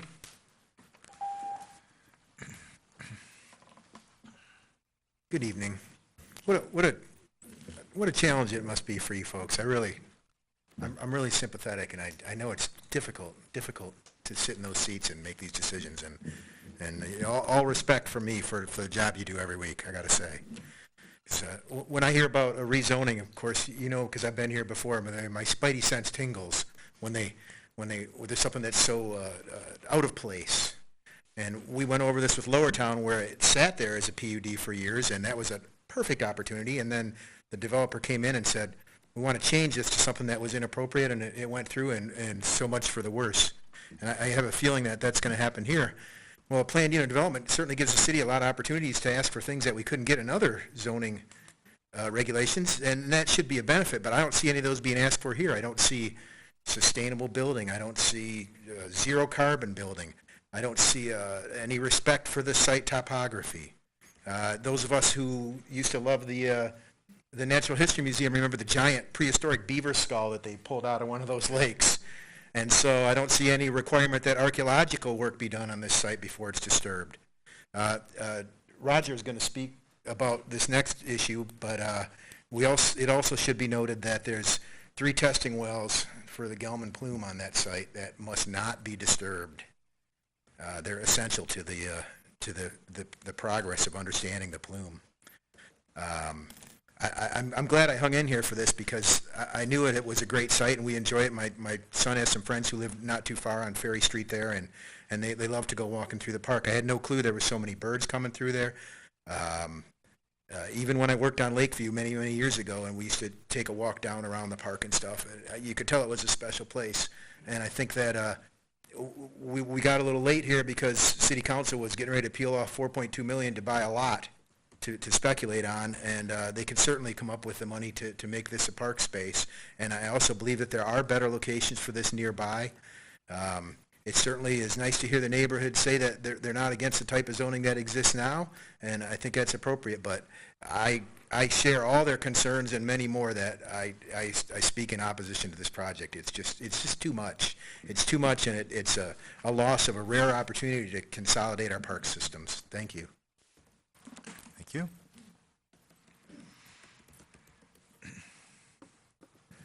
My name is Roger Rail. I'm a citizen volunteer. I live at 3141 North Wagner Road, just up the road from this site. And I've been a citizen volunteer watching over the Paul Gelman 1,4-dioxane groundwater contamination site for 25 years. And I'm a little disappointed that staff didn't mention the importance of the monitoring wells on this site. Now, I understand with a email conversation with Brett earlier that the monitoring well MW30D and 30I are going to remain active, but I think the previous homeowner well 3365 is as important, if not more important, because that seems to be on the center line of the dioxane plume that's making its way from the Gelman site northeast through the Evergreen site and then maybe onward to Barton Pond in the coming decades and centuries, where Ann Arbor gets 85% of its water. So you're a planning commission. How far in advance do you plan? Because when you talk about this dioxane site, it's very unique in the world. We're talking about very long time scales. Some modeling that was done a few years ago by Larry Lemke, a U of M grad, with his graduate students, did some modeling of how long it took dioxane to go from Wagner Road east to the river. And the average times were 74 years to 351 years. The average time. The trailing would be longer. So you need to be thinking of time scales of 300 years. That's longer than the United States has been a country. So as you make decisions like this, think about what effect the dioxane is going to have over this time scale and whether or not you have enough monitoring wells in the right locations. Now it turns out that 3365 Jackson, I think, would be in one of these arms of the building. Well, that means it has to be moved. But what if that was the best location? Or what if the next best location is another arm of the building? You have lost your opportunity to do proper sampling to protect Ann Arbor's water supply for decades and decades. So please consider what opportunities you're losing if you allow this project to complete. Also, you might require that they do groundwater modeling for the infiltration to see what effect that's going to have on the plume, because I'm sure they haven't done anything like that. So thank you very much. Thank you.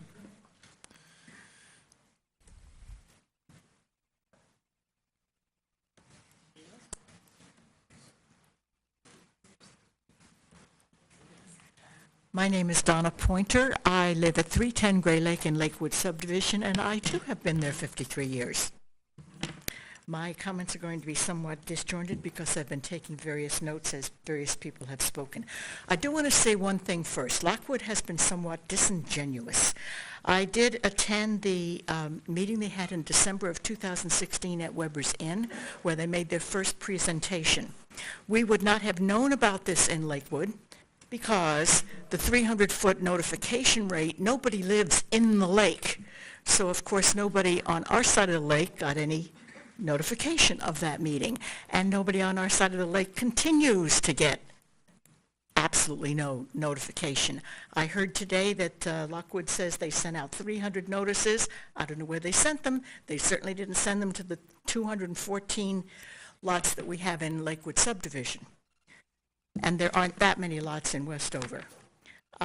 So I just want to comment that if you're the people that are in charge of the 300 feet notification, you need to change that. At that meeting in December 2016, Lockwood stated several things which I found rather amusing. Their target price for their units was $3,000 a month. I do not consider that affordable, even at some sort of a discount. I also have heard, I'm not sure, that they paid $900,000 for this 3.5, or they were considering paying $900,000 for this 3.5 acre parcel.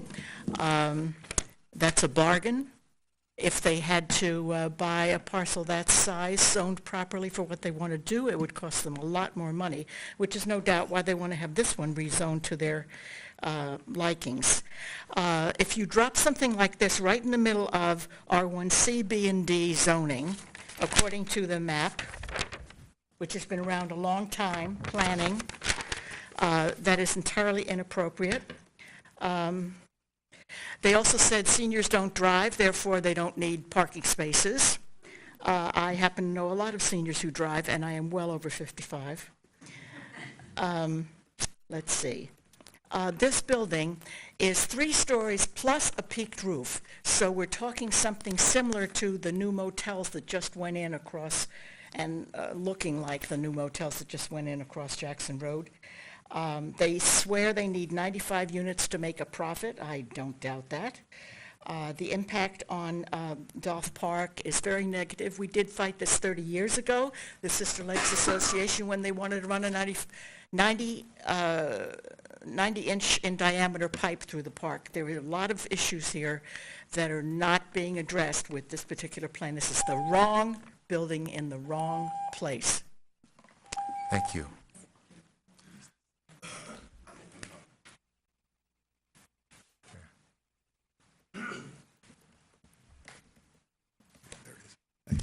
Hi. My name is Pete Jessup. My wife and I have lived at 3094 Lakewood Drive since 1976. It was our first home, and going to be our last.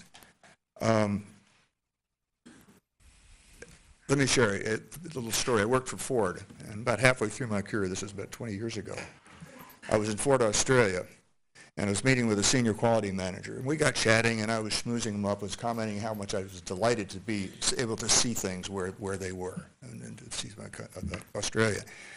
And he was kind to me. He said, oh, it goes the other way, too. And I almost dropped into my Australian. I should never do that. He started talking about how he was at a management meeting. I was not prompting at all. He'd been in a management meeting, and turned out it was held at Weber's. And for relief, he found what he called that lovely little lake. And he found himself to the dock at First Sister Lake. So we'll score up one data point for internationally regarded as a gem. I also understand with an MBA that as I've watched the stuff from the Lockwood Company, the way they're fighting to get a scale of what will work for the system. And this is not their first rodeo. They know that. And I think that's really the struggle. This is an opportunity that they've gotten with a good price or they would for the property. A built-in marketing cachet by being in this location. And then how do you put in something that actually is going to be a viable organization? No Michigan Inn failure that we have to live with. You've got a right to succeed at what you're doing, and you seem to know how to do it. But the question is in force-fitting it in our situation. And there's some inevitable downsides of the scale that it takes for it to happen.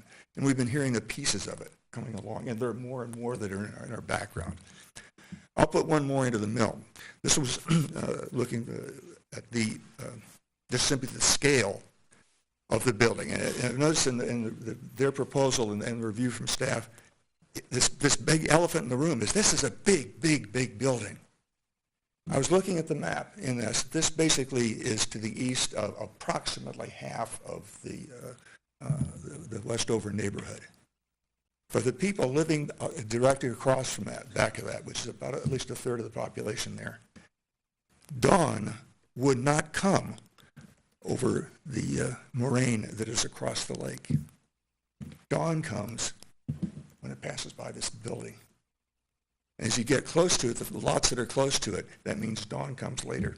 I was doing so, I scratched out my trig. I got it, so it gets closer. This is the problem. It's too big. They say, stick with the master plan. It keeps the scale appropriate. You don't have to force fit this stuff. Thank you. Thank you. I'm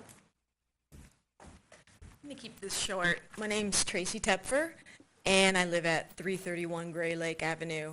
And I've only been these people's neighbors for a year now. I moved there a year ago, though I lived in Ann Arbor for about 30 years now. I grew up in a Detroit suburb that's pretty typical of a Detroit suburb, devoid of nature, basically the land of strip malls, gas stations, no center of town, no parks, or an sad excuse for a park, not a lot of nature. I also went to college in Detroit, Center for Creative Studies, where I studied to be a graphic artist and an illustrator. So after I graduated in 1991, I moved to Ann Arbor, and the reasons why I moved here were exactly why I disliked where I grew up as a child. And listening to my neighbors speak, I really have nothing to add, but I also noticed behind you the seal for the city of Ann Arbor. And in the middle of that seal, there's a tree. And the way I see what's happening to this city that I have loved and chose to live in for 30 years, we're going to need to change that seal. And since I'm a graphic designer, I thought, you know what, I could offer the city my services. And I was sketching a few ideas about what we could change the seal to. Maybe we could change it to a tree stump. Maybe we could change it to a high-rise building in the center. Or maybe we could change it to the aerial view of the new development. Maybe an X over a tree to be symbolic of what this is. But I just stand here before you to say, I'm here to help. So let me know. Here's my business card. Hand it over to the city and let them know. I'll be happy to come up with some more ideas if none of those work. Thank you.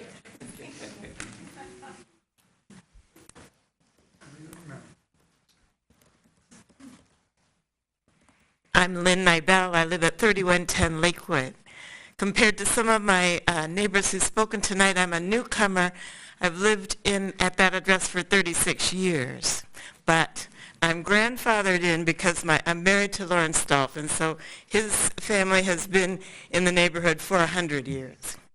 And I just want to speak to my neighbors to say I'm so proud of this neighborhood. I'm so proud of their stewardship and their very informed, scholarly knowledge and love for what's an invaluable resource. So they're stewards, And I hope that you take this opportunity also to be stewards of what we see as a priceless resource, the Sister Lakes. Thank you.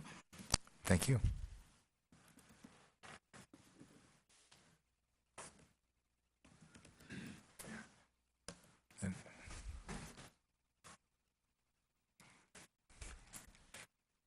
Hi, good evening. My name is Alexander Weinstein.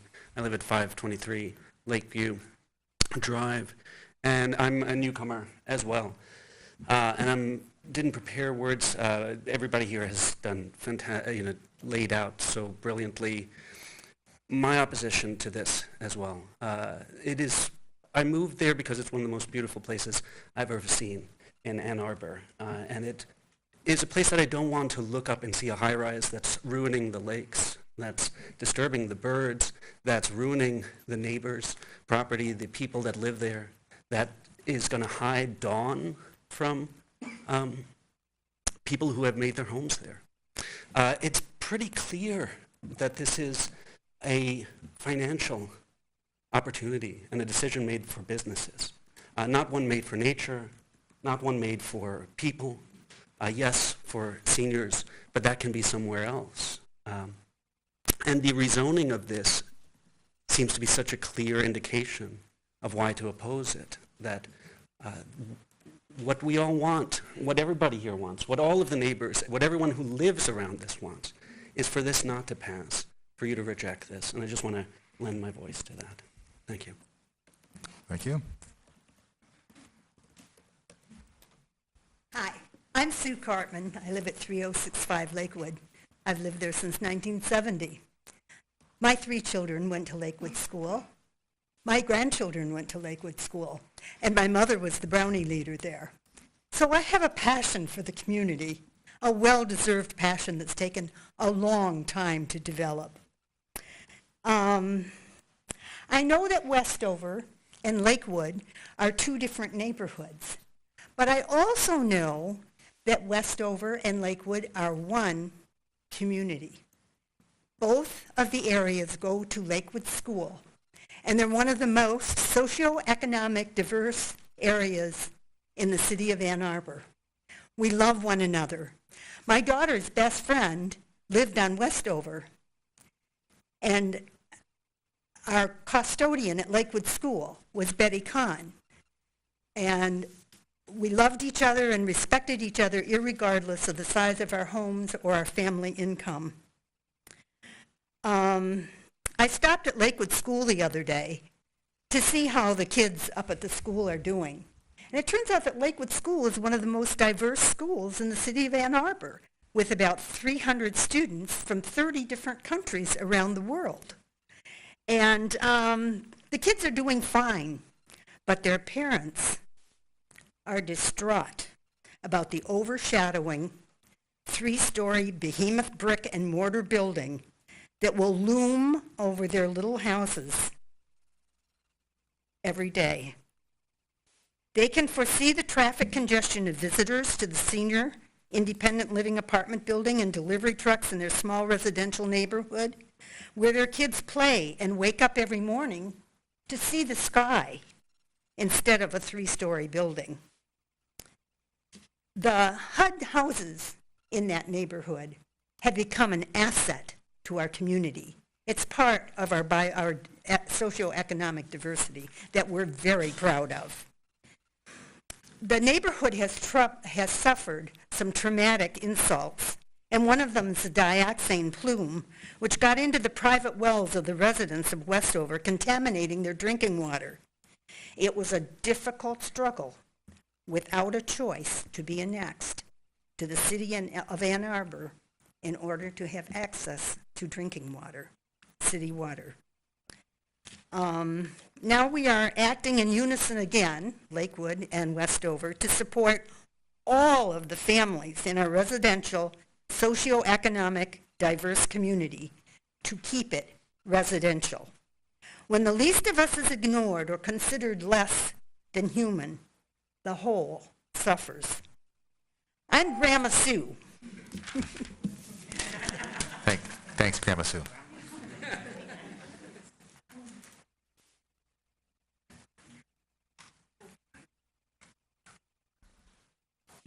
Hi, my name is Rob Johnston. I live at 331 Gray Lake. I'm one of the new kids on the block and former natural area preservation crew member and a restoration ecologist.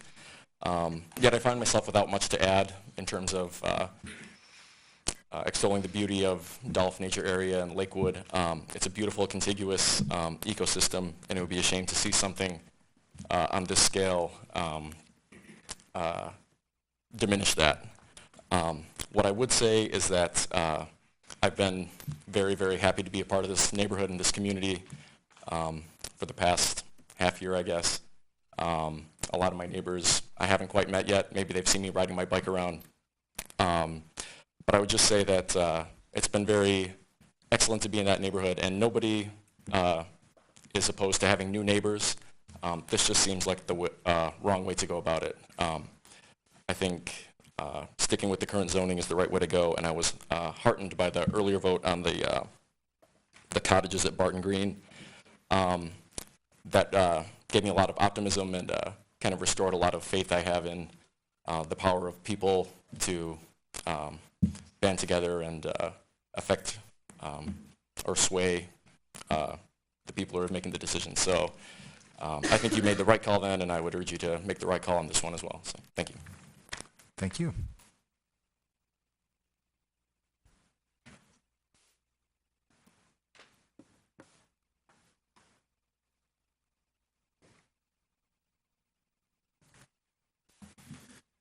Good evening. My name is Mark Lockwood. I'm a representative of the Lockwood Development Company. We are the petitioner related to the Lockwood of Ann Arbor senior community. And first and foremost, I want to thank the planning department for all the hard work that they put into this project. I know we've been into planning for over a year with the process, as well as the time and consideration of all of the planning commissioners as well. I wanted to touch on a couple of things. I know that Matt Kowalski had a very thorough presentation that touched on a number of the specific details of the project. So I wanted to touch on three things with respect to our company, the type of housing that we are proposing to develop here, which we should make the distinction. It is a proposed residential development, not a commercial development. And then also to reiterate some of the benefits of this project, both to prospective residents and the need within the community, as well as the benefits to the community at large with respect to some of the features incorporated in the proposed plan unit development site plan. First off, Lockwood Development Company is a developer we're based in Southfield, Michigan. We've been in a Michigan-based company since 1942, and since 1986, we have focused our development efforts exclusively on the development of affordable and mixed-income housing. So this was not a development where we came in, identified a site that required a plan unit development for that site to be feasible, and added some affordable housing in. This is what we do on a day-to-day basis. We develop affordable housing, build affordable housing, and manage affordable housing. Throughout our history, we've developed over 5,100 multifamily, affordable, and mixed-income housing development units. The proposed development, sorry, I'm going to raise this up a little bit, is 95 senior independent residential apartments with a suite of services and amenities that are focused on enhancing the quality of life of residents, creating opportunities for residents to have greater social engagement with their peers, and contrary to some claims, create opportunities to meet the needs of residents who do not have vehicles, as is our experience in our other senior communities, of which we've developed over 2,300 apartments of which. We have found over 70% of our residents do not have vehicles, and are reliant both on amenities within the community and upon the transportation services which are provided complimentary to all residents, regardless of whether they're in a market rate full service amenity program or whether they fall under the affordability program, which we incorporate into all of our senior developments. As mentioned previously, we're providing 20% or proposing to provide at least 20% affordable rental homes. And to further define that, those 20% or more rental homes will be affordable to residents at 50% of area median income or below, being half of the greater income for the area, which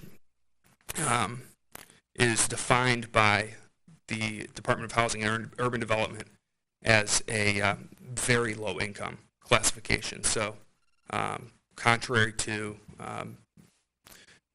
maybe some perception with respect to rental rate levels, they are deemed very affordable by the authority on that matter. And lastly, as we hopefully have the opportunity to move forward and gain some more clarity on the standing of the project and whether or not the project can go forward, we plan to seek additional funding from the Michigan State Housing Development Authority to expand the affordability of units beyond 20%. So at this time, I'd like to introduce Jordan London, who is the project architect, for some more information on the development. Thank you.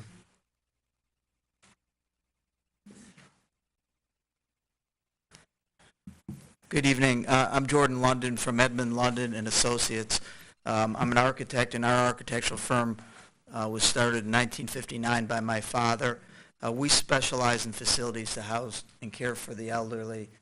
We do work all over the Midwest and have done hundreds of these types of facilities.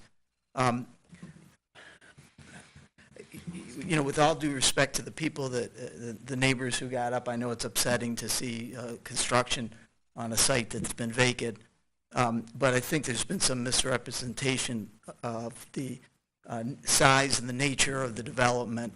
And so what I'd first like to do is talk about what the facility is about. It's a residential facility for elderly who are going to be on average in the 80s. It is not a facility for 55-year-olds. It's not a facility even for 70-year-olds. Most of the people that will move in here are moving here for a need-based reason. They can't live in a single-family house. They can't take care of it. They can't drive well. So they come to senior living facilities so that they can get meals, get activities, have a higher quality of life, and this will become their home. The 95 units, as Mark mentioned, are split between 1 and 2 bedroom units. The amenities within the building, living room spaces, dining room, private dining spaces for the families to come in, a bistro type of cafe, arts and crafts rooms, games room, a barber shop, mail room, and in each unit will have a balcony. One of the reasons that I think the Lockwoods chose this site is the proximity to the park and the fact that these people that will live here, these 95 residents or so, will appreciate that park tremendously. They don't want to live in it's a traumatic experience to move from their homes. They certainly want to live within a residential district. They don't want to live in an urban high-density area, totally different from where they grew up from. So this facility was designed to really be located in a residential setting and to take advantage of the site of the park. If I can step over here. What we did architecturally then, we used residential type of materials, brick, stone siding, asphalt shingles, like in the house. The size of it, this is a 3-story building. Many of the neighborhoods next door are 2-story buildings. So the difference in height is going to be 10 to 15 feet. No! Excuse me. It's 41 feet, and a two-story building is 26, Excuse me, 27. can you please be quiet and let the speaker finish? Yes.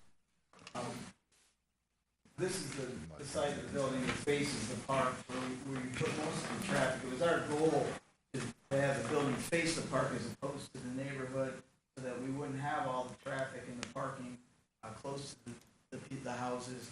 So you can see it by the site plan that we created, green space by the residents. And there are many, many trees that are going to be planted to offset the ones that are cut down.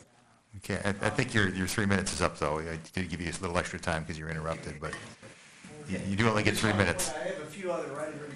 This is Excuse me, can we please be quiet? You did grant me some more time. I did, but you were down to about 10 seconds before you were interrupted, so he did give you a little bit more time, but we have seen these in our plan.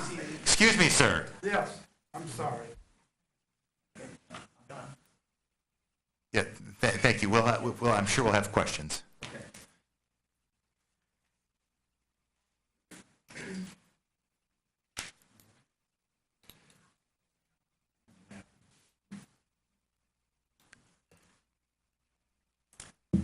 Hi, thank you all for your time. Hopefully, I'll keep this somewhat quick. My name is Andy Balzer. I live at 321 Park Lake Avenue, which is directly across the lake from this proposed development. So just want to run through a few quick things. One is related to Dolph and the Lakewood side of that neighborhood. So obviously, or I imagine a lot of you are familiar with the rain garden project that is coming in.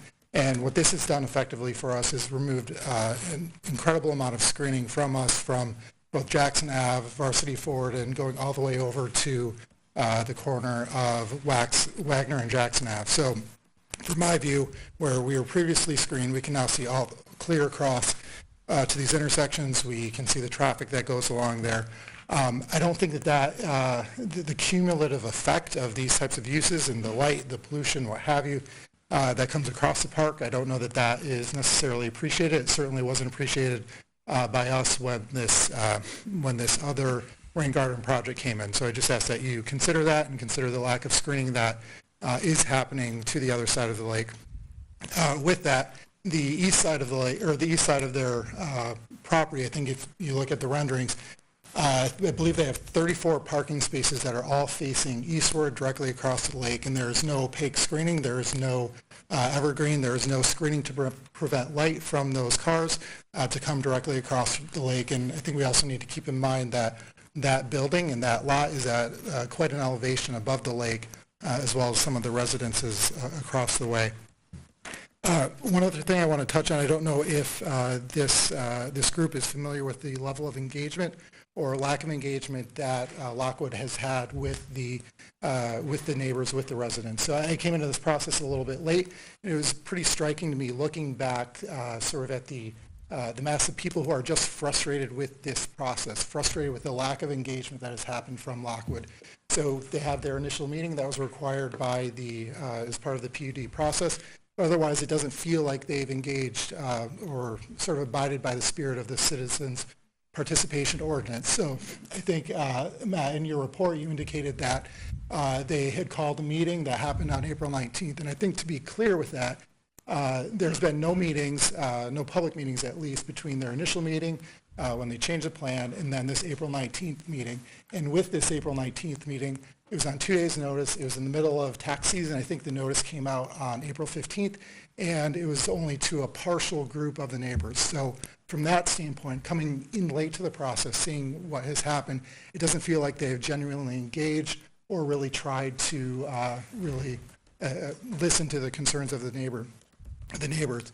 With that, also their PUD application, I think you all know that there are a list of requirements that they must address, including detrimental effects on the neighborhood, which were not addressed anywhere, at least in the 50-some documents that I reviewed.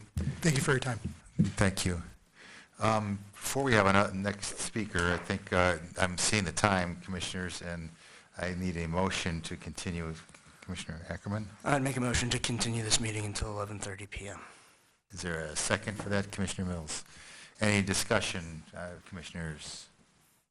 All in favor of the motion, please say yes. Yes. Yes. Any opposed? Okay, so we have a stay until 11:30. Are there any more speakers?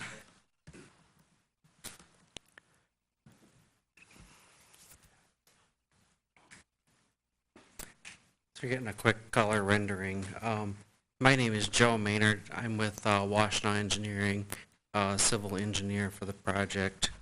I just wanted to do a really quick brief overview and highlight a few of the significant engineering benefits that this project will be providing.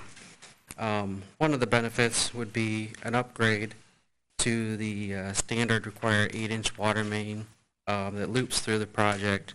This water main would also connect to the streets of Ferry Street and the Westover Hills subdivision, and it would create 2 additional points of connection for those subdivisions and increase the redundancy of the water that runs through their subdivisions and decrease the shutdown likelihood for maintenance and repairs. As for the stormwater infiltration system, this infiltration system is keeping with the existing site and with the Sisters Lake Stormwater Infiltration Project now being constructed and the Cities of the Gold for infiltration.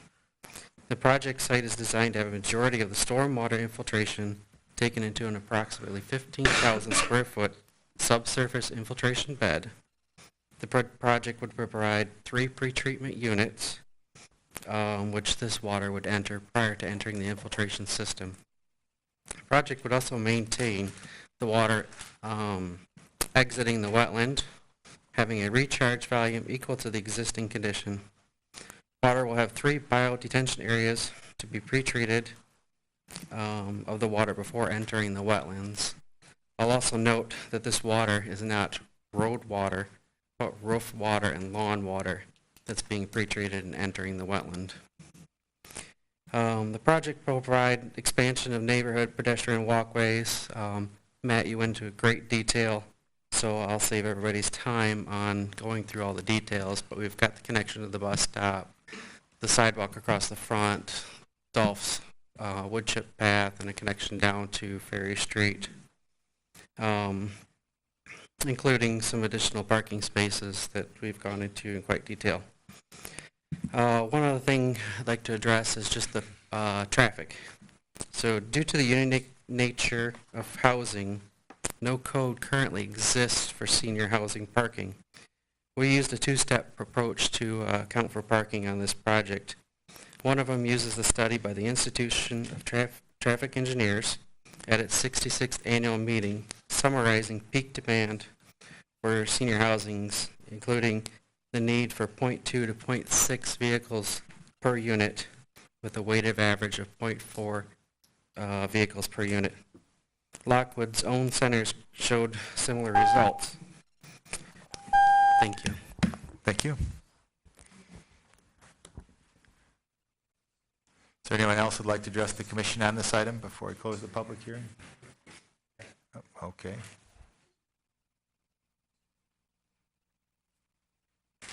I'm Jerry Sosnowski. I'm a registered landscape architect. Yeah, you do need to use the microphone. Jerry Sosnowski. I'm a registered landscape architect. I really specialize in native prairie and natural environment restorations. Been doing that for a lot of years. There's a few things I just want to point out. That handout that I had set out, those are the air photos from the city site, and it basically shows 1940, 1966, 84, 2005, and 2015, and you'll see that this site was basically a farm field with a house on it. And the major trees that are there now, the landmarks, are landscape trees that were planted around that home. Everything else, the 229 regulated trees, are basically seeded off those main landmark trees. As far as the site goes and the landscape, I would describe this, the end landscape, as a wooded environment. We're putting a total, on this rendering here, the very dark green are all the existing trees that are remaining on the site. And I think that's important because in that conflicting land use buffer, which adds up to about a half acre, there's a lot of existing trees that are preserved. And then the infill trees are overstory trees, species, the very large, grow to 80 to 100 feet, evergreens, and then there's understory trees. So we got a whole woodland environment going back in place. The one thing I would mention about, things that were mentioned about lighting, the whole north and west end of the site, those are bollard lights. They're only 36 inches tall. The lighting on the parking lot is, they're computer controlled. They're turned down, dimmed. They're high cutoff. The other thing about the site is all the pavement, if you notice on the east and the south, there's a very heavy, dark line. Those are walls. And basically, all the pavement is lifted up and pushed back. The drainage is going back towards the building and picked up by structures and transferred over to that infiltration. So a lot of the comments that I heard was comparing what people see in site development. This site's being developed very differently. The other things I would say is... All right, thank you. We will, I'm sure we'll have questions about the site. Anyone else like to address the commission on this item that hasn't spoken already?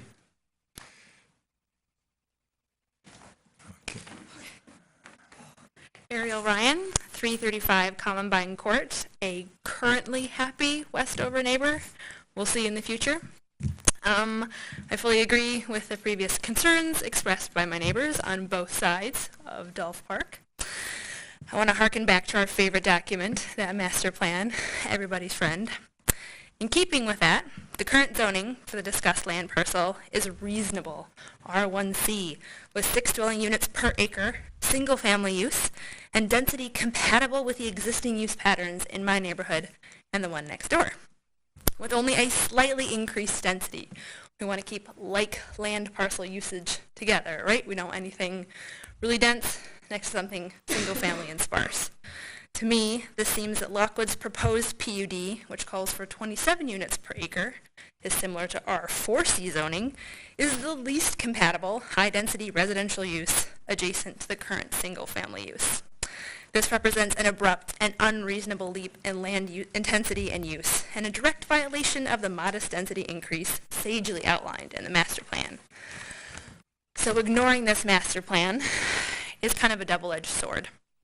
Not only does it threaten the integrity of our neighborhood, but it also disregards the in-demand use the parcel is zoned for. While it may have been argued that the master plan has become obsolete and land use demand for the parcel has changed, I, and I'm sure the Ann Arbor Board of Realtors, would disagree. Over the past year, demand for single-family homes has continued to increase, and a demand that could be met by utilizing this parcel currently zoned as R1C. Lastly, Dolph's Park is a unique natural landscape. I think everyone here on the Westover Hills neighborhood has agreed. I would hate to see it harmed, and I would love to see Ann Arbor continue to stand up for the natural features protection ordinance that is in place, and I think this is a great opportunity to do so. Thanks. Thank you.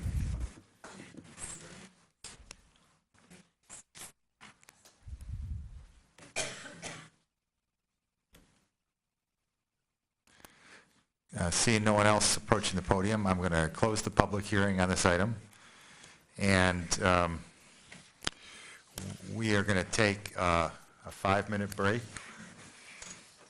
Or should we power through to 11:30 and then take a 5-minute break? I think we're going to take a 5-minute break now. And we're going to come back and read the motion and have discussion.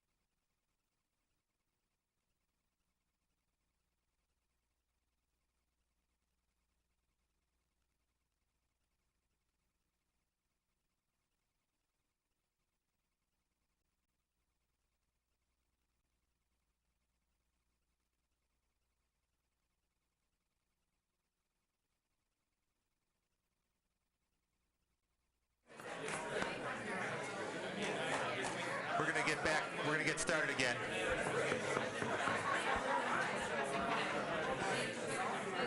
If you can please take your seats, we're going to get started again.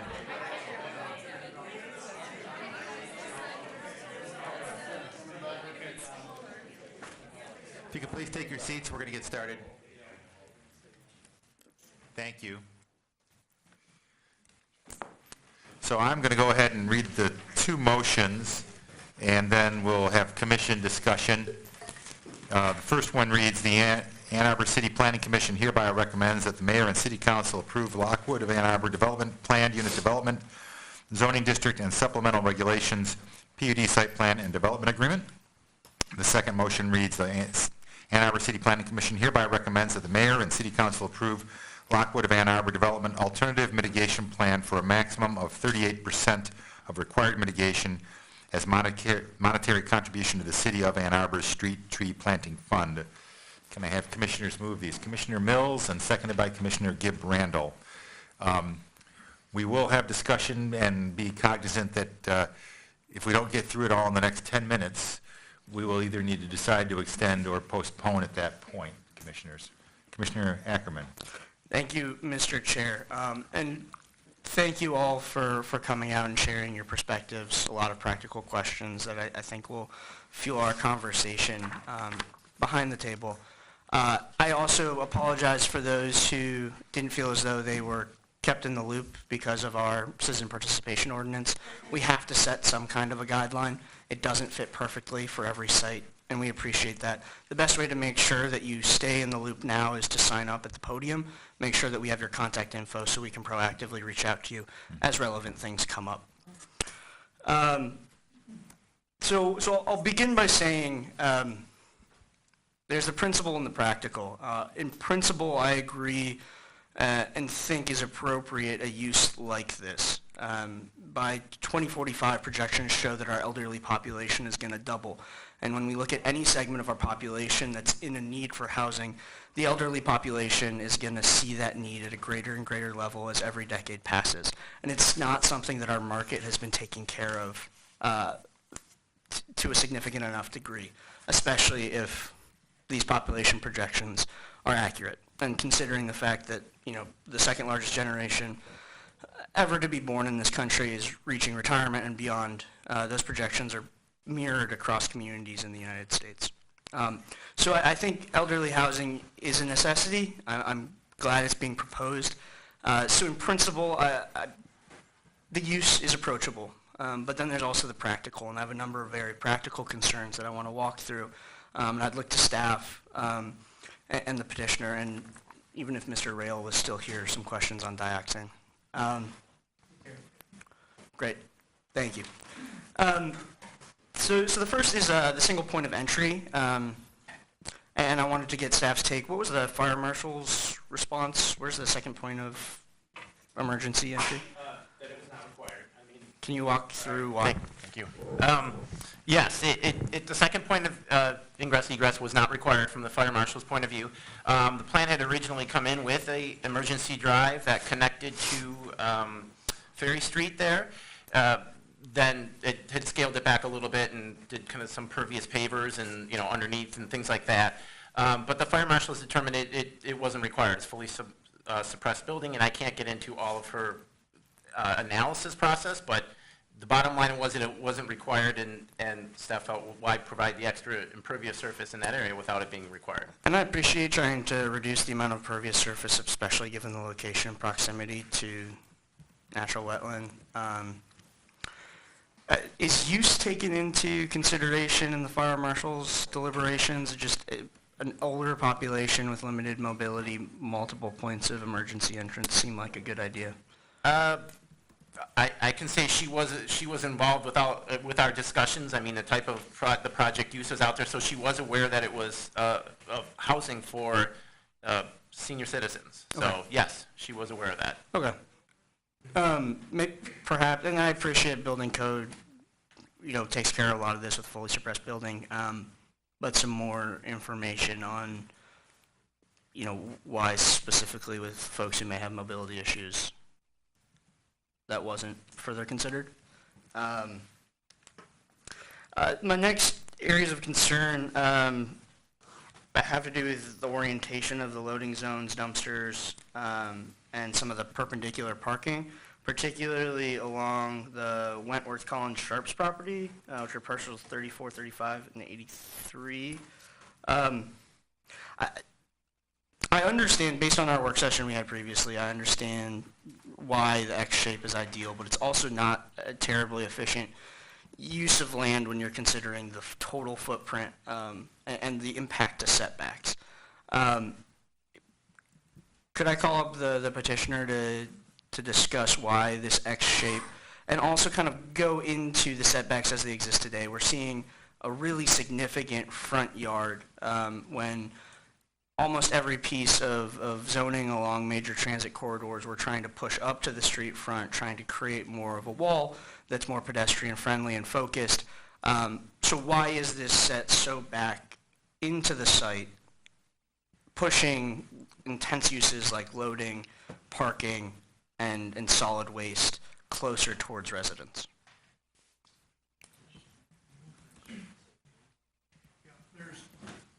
Please come up to the podium and use the microphone. There's numerous reasons for having that large setback. Probably the main one is the landmark trees right there. So by moving the building up, you take those trees out. And some of them are pretty big, 51-inch diameter, 56-inch diameter mulberry. So that was one thing. Then the other was the front yard setback. Sorry, actually, as I understand it on that map, the dark trees are existing today, correct? The dark green circles? Yes. What's the distance between that northeast arm and that furthest south existing tree? I wouldn't, Yeah, I thank can you. only guess at that. It's probably about 30 feet. So that's a Probably in the critical root zone. Okay. Yeah, it is in the critical root zone. Thank you.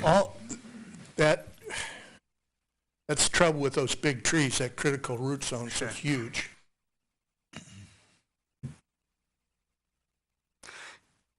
All right, so I appreciate that the preservation of the natural features forcing the site further down.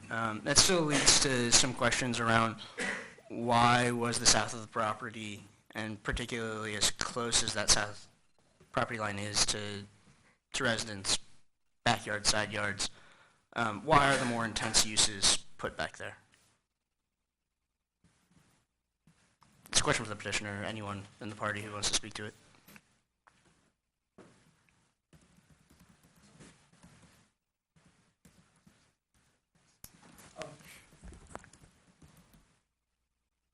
And if I need to ask you to use the microphone because we are being recorded and, an audience of at least 10 people at home on TV are watching you, maybe 11. Everybody's here. Most of them are here. Yeah. That's right. Yeah. Well, I think in this particular site, there's no great place to put it's not a loading zone, it's a delivery zone. The trucks come in, I think it's twice the delivery food trucks that come twice a week. Is that correct? And so, we did relocate. The biggest setback that we have is the rear setback from the building. It's 92 feet. That's from the building, not necessarily building. intense uses like loading, unloading, solid waste. Right. The biggest thing is the dining room is located here. The kitchen wants to be adjacent to the dining room. The dumpster wants to be fairly close to the kitchen. So that's why it's going to be somewhere in here. I mean, if you're asking, is it possible to move it? The answer is yes. Okay. I think that's an important starting point. Okay. I think the further we can get those intense uses like loading, unloading, solid waste away from resident neighbors, the more approachable considering this becomes. Yeah, I certainly think that we're amenable to taking another look at that. I think that's a very important starting point. Okay. From there, while we're still talking about kind of massing and orientation, what is the, I couldn't find it in the elevations, what's the distance between the top, the third floor ceiling, and the peak of the roof at the 41 feet? The eave and the peak. Yeah. The peak is actually minimized by, it's like really almost a mansard type roof, so there's a flat portion on top to minimize the amount of the asphalt shingle. It's probably, Terry, do you know, is I want to say the ceiling height is roughly 33 feet. right, 33 feet, and then it goes to the center line of the peak is 41 feet. So what's the advantage to you of the extra 8 feet? Increasing the height to 41? Really, it's to try to get a residential look to the facility, to give it that asphalt shingle and the peaks that a house would have as opposed to a flat roof building. So as you- sorry. I'm sorry to interrupt. Is there mechanical equipment in the attic? Yes, there's also mechanical. There is a portion of it that we're screening mechanical units with that. Okay. And I'm sure Commissioner Klein will have more questions on that. But so as we look to transitioning from traditional single-family residential neighborhood to the larger massing, was there consideration of stepping so that the wings of the building more proximate to the neighborhood would be at a 2-story with roof? Well, I mean, in order to get... And I'm sorry, actually, can I make a motion to continue the meeting until 12 a.m.? There's a second by Commissioner Mills. Any discussion on the extension, commissioners?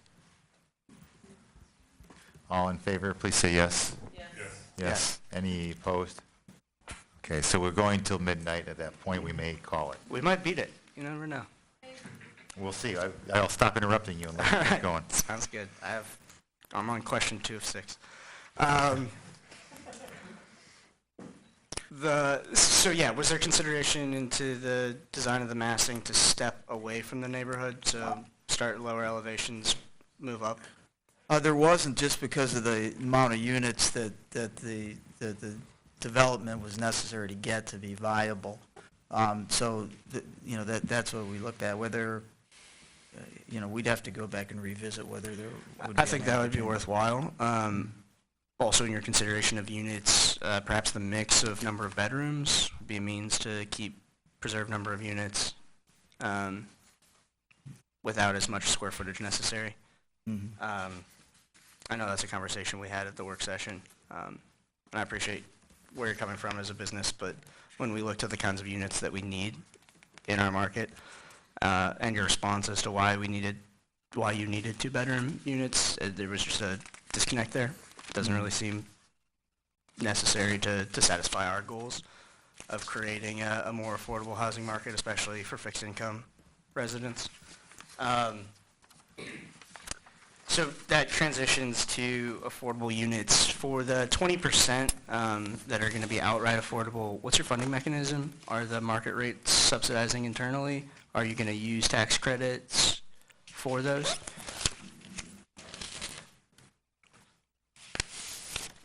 So I think the answer to your question is yes on are the market rates subsidizing the affordable internally. Will you be applying for tax credits? We haven't decided yet whether we're going to be applying for tax credits. We will plan to use tax-exempt bond financing. Got it. And is there, in whatever funding mechanism you use, would there be a sunset clause? Would you only have to provide affordable units for, say, 15 years? Typically with the bond requirements, those would be 20 years for the qualified project period. And then certainly in terms of exploring longer uses, I think we've actually came up earlier today that we had a little bit of discussion and are kind of throwing that up with our first review of the development agreement, which we received yesterday. Yeah. So we would definitely be open to Just for exploring much longer. Background on our affordability issues, in the last housing boom, a lot of low-income tax credits were used with 15-year horizons, which are now reaching the end of their lifetime. So as we're fighting to put more affordable units into the community, affordable units are also exiting the market. And so any affordability with a sunset is difficult to swallow.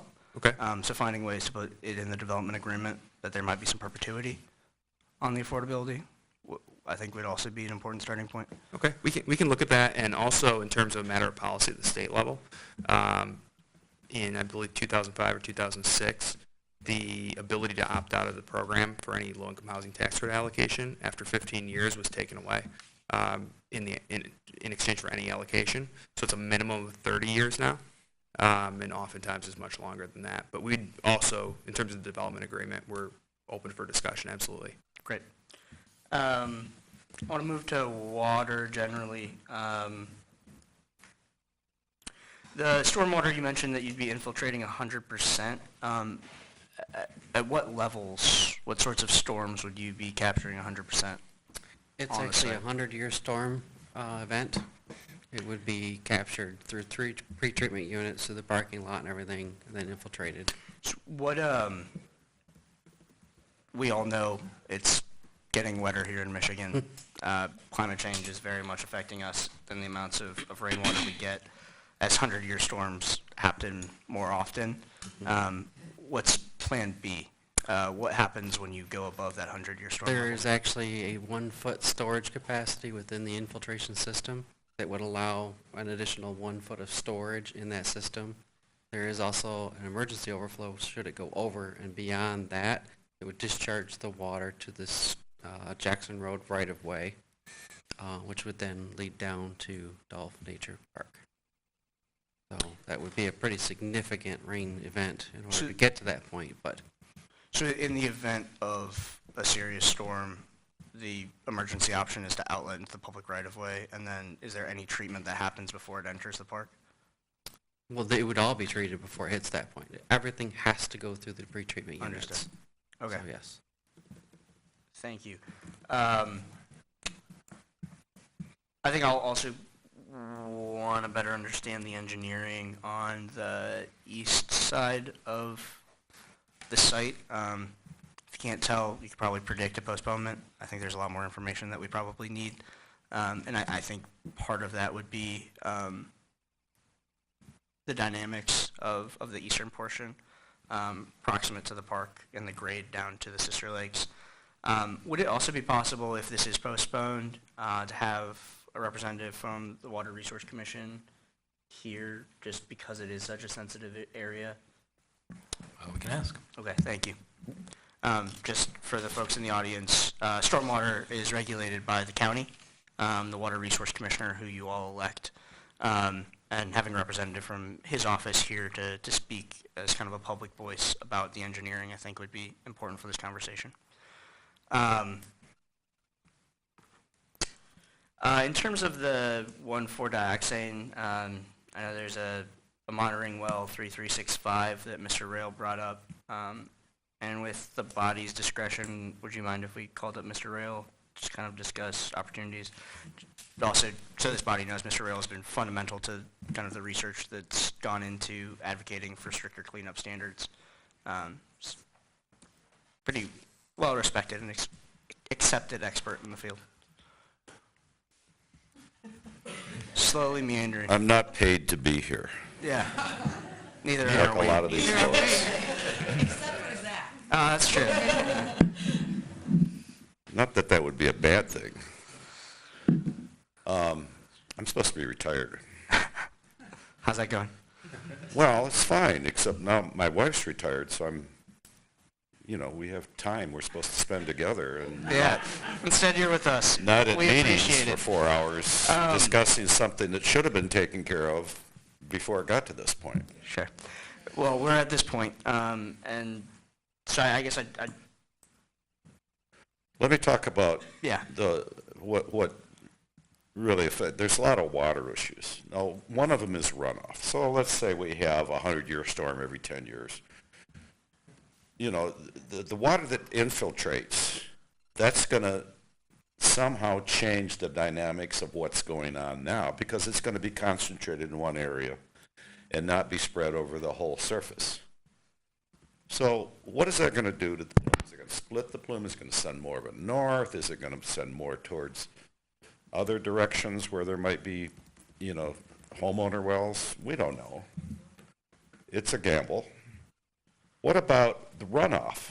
Now, if it runs off and gets in the first sister lake, that's connected to the tributary, which is connected to the discharge area that the company partially treats their dioxane water and dumps into tributary of Honey Creek. And downstream from that, there's Little Lake and there's 2 in-stream retention ponds, which, when they're pumping at more than 500 gallons a minute, are at capacity all the time. These are retention ponds that were built to handle 100-year storms. And they're at capacity all the time. So guess what happens when it rains? There's no more capacity. So that water rushes downstream, and I've lost probably 15 or 20 feet of bank because my backyard is Honey Creek. We used to be able to step out to 2 big boulders in the creek when the kids were young. Now they're 15, 20 feet out in the creek. And it's getting closer to the house. When there's a rain, because of all the impervious surface upstream, not just, in areas around sister lakes, the water will go from a foot deep up to 4 feet deep in a matter of hours. So, Mr. Rail, if you could help us focus our questions, what practically would you need to know? What effect is this going to have on the plumes? Okay. And you can't answer that in a couple hours. They haven't looked at it.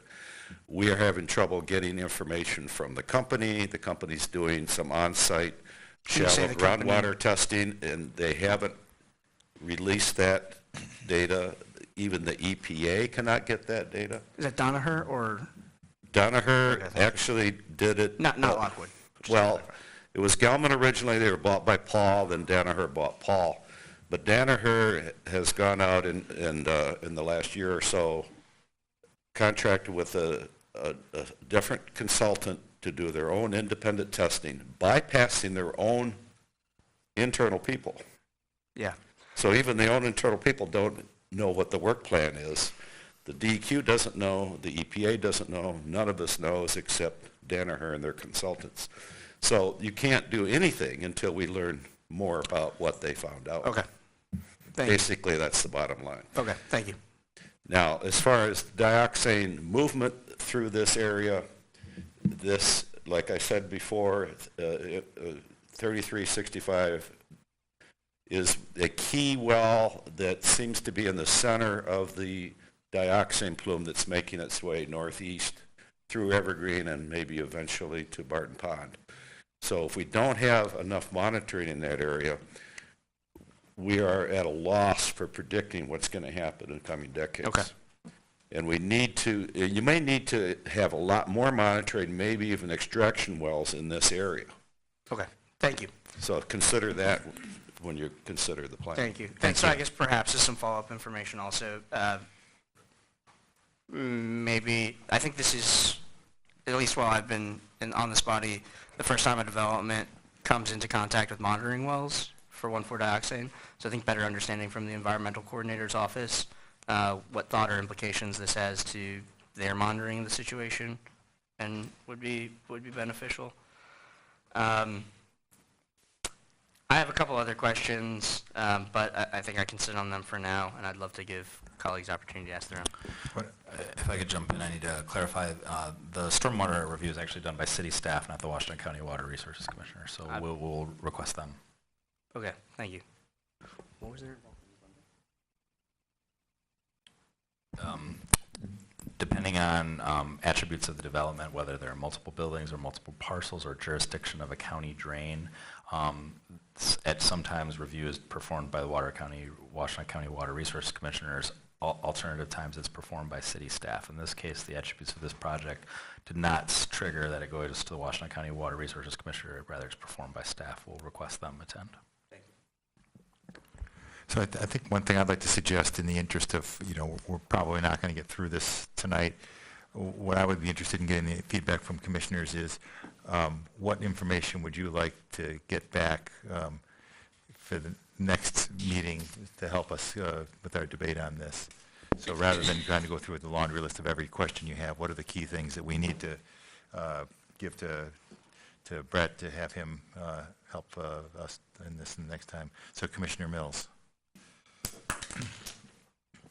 the key one that I wanted to make sure that would be for staff is I think if we can have a representative from either NAP or whomever is the person on staff who oversees the park, because there were a lot of questions about lights out during bird migration, visual impacts on the preserve, city acquisition, that kind of stuff. I'd like to ask them. I have a number of questions also about the plume, like what is the relationship between the landowner agreeing to have monitoring wells? So there's more questions that I don't think that we're not going to get to tonight that I'd like information on.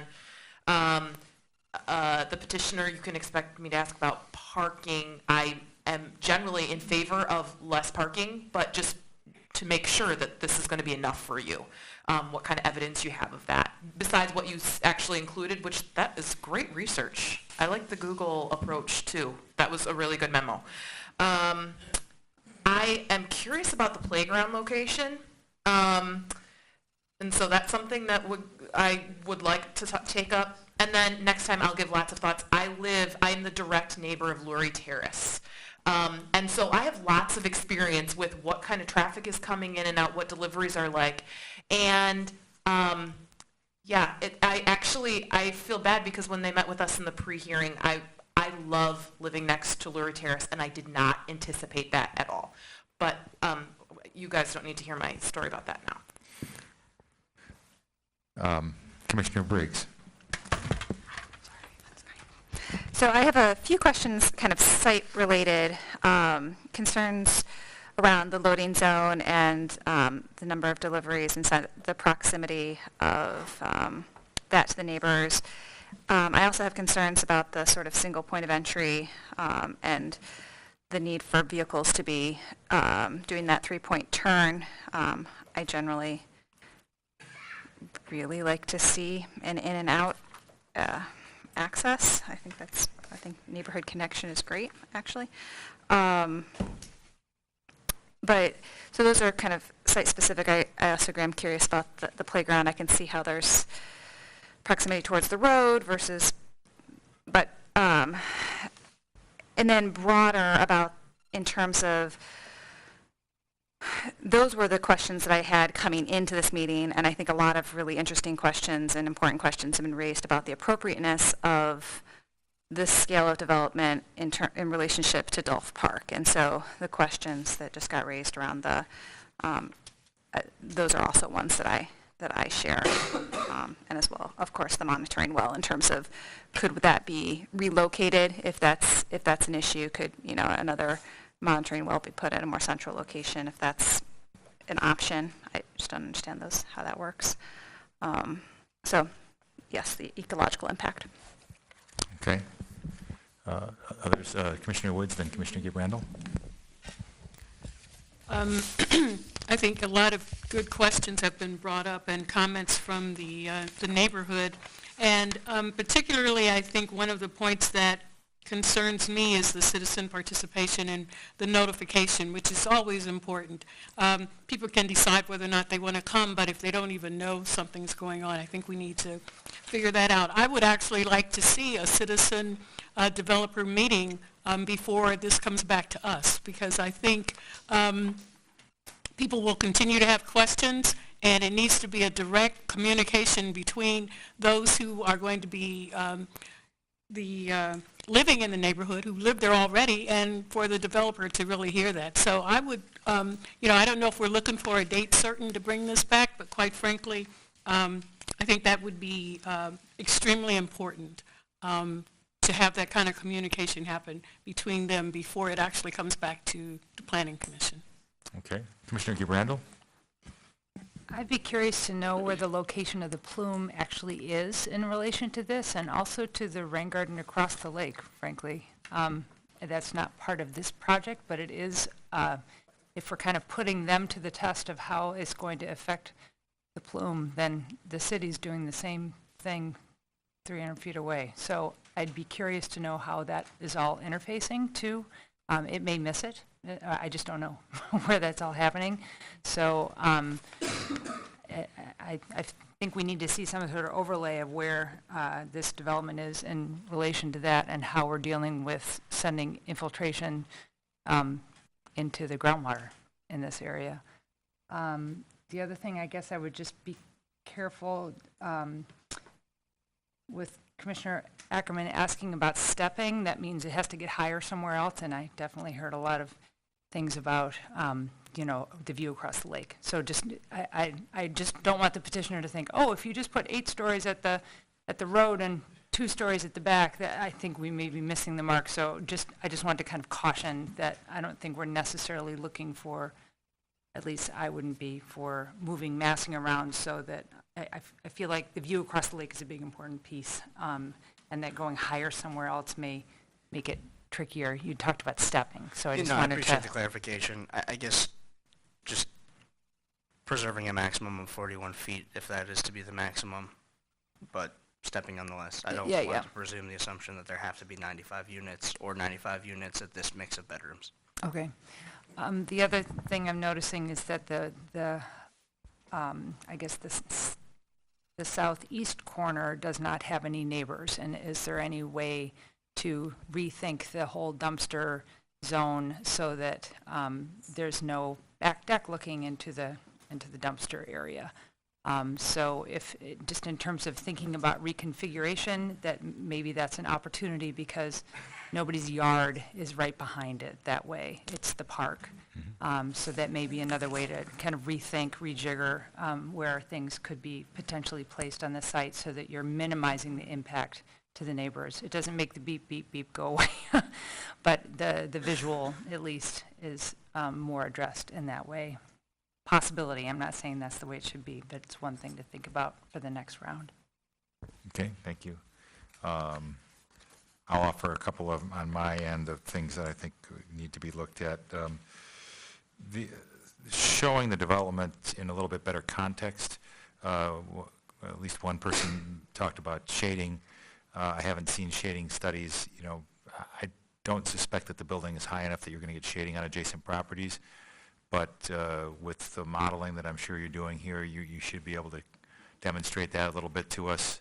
I think seeing the building, besides the beautiful pictures you've shown us, with a little more context that shows it in relation to the adjacent houses, is either going to help to show us that it's not as scary as we think it is, or it's going to help to show us that it really is that scary. I'd like to, and maybe it's in the package somewhere, drawing for limits of disturbance. Does anything extend beyond the property line, in particular to golf, Dolph Park area? Limits of disturbance? Yeah, for construction. I mean, other than the wood chip path, but no, I didn't include it in here, but the sort of ocean plan now, it's a lot of the western boundaries and district. Okay. There's no off-site, other than within the right-of-way of Jackson. Okay. So a couple things from the petitioner I would be interested in seeing. One is in regarding to stormwater. What's the plan for snow melting on the paved areas and for fertilization in the planted areas? Because those things will contribute even with treatment into runoff, and at some point they're going to escape. We should understand what that potential impact might be. And in terms of solid waste, food waste, and deliveries, I'd frankly like to see a schedule that's more detailed than someone just saying that's going to be a couple times a week. So something more in writing that describes who's coming when, and the anticipated hours for that, which shouldn't be before our normal business hours nor after them. I'm curious about a question, not to answer now, but you've gone to the X. You used to have a backwards E. What drove that? I think some of the questions that Commissioner Ackerman were asking were along the same lines in terms of that seemed to bias development away from the neighborhood more and more towards the street, as opposed to this current plan. And maybe by answering those questions, you can help us understand why you ended up where you did. I think between what my colleagues said here and that covers the things on my list. Commissioner Milstein. 3 things on my list. I'd like to understand the 19 affordable units, exactly how that's affordable, and how that's going to work. The other thing that I'd like to understand, I know it's already been mentioned, parking. I'm seeing a lot of my clients who are moving into these sorts of properties. They're 70s, 80s, and they still have cars. I get it as people are, our population's getting, their age is getting older and older. Many of them are continuing to drive way beyond, well, they're continuing to drive. So I'd like to get, I'd like to get a better understanding on how that's changing with the change in people's age these days. And then the third thing is, and this is just a concern, and I don't know if there's anything that could be changed about this, emergency vehicle noise, so sirens from fire trucks and ambulances. I know these sorts of vehicles visit these sorts of properties on a regular basis. I'm very interested to see what Commissioner Mills' experience has been with this, but I'd also like to get a better understanding of how that's going to affect neighbors, and if there's anything that could be done, if it is a huge concern of potentially moving the entrance towards Jackson Road, if that is an issue. So those are my things. Commissioner Milstein reminded me of my other point, which was, and there was a question brought up about emergency vehicle access, only one entrance onto the site. Have you confirmed that we don't need to have fire truck aerial access around the northeast side of the site? That seems a bit unusual for me, from my experience. That's what the fire marshal determined, yes. Is there a hydrant diagram that shows hose lay coverage? And Yes, yeah, we do have that. Yeah, I mean, that's required of any project. Obviously, it has to be completely covered by hose lay. We have that document as part of the required site plan, obviously not in your packet. But it does meet that Oh, yeah, requirement. she has reviewed the project to address her safety concerns. All right. Any other commissioner comments? Commissioner Weatherby, anything? Did we cover everything? Mr. Trudeau? Okay. Anyone care to make a motion? Commissioner Mills? I would like to make a motion to postpone this. I don't think it needs to be a date certain. I think there's a lot of things that we've asked of the petitioner, and so when it's ready to come back to us. Second for that, Commissioner Milstein? Second. Any discussion on that motion? All in favor of the motion to postpone, please say yes. Yes. Yes. Yes. Any opposed? Okay. So this one's postponed, and we will, if you've signed up here, if you're a citizen, I would really suggest to do that to get notifications. Thank you all. We have about 5 minutes. We have one item actively left on the agenda. You can't take up another item after 11. Oh, thank you. Thank your family for giving that to the... Hey, folks, the meeting's still going, and we only have about 5 minutes. I understand the emotion. I mean, but I'm trying to keep things on an even keel. We were at the meeting at Weber's for an hour, and every 100% chance to excuse. If folks could take their conversations outside of the chambers, it would help us get out of here. John? I think there Okay, well, thank you. might be your time to shine. So thank you all for coming out tonight.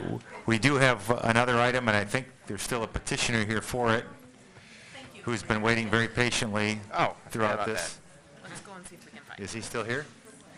Yeah, He is, okay.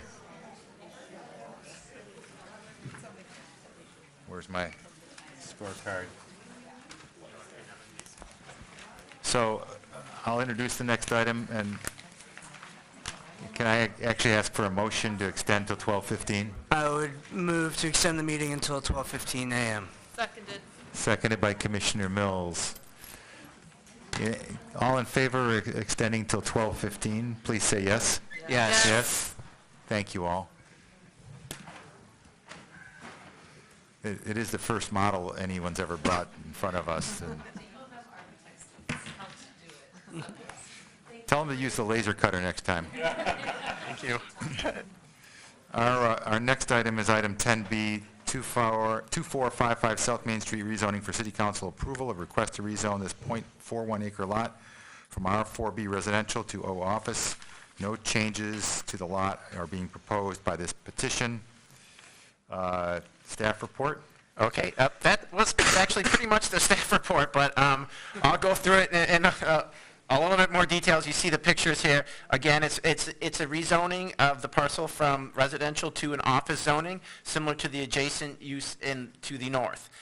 Subject parcel, obviously indicated by the blue outline on the the aerial to the left, closer in, and the aerial to the right, you see the proximity to the adjacent uses, multifamily, and adjacent office uses, as well as commercial a little ways to the north. Again, subject site, you see it zoned right here. It's zoned R4B, I believe. Yes, R4B, which again is a multifamily zoning designation. So the petitioner is proposing to rezone it from R4B to office zone. There'd be 4 parking spaces required. There's currently 4 parking spaces on the site. The petitioner is requesting an area plan waiver because there's no new development proposed on the site. And let me see if there was anything else to cover.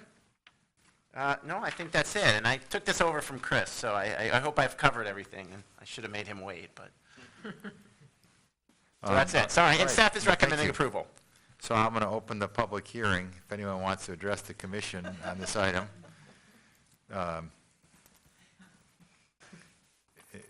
We'll ask you questions if we have any, if that's all right with you, sir. I'll close the public hearing and read the motion. Oops, I got to find this one. It's buried under Lakewood, and more Lakewood, and more Lakewood.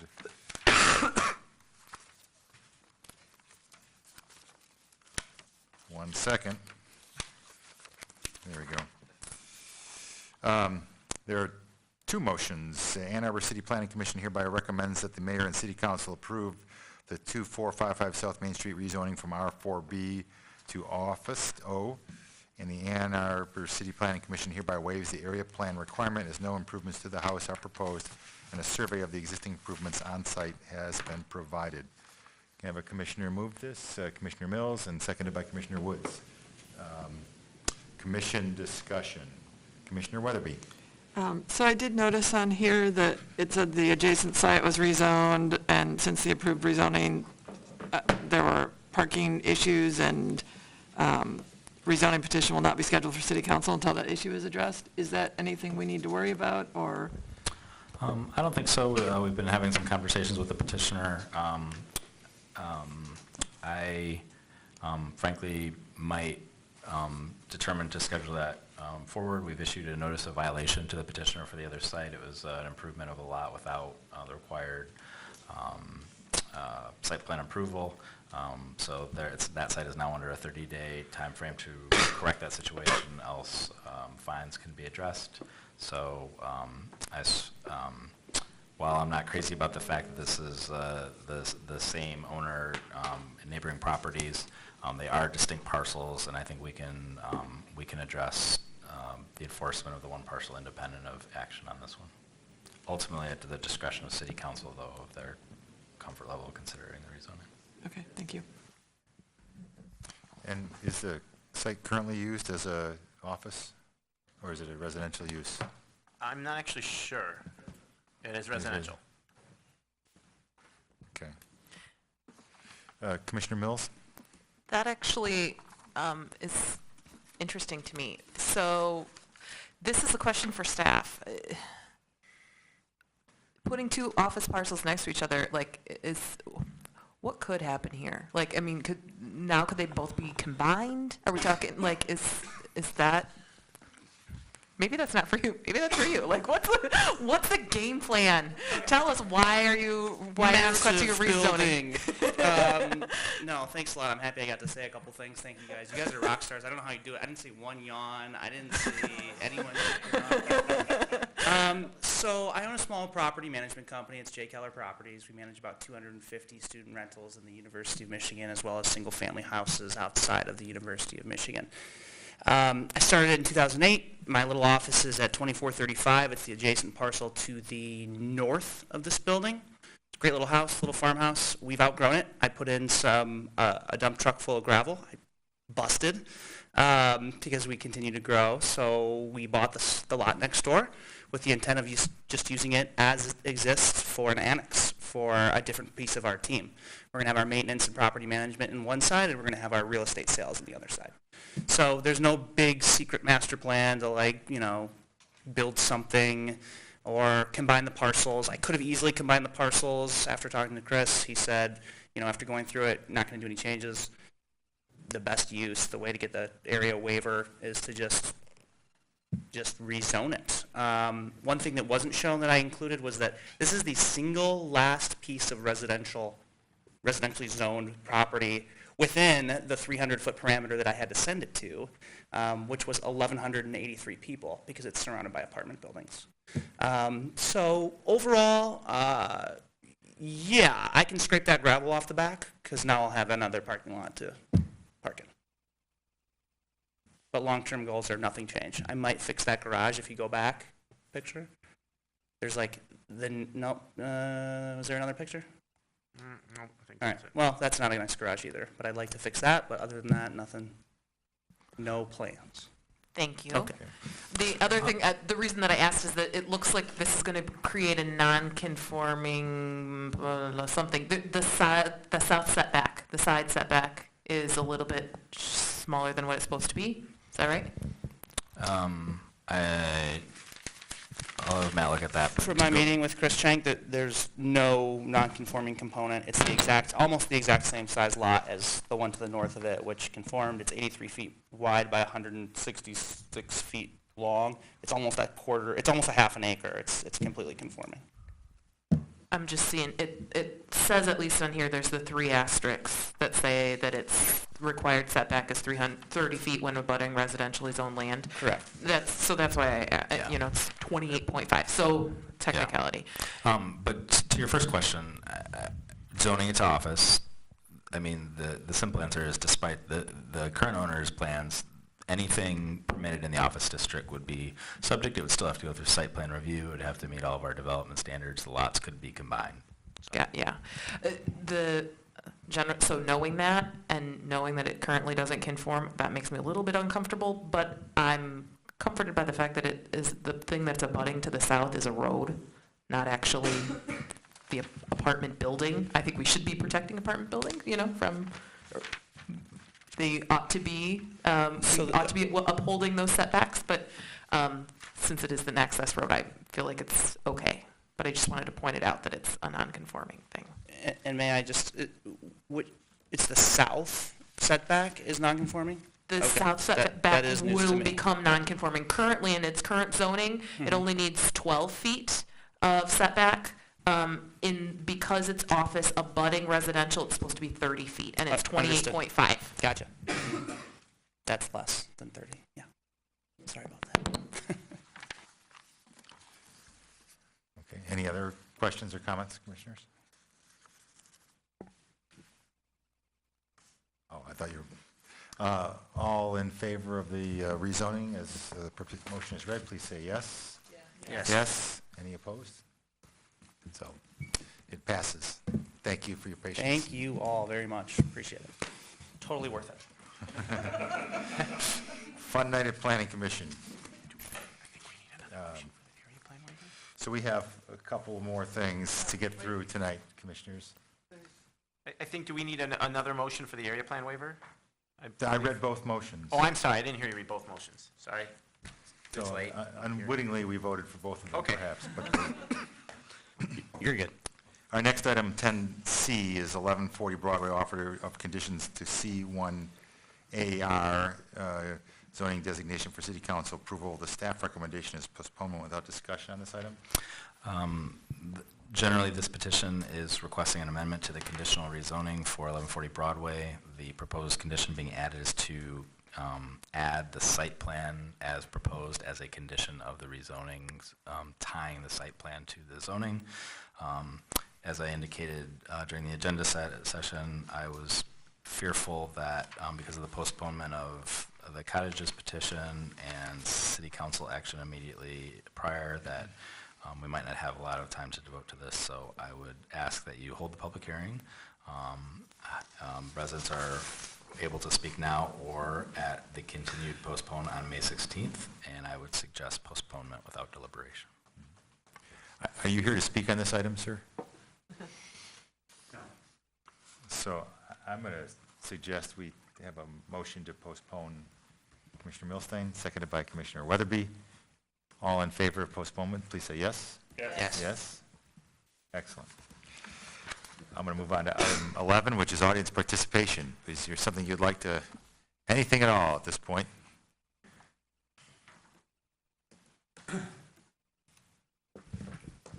Ken Garber, 2387 Hilldale. I just wanted to say that I know you have a thankless job, so I just wanted to thank you for doing it. I'm not here to thank you for your cottage's vote. I was determined to be here to say this regardless of how the vote went. But it's become obvious to me over the last several months in the many hearings that you really care as individuals, as people. And you wouldn't do this. You wouldn't punish yourselves this way week after week if you didn't care a lot. So that's all. I just wanted to say thanks because I know you get very little of that, and I really mean it. Thank you. Well, thank you, and it does make it more worthwhile hearing it once in a while. For you to stay here this late to say that is not a joke, actually. I mean that. Our next item is any commission proposed business. Good, none of that. Item 13, a motion for adjournment, anyone? Commissioner Woods and Commissioner Gabe Randall second. All in favor, please say yes. Yes. Yes, we are adjourned. Made it.